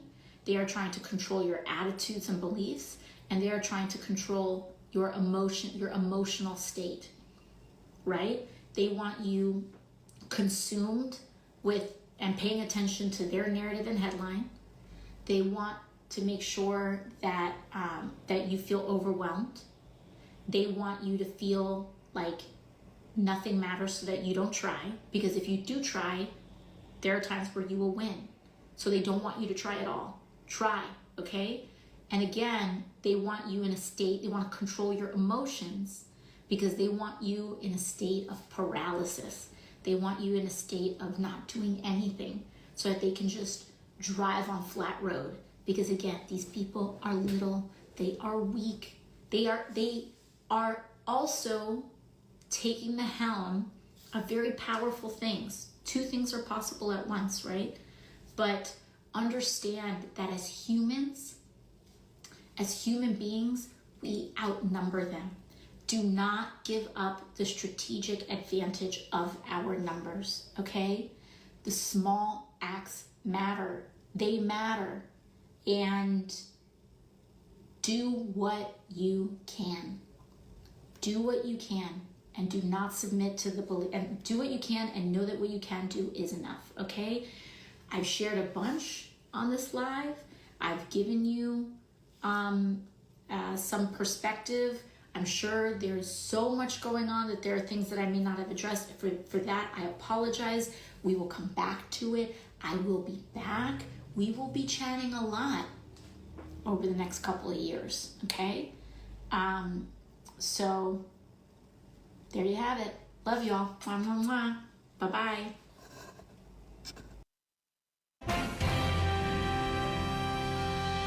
Good evening. I'm Jeff Bennett. And I'm Amna Nawaz. On the NewsHour tonight, Senate committees give the green light to two of President Trump's controversial nominees, Tulsi Gabbard and RFK Jr., paving the way for their full confirmation.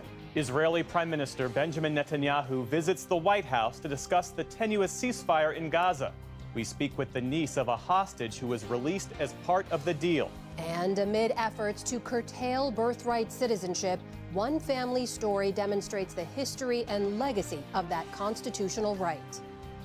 I'm a product of these laws, so if those laws were never here, I probably would never get born.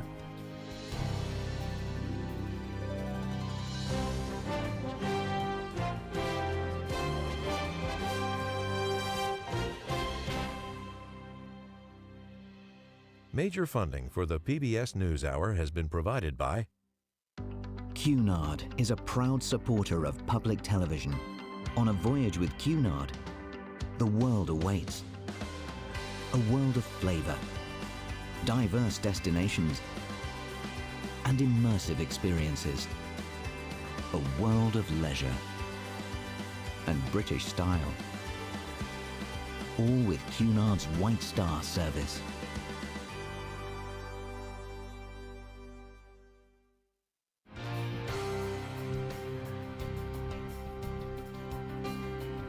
the ongoing support of these individuals and institutions, and friends of the NewsHour, including Kathy and Paul Anderson, and Camilla and George Smith. The John S. and James L. Knight Foundation, fostering informed and engaged communities. More at kf.org.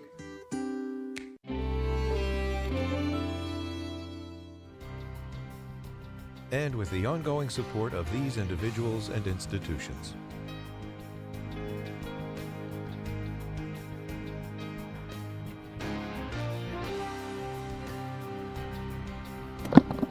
Had to take a cookie break.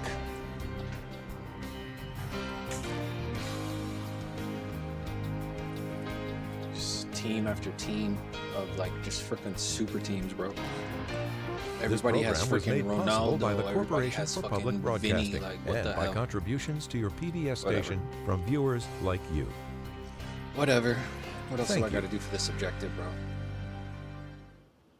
I gotta win. Welcome one to the more News game. Hour. Gotta Two play of one President Trump's most embattled cabinet nominees cleared major procedural hurdles today on their paths to confirmation. The Senate Finance Committee voted along party lines to send to the full Senate Robert F. Kennedy Jr.'s nomination to lead the Department of Health and Human Services. And the Senate Intelligence Committee advanced former Congresswoman Tulsi Gabbard's nomination to serve as Director of National Intelligence. Our congressional correspondent, Lisa Desjardins, is following the cabinet confirmation process and joins us now. So, Lisa, let's start with HHS first, since that's one of the largest federal agencies. What does the Kennedy Committee vote mean? Unless something changes, RFK Jr. will become the next HHS secretary. He has the votes to be confirmed at this point. There are enough votes on the Senate floor for him. Now, this is a 71-year-old, of course, who does not have a history or expertise in healthcare, other than the fact that he's an environmental lawyer and he spent years researching and writing about healthcare. He does deserve credit for changing the conversation about processed foods, and that's what we heard during his Senate confirmation hearings. But at the same time, there are open doubts about his views and his past statements about the safety of vaccines, his refusal to accept studies that have shown there is no link between autism and vaccines. And that raised real concerns about him. You could hear these two very sharply different views of him in committee today. I, for one, think that it is time to put a disruptor in. It is time to put somebody in there that's going to go wild. But there are areas where I think that's exactly what we need. And there are areas of health and human services that if you touch the gold standard for the NIH and the CDC, then I'll have a problem with that nominee, and we'll bring that up during oversight.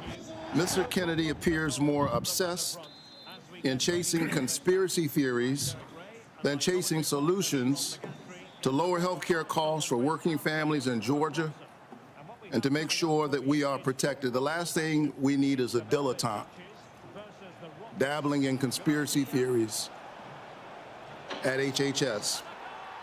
Now, this came down to a single Republican senator in that committee, Bill Cassidy of Louisiana, himself a physician.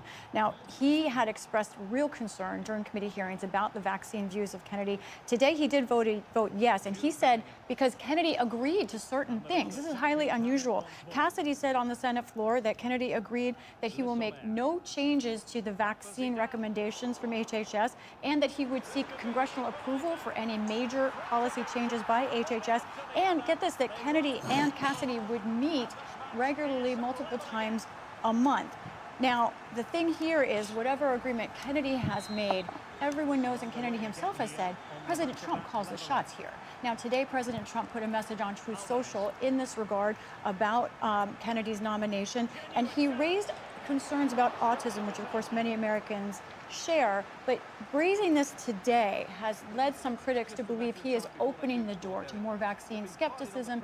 He is not closing it, which is what Cassidy wants and says he has a deal on. Let's talk about Tulsi Gabbard, who has faced some criticism from Republicans in the past. It appears no longer with the Senate Intelligence Committee advancing her nomination. What does that suggest? Right. Frankly, she also is on the path to confirmation, which is quite a turnaround from last week when it was moving the other way. Today, the Senate Intelligence Committee voted on behind closed doors on partisan lines. And I want to show three of the particular Republican senators who've been watching the closest.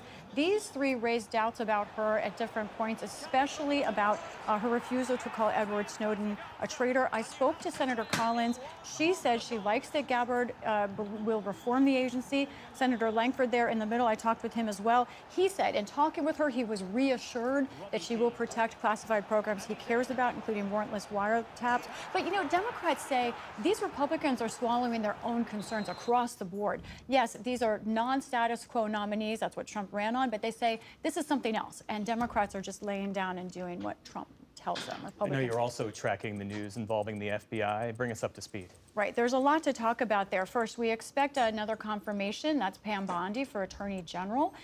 Also on track right now is the FBI director nominee, Kash Patel. Now, Democrats do want a second hearing with him, so we don't know when that would happen.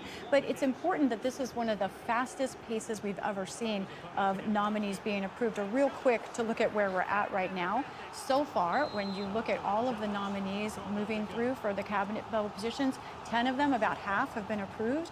That leaves the other half, but some big ones like HHS, OMB still to go. Now, let's talk about the FBI positions because those are on the verge of being confirmed.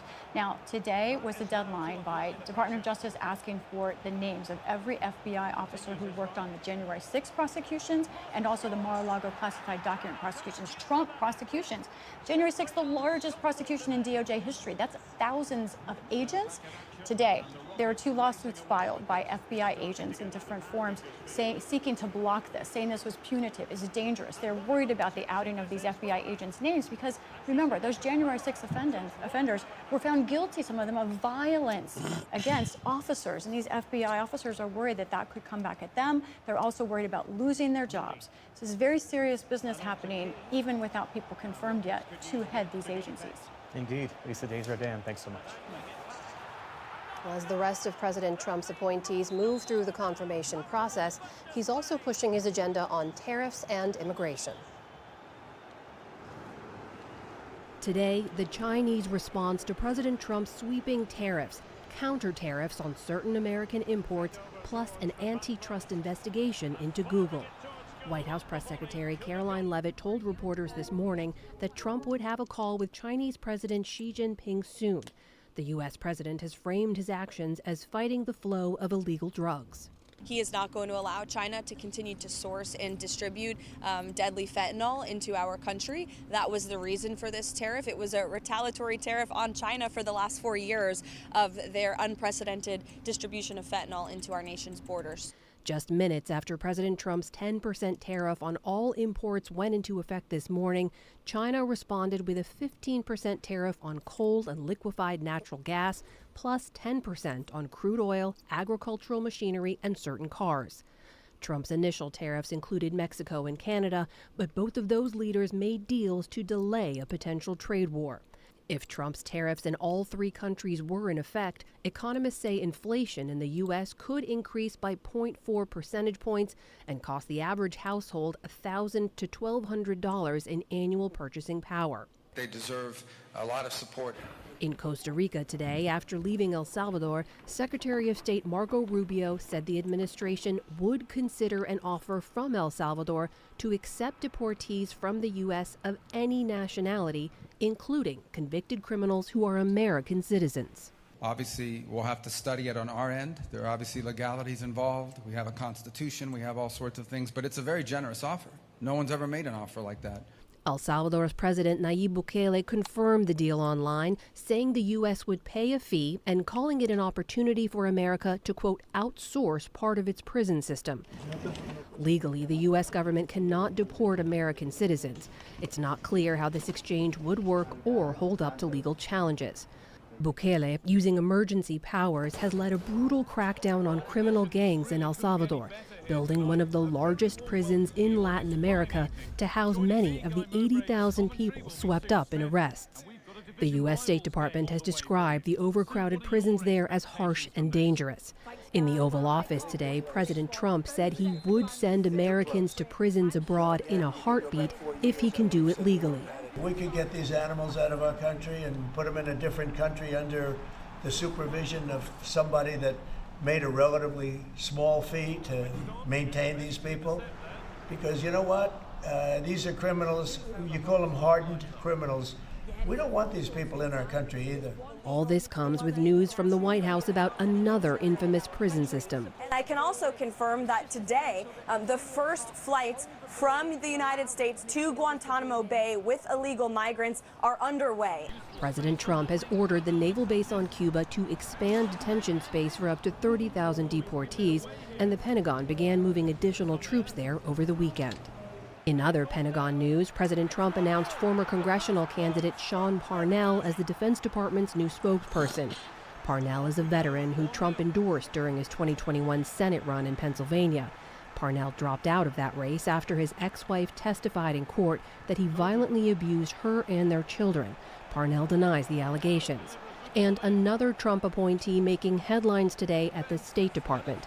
Darren Beattie, a former Trump speechwriter who was fired during the first Trump administration for speaking at a conference attended by white nationalists.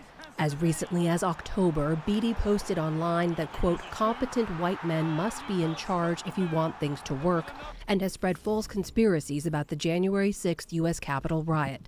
Beattie was named Acting Undersecretary for Public Diplomacy and Public Affairs. His acting role does not require Senate confirmation. Well, as we reported, Robert F. Kennedy Jr.'s nomination to lead the Department of Health and Human Services cleared the Senate Finance Committee today, senators voting along party lines. It now heads to the full Senate for a final vote. Republican Senator Ron Johnson of Wisconsin sits on that committee, and I spoke with him earlier today. Thanks for being with us. Thanks for having me on. So the committee vote to advance RFK Jr.'s nomination followed, from what I understand, was a fairly intense pressure campaign from Trump administration officials and Mr. Kennedy himself. Your colleague, Senator Bill Cassidy, who happens to be a physician, said that his yes vote came with conditions to ensure the public's continued access to vaccines. Take a listen.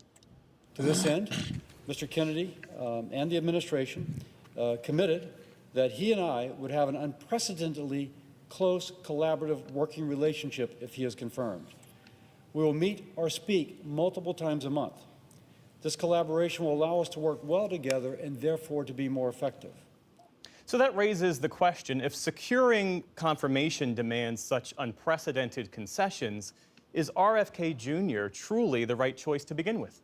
Well, first of all, I don't think those are particularly major concessions on the part of RFK Jr. You know, he wants to follow the science.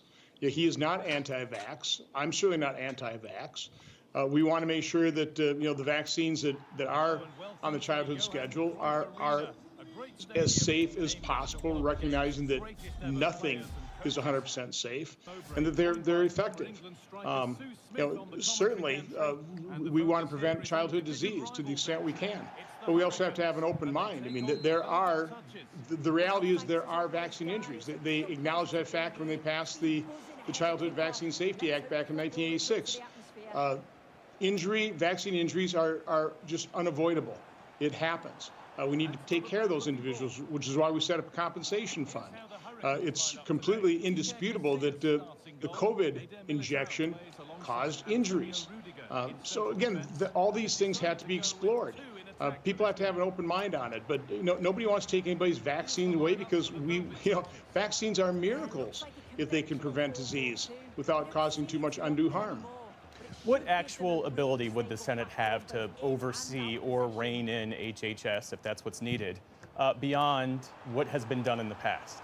Well, again, all I'm looking for, all I've ever looked for, is total transparency. You know, follow the science. Unfortunately, I believe science has been corrupted.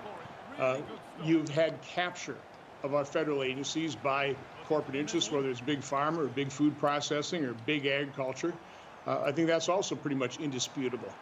So what we need is total transparency. We need to uncorrupt science. When you pay for science, you get the result you want, and that's not in the public's best interest. So from my standpoint, it starts with making sure that science has integrity, that peer review actually means something, that we're also willing to take a look at observational studies and other forms of evidence, but that we have an open mind toward these things. That's all I'm looking for. That's all I think that RFK Jr. is looking for. Big picture, how do you and other Republican lawmakers view your role in this moment as you lead what is a co-equal branch of government? And I ask the question because as we sit here and speak, Elon Musk is unilaterally dismantling the foreign aid agency USAID. He now has access to sensitive government payment systems with no public concern, no public constraint from Republicans in Congress whom the American people actually elected to run this government. Why not? Well, first of all, we have people in these agencies that believe they're completely unaccountable to the American public. They've stiff-armed me as I've written multiple requests for information for multiple agencies. Secretary of State Rubio basically made the same claim against USAID. So you already have bureaucrats run amok who don't believe they're accountable. What President Trump is doing is he's fulfilling a promise. He's trying to get to the bottom of this, of the waste, fraud, and abuse of the federal government that is right now completely out of control. So I appreciate Elon Musk's endeavors. He's a genius in terms of squeezing out all inefficiencies from the businesses he's run. And he's like the perfect guy putting types of people who have access to computer models and AI to quickly diagnose what inefficiencies are occurring in these agencies. And let's face it, on the particular, USAID is just the tip of the iceberg. It's just the tip of the iceberg.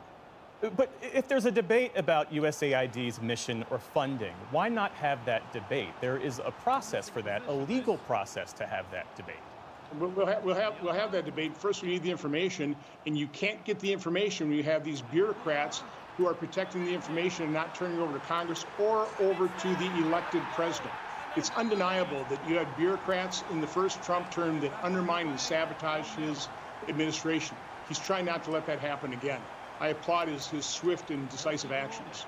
Well, here's a thought experiment that occurs to me. If during the Biden administration, George Soros had access to sensitive government payment systems and unilaterally dismantled an independent government agency, Republicans in Congress would be apoplectic. The indignation would be palpable. Why is that not happening now? Is it because Donald Trump is president? Well, we weren't particularly happy when President Biden weaponized the Department of Justice, the FBI, engaged in lawfare, persecuted his political opponents. So again, that's the problem, is big government is unaccountable. It's infiltrated by radical leftists who have weaponized government against conservatives. So again, we're trying to get control of the situation. President Trump experienced, again, the sabotage undermining his administration in the first term. He's trying to prevent that from happening in the second term. I completely understand why he's trying to do these things. In the time that remains, I want to ask you about tariffs, because you've said that you share the market concerns about President Trump's tariff plan. What are your concerns? Well, first of all, there's multiple uses for tariffs, and I think President Trump has demonstrated a unique ability to use tariffs to gain concessions from, for example, Mexico and Canada to try and help us secure the border, try and stop the flow of fentanyl. I think Peter Navarro said this isn't a trade war, this is a war on drugs. I don't disagree with that. What I would be concerned about is a generalized tariff long-term, creating long-term dislocation in terms of supply chains. I want free and fair trade. Another use for tariffs is to discipline people who are not engaging in fair trade. So this is a complex issue. I have concerns, but I also give President Trump the benefit of the doubt in terms of using tariffs to negotiate a better position for the U.S. and for its citizens. Is that how you think he's using them, for leverage and as a negotiating tactic? I ask the question because Canada is Wisconsin's single biggest trading partner. Wisconsin has a lot on the line here. Well, I think it's obvious right now. I mean, he used it effectively in his first term to make sure that Mexico cooperated with Remain in Mexico and were able to secure the border. We've now got a pledge for both Canada and Mexico to move personnel into place to help us secure the border and stop the flow of drugs. So I think the proof's in the pudding. Seems to be working pretty well right now. Senator Ron Johnson, always good to see you. Thanks for coming on the program. Appreciate it. Have a great day.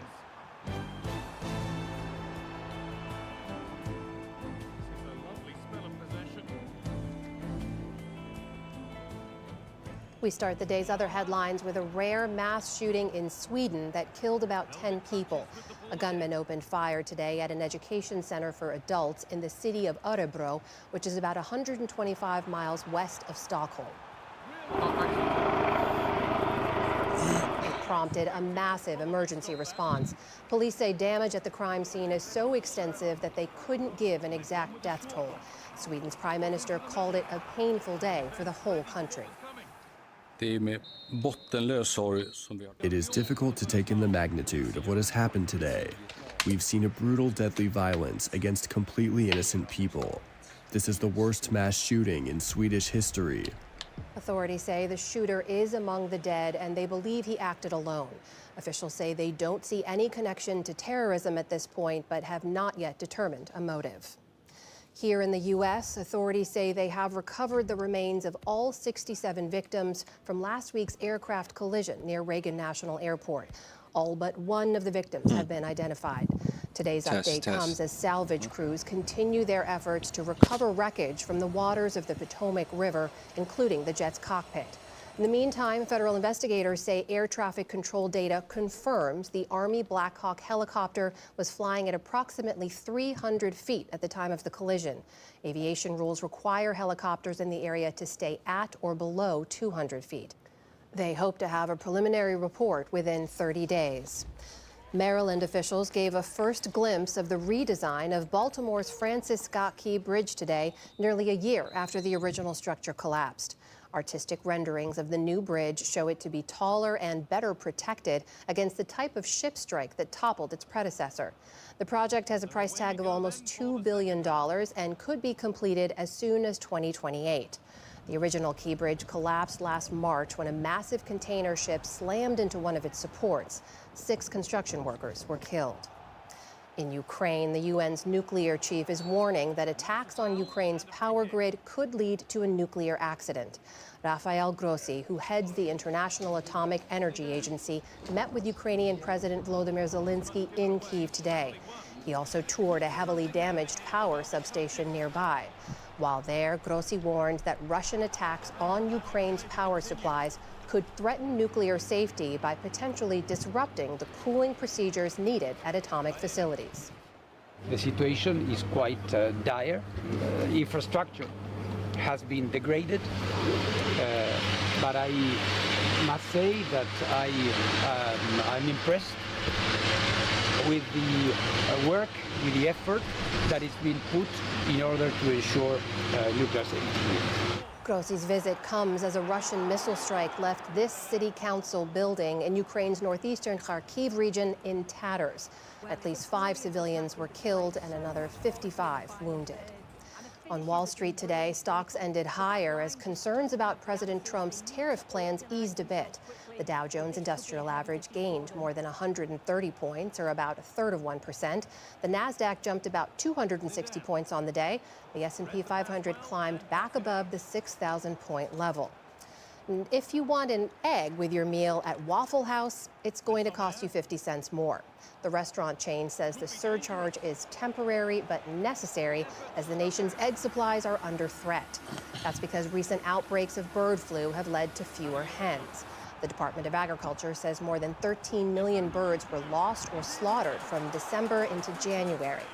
Bird flu has infected at least 67 people since last year, and 1 person has died, though health officials say the chances of people catching it remain slim. And 10 minutes, just 10 minutes, that is how long it took an asteroid to slice 2 Grand Canyons into the surface of the moon nearly 4 billion years ago. An artistic rendering shows the moment the object slammed into the moon, sending giant rocks outward like missiles. British and U.S. scientists used data from NASA's Lunar Reconnaissance Orbiter to determine that those rocks cut 2 Grand Canyons into the lunar surface, comparable to the one in Arizona. Their findings were published today in the journal Nature Communications. And the Aga Khan, who led the world's Ismaili Muslims, has passed away. Considered by his followers to be a direct descendant of the Prophet Muhammad, the Harvard graduate grew into a business magnate and philanthropist. He mixed with royals and used his riches to build homes, hospitals, and schools in developing countries. His foundation said that an announcement on his successor would come later. The Aga Khan was 88 years old.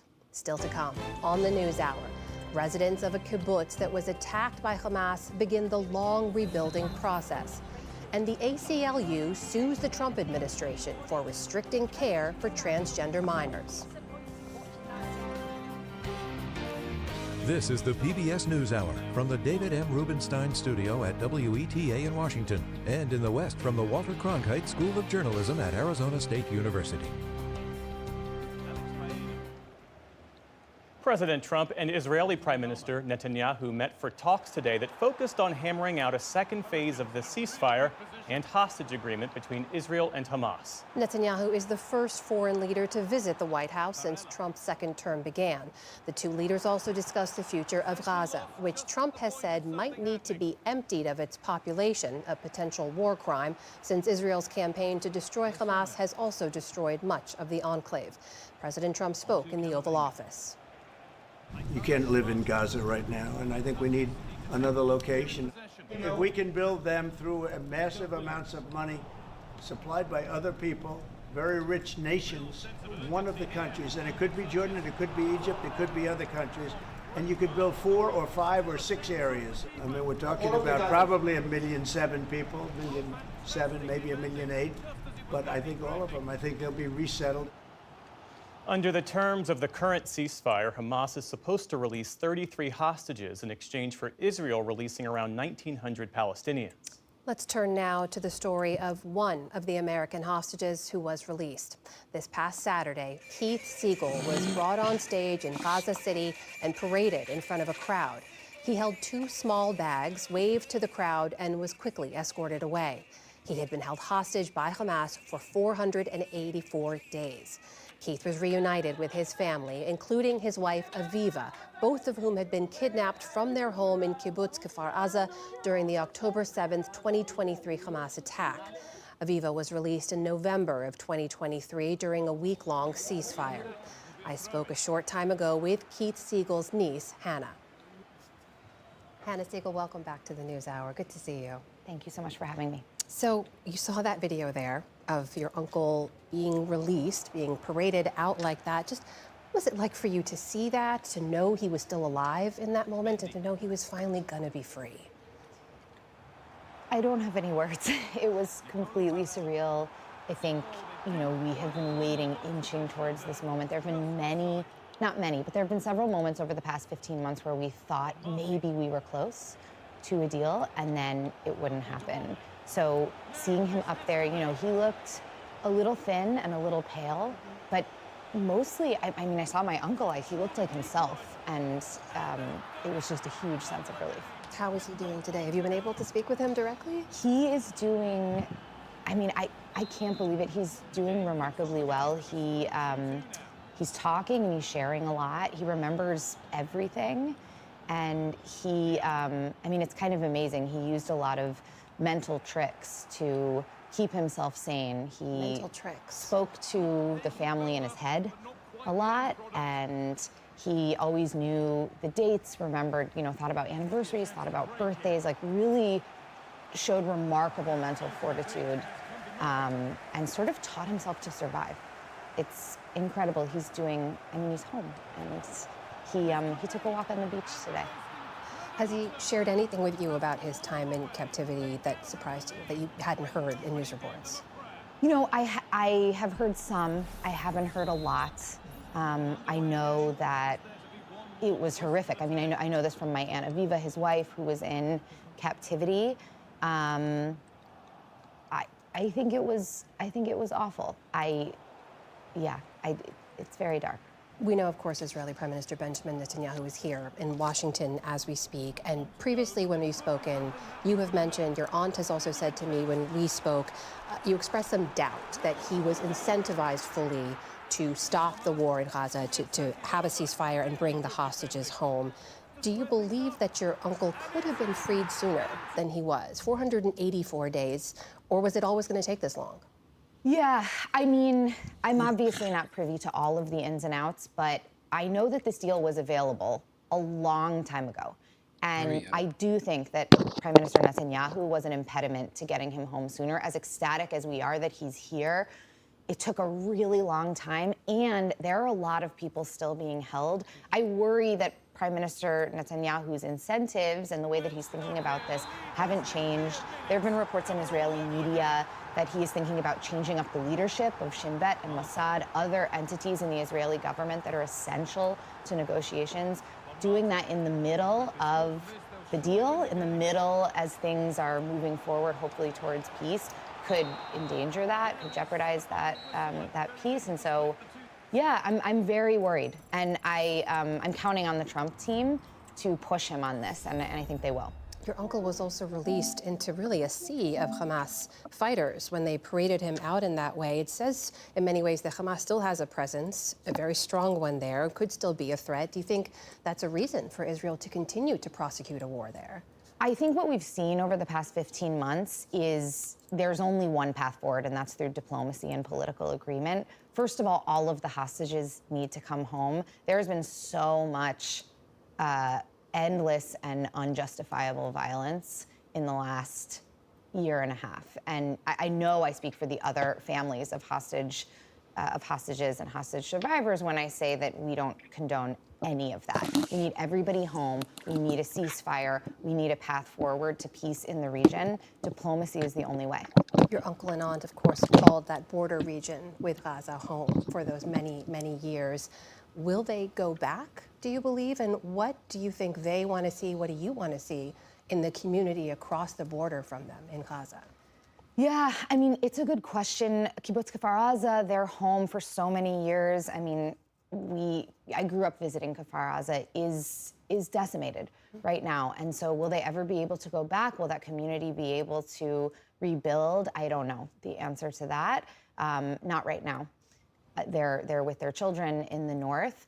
I think, my family in Israel has long been involved in peace activism, facilitating dialogue between Palestinians and Israelis, working towards peace in the region. That's what we've always wanted. That's what so many people around the world, that's what we've seen these past months, want.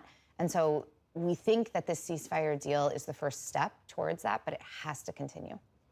Your uncle is now free. Your aunt has been free. I know you haven't had a chance to see them, but you're planning to soon. Yes. They have a long road ahead, obviously, but what do you hope to tell them and say to them when you finally get to see them? I mean, I want to give them the biggest hugs. I want to tell them and I want to thank the people who got us here. Like I said, the Biden team and the Trump team, but also NGOs who work on behalf of families. There's one called Global Reach, Mickey Bergman, Eric Lebson, and Stacia George. Keith would not be home without them. The Qataris, actually Aviva bought a journal and had world leaders and people working on his release and supporting his release all over the world write notes to him throughout the last year so that he could see how the world was rooting for him and rooting for us. Hannah Siegel, thank you so much for being here, for sharing the stories of Keith and his wife Aviva, both of whom are now free. We're so glad to hear it. Nice to see you. Nice to see you. There are many kibbutz communities that border Gaza, and many of them were attacked on October 7th by Hamas. But one with among the highest death tolls and perhaps the greatest destruction was Nir Oz. Now, as some of its members were released just this past weekend after nearly 18 months in captivity, the community there is facing an existential question: how to rebuild and how to be reborn. Producer Carl Bostic in Israel and Nick Schifrin have this report. It must be torn down, some residents say, to rise up again. Kibbutz Nir Oz is taking the first steps to regain what was lost, removing ruins to heal the hurt.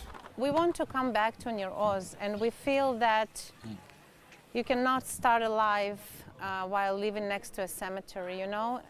Ola Metzger has lived in Nir Oz for 30 years and raised her kids here. She says to give Nir Oz new life, it must be reborn. Something more beautiful needs to come. Raised from the ashes. Needs to start from scratch. I think it will be more healthier for people who come back and who decide to build their lives here again. On October the 7th, a tide of terror tore life here apart. No Israeli community paid a heavier price. Of 400 residents, more than 40 killed, and 76 kidnapped to Gaza, including Ola Metzger's father and mother-in-law, Yoram and Tommy. She was released in 2023. He died in captivity. The shadow will stay in our lives forever, I think. I don't need any ruined house to remind me of that. I think my father-in-law would want that, to see this place flourishing, you know, and full of families again. I want to remember the life that was here before, and I want to celebrate that life. And it's very hard to talk about it right now because we still have hostages in Gaza. Near-Oz hostages are now part of each release, just 1.5 miles from the kibbutz. Last Thursday, Gadi Moses, with the white hair, endured chaos and crowds to reach the International Committee of the Red Cross and his family after 482 days. On Saturday, Hamas released Near-Oz residents Ofer Calderon and Yarden Divas, but without his wife Shiri and their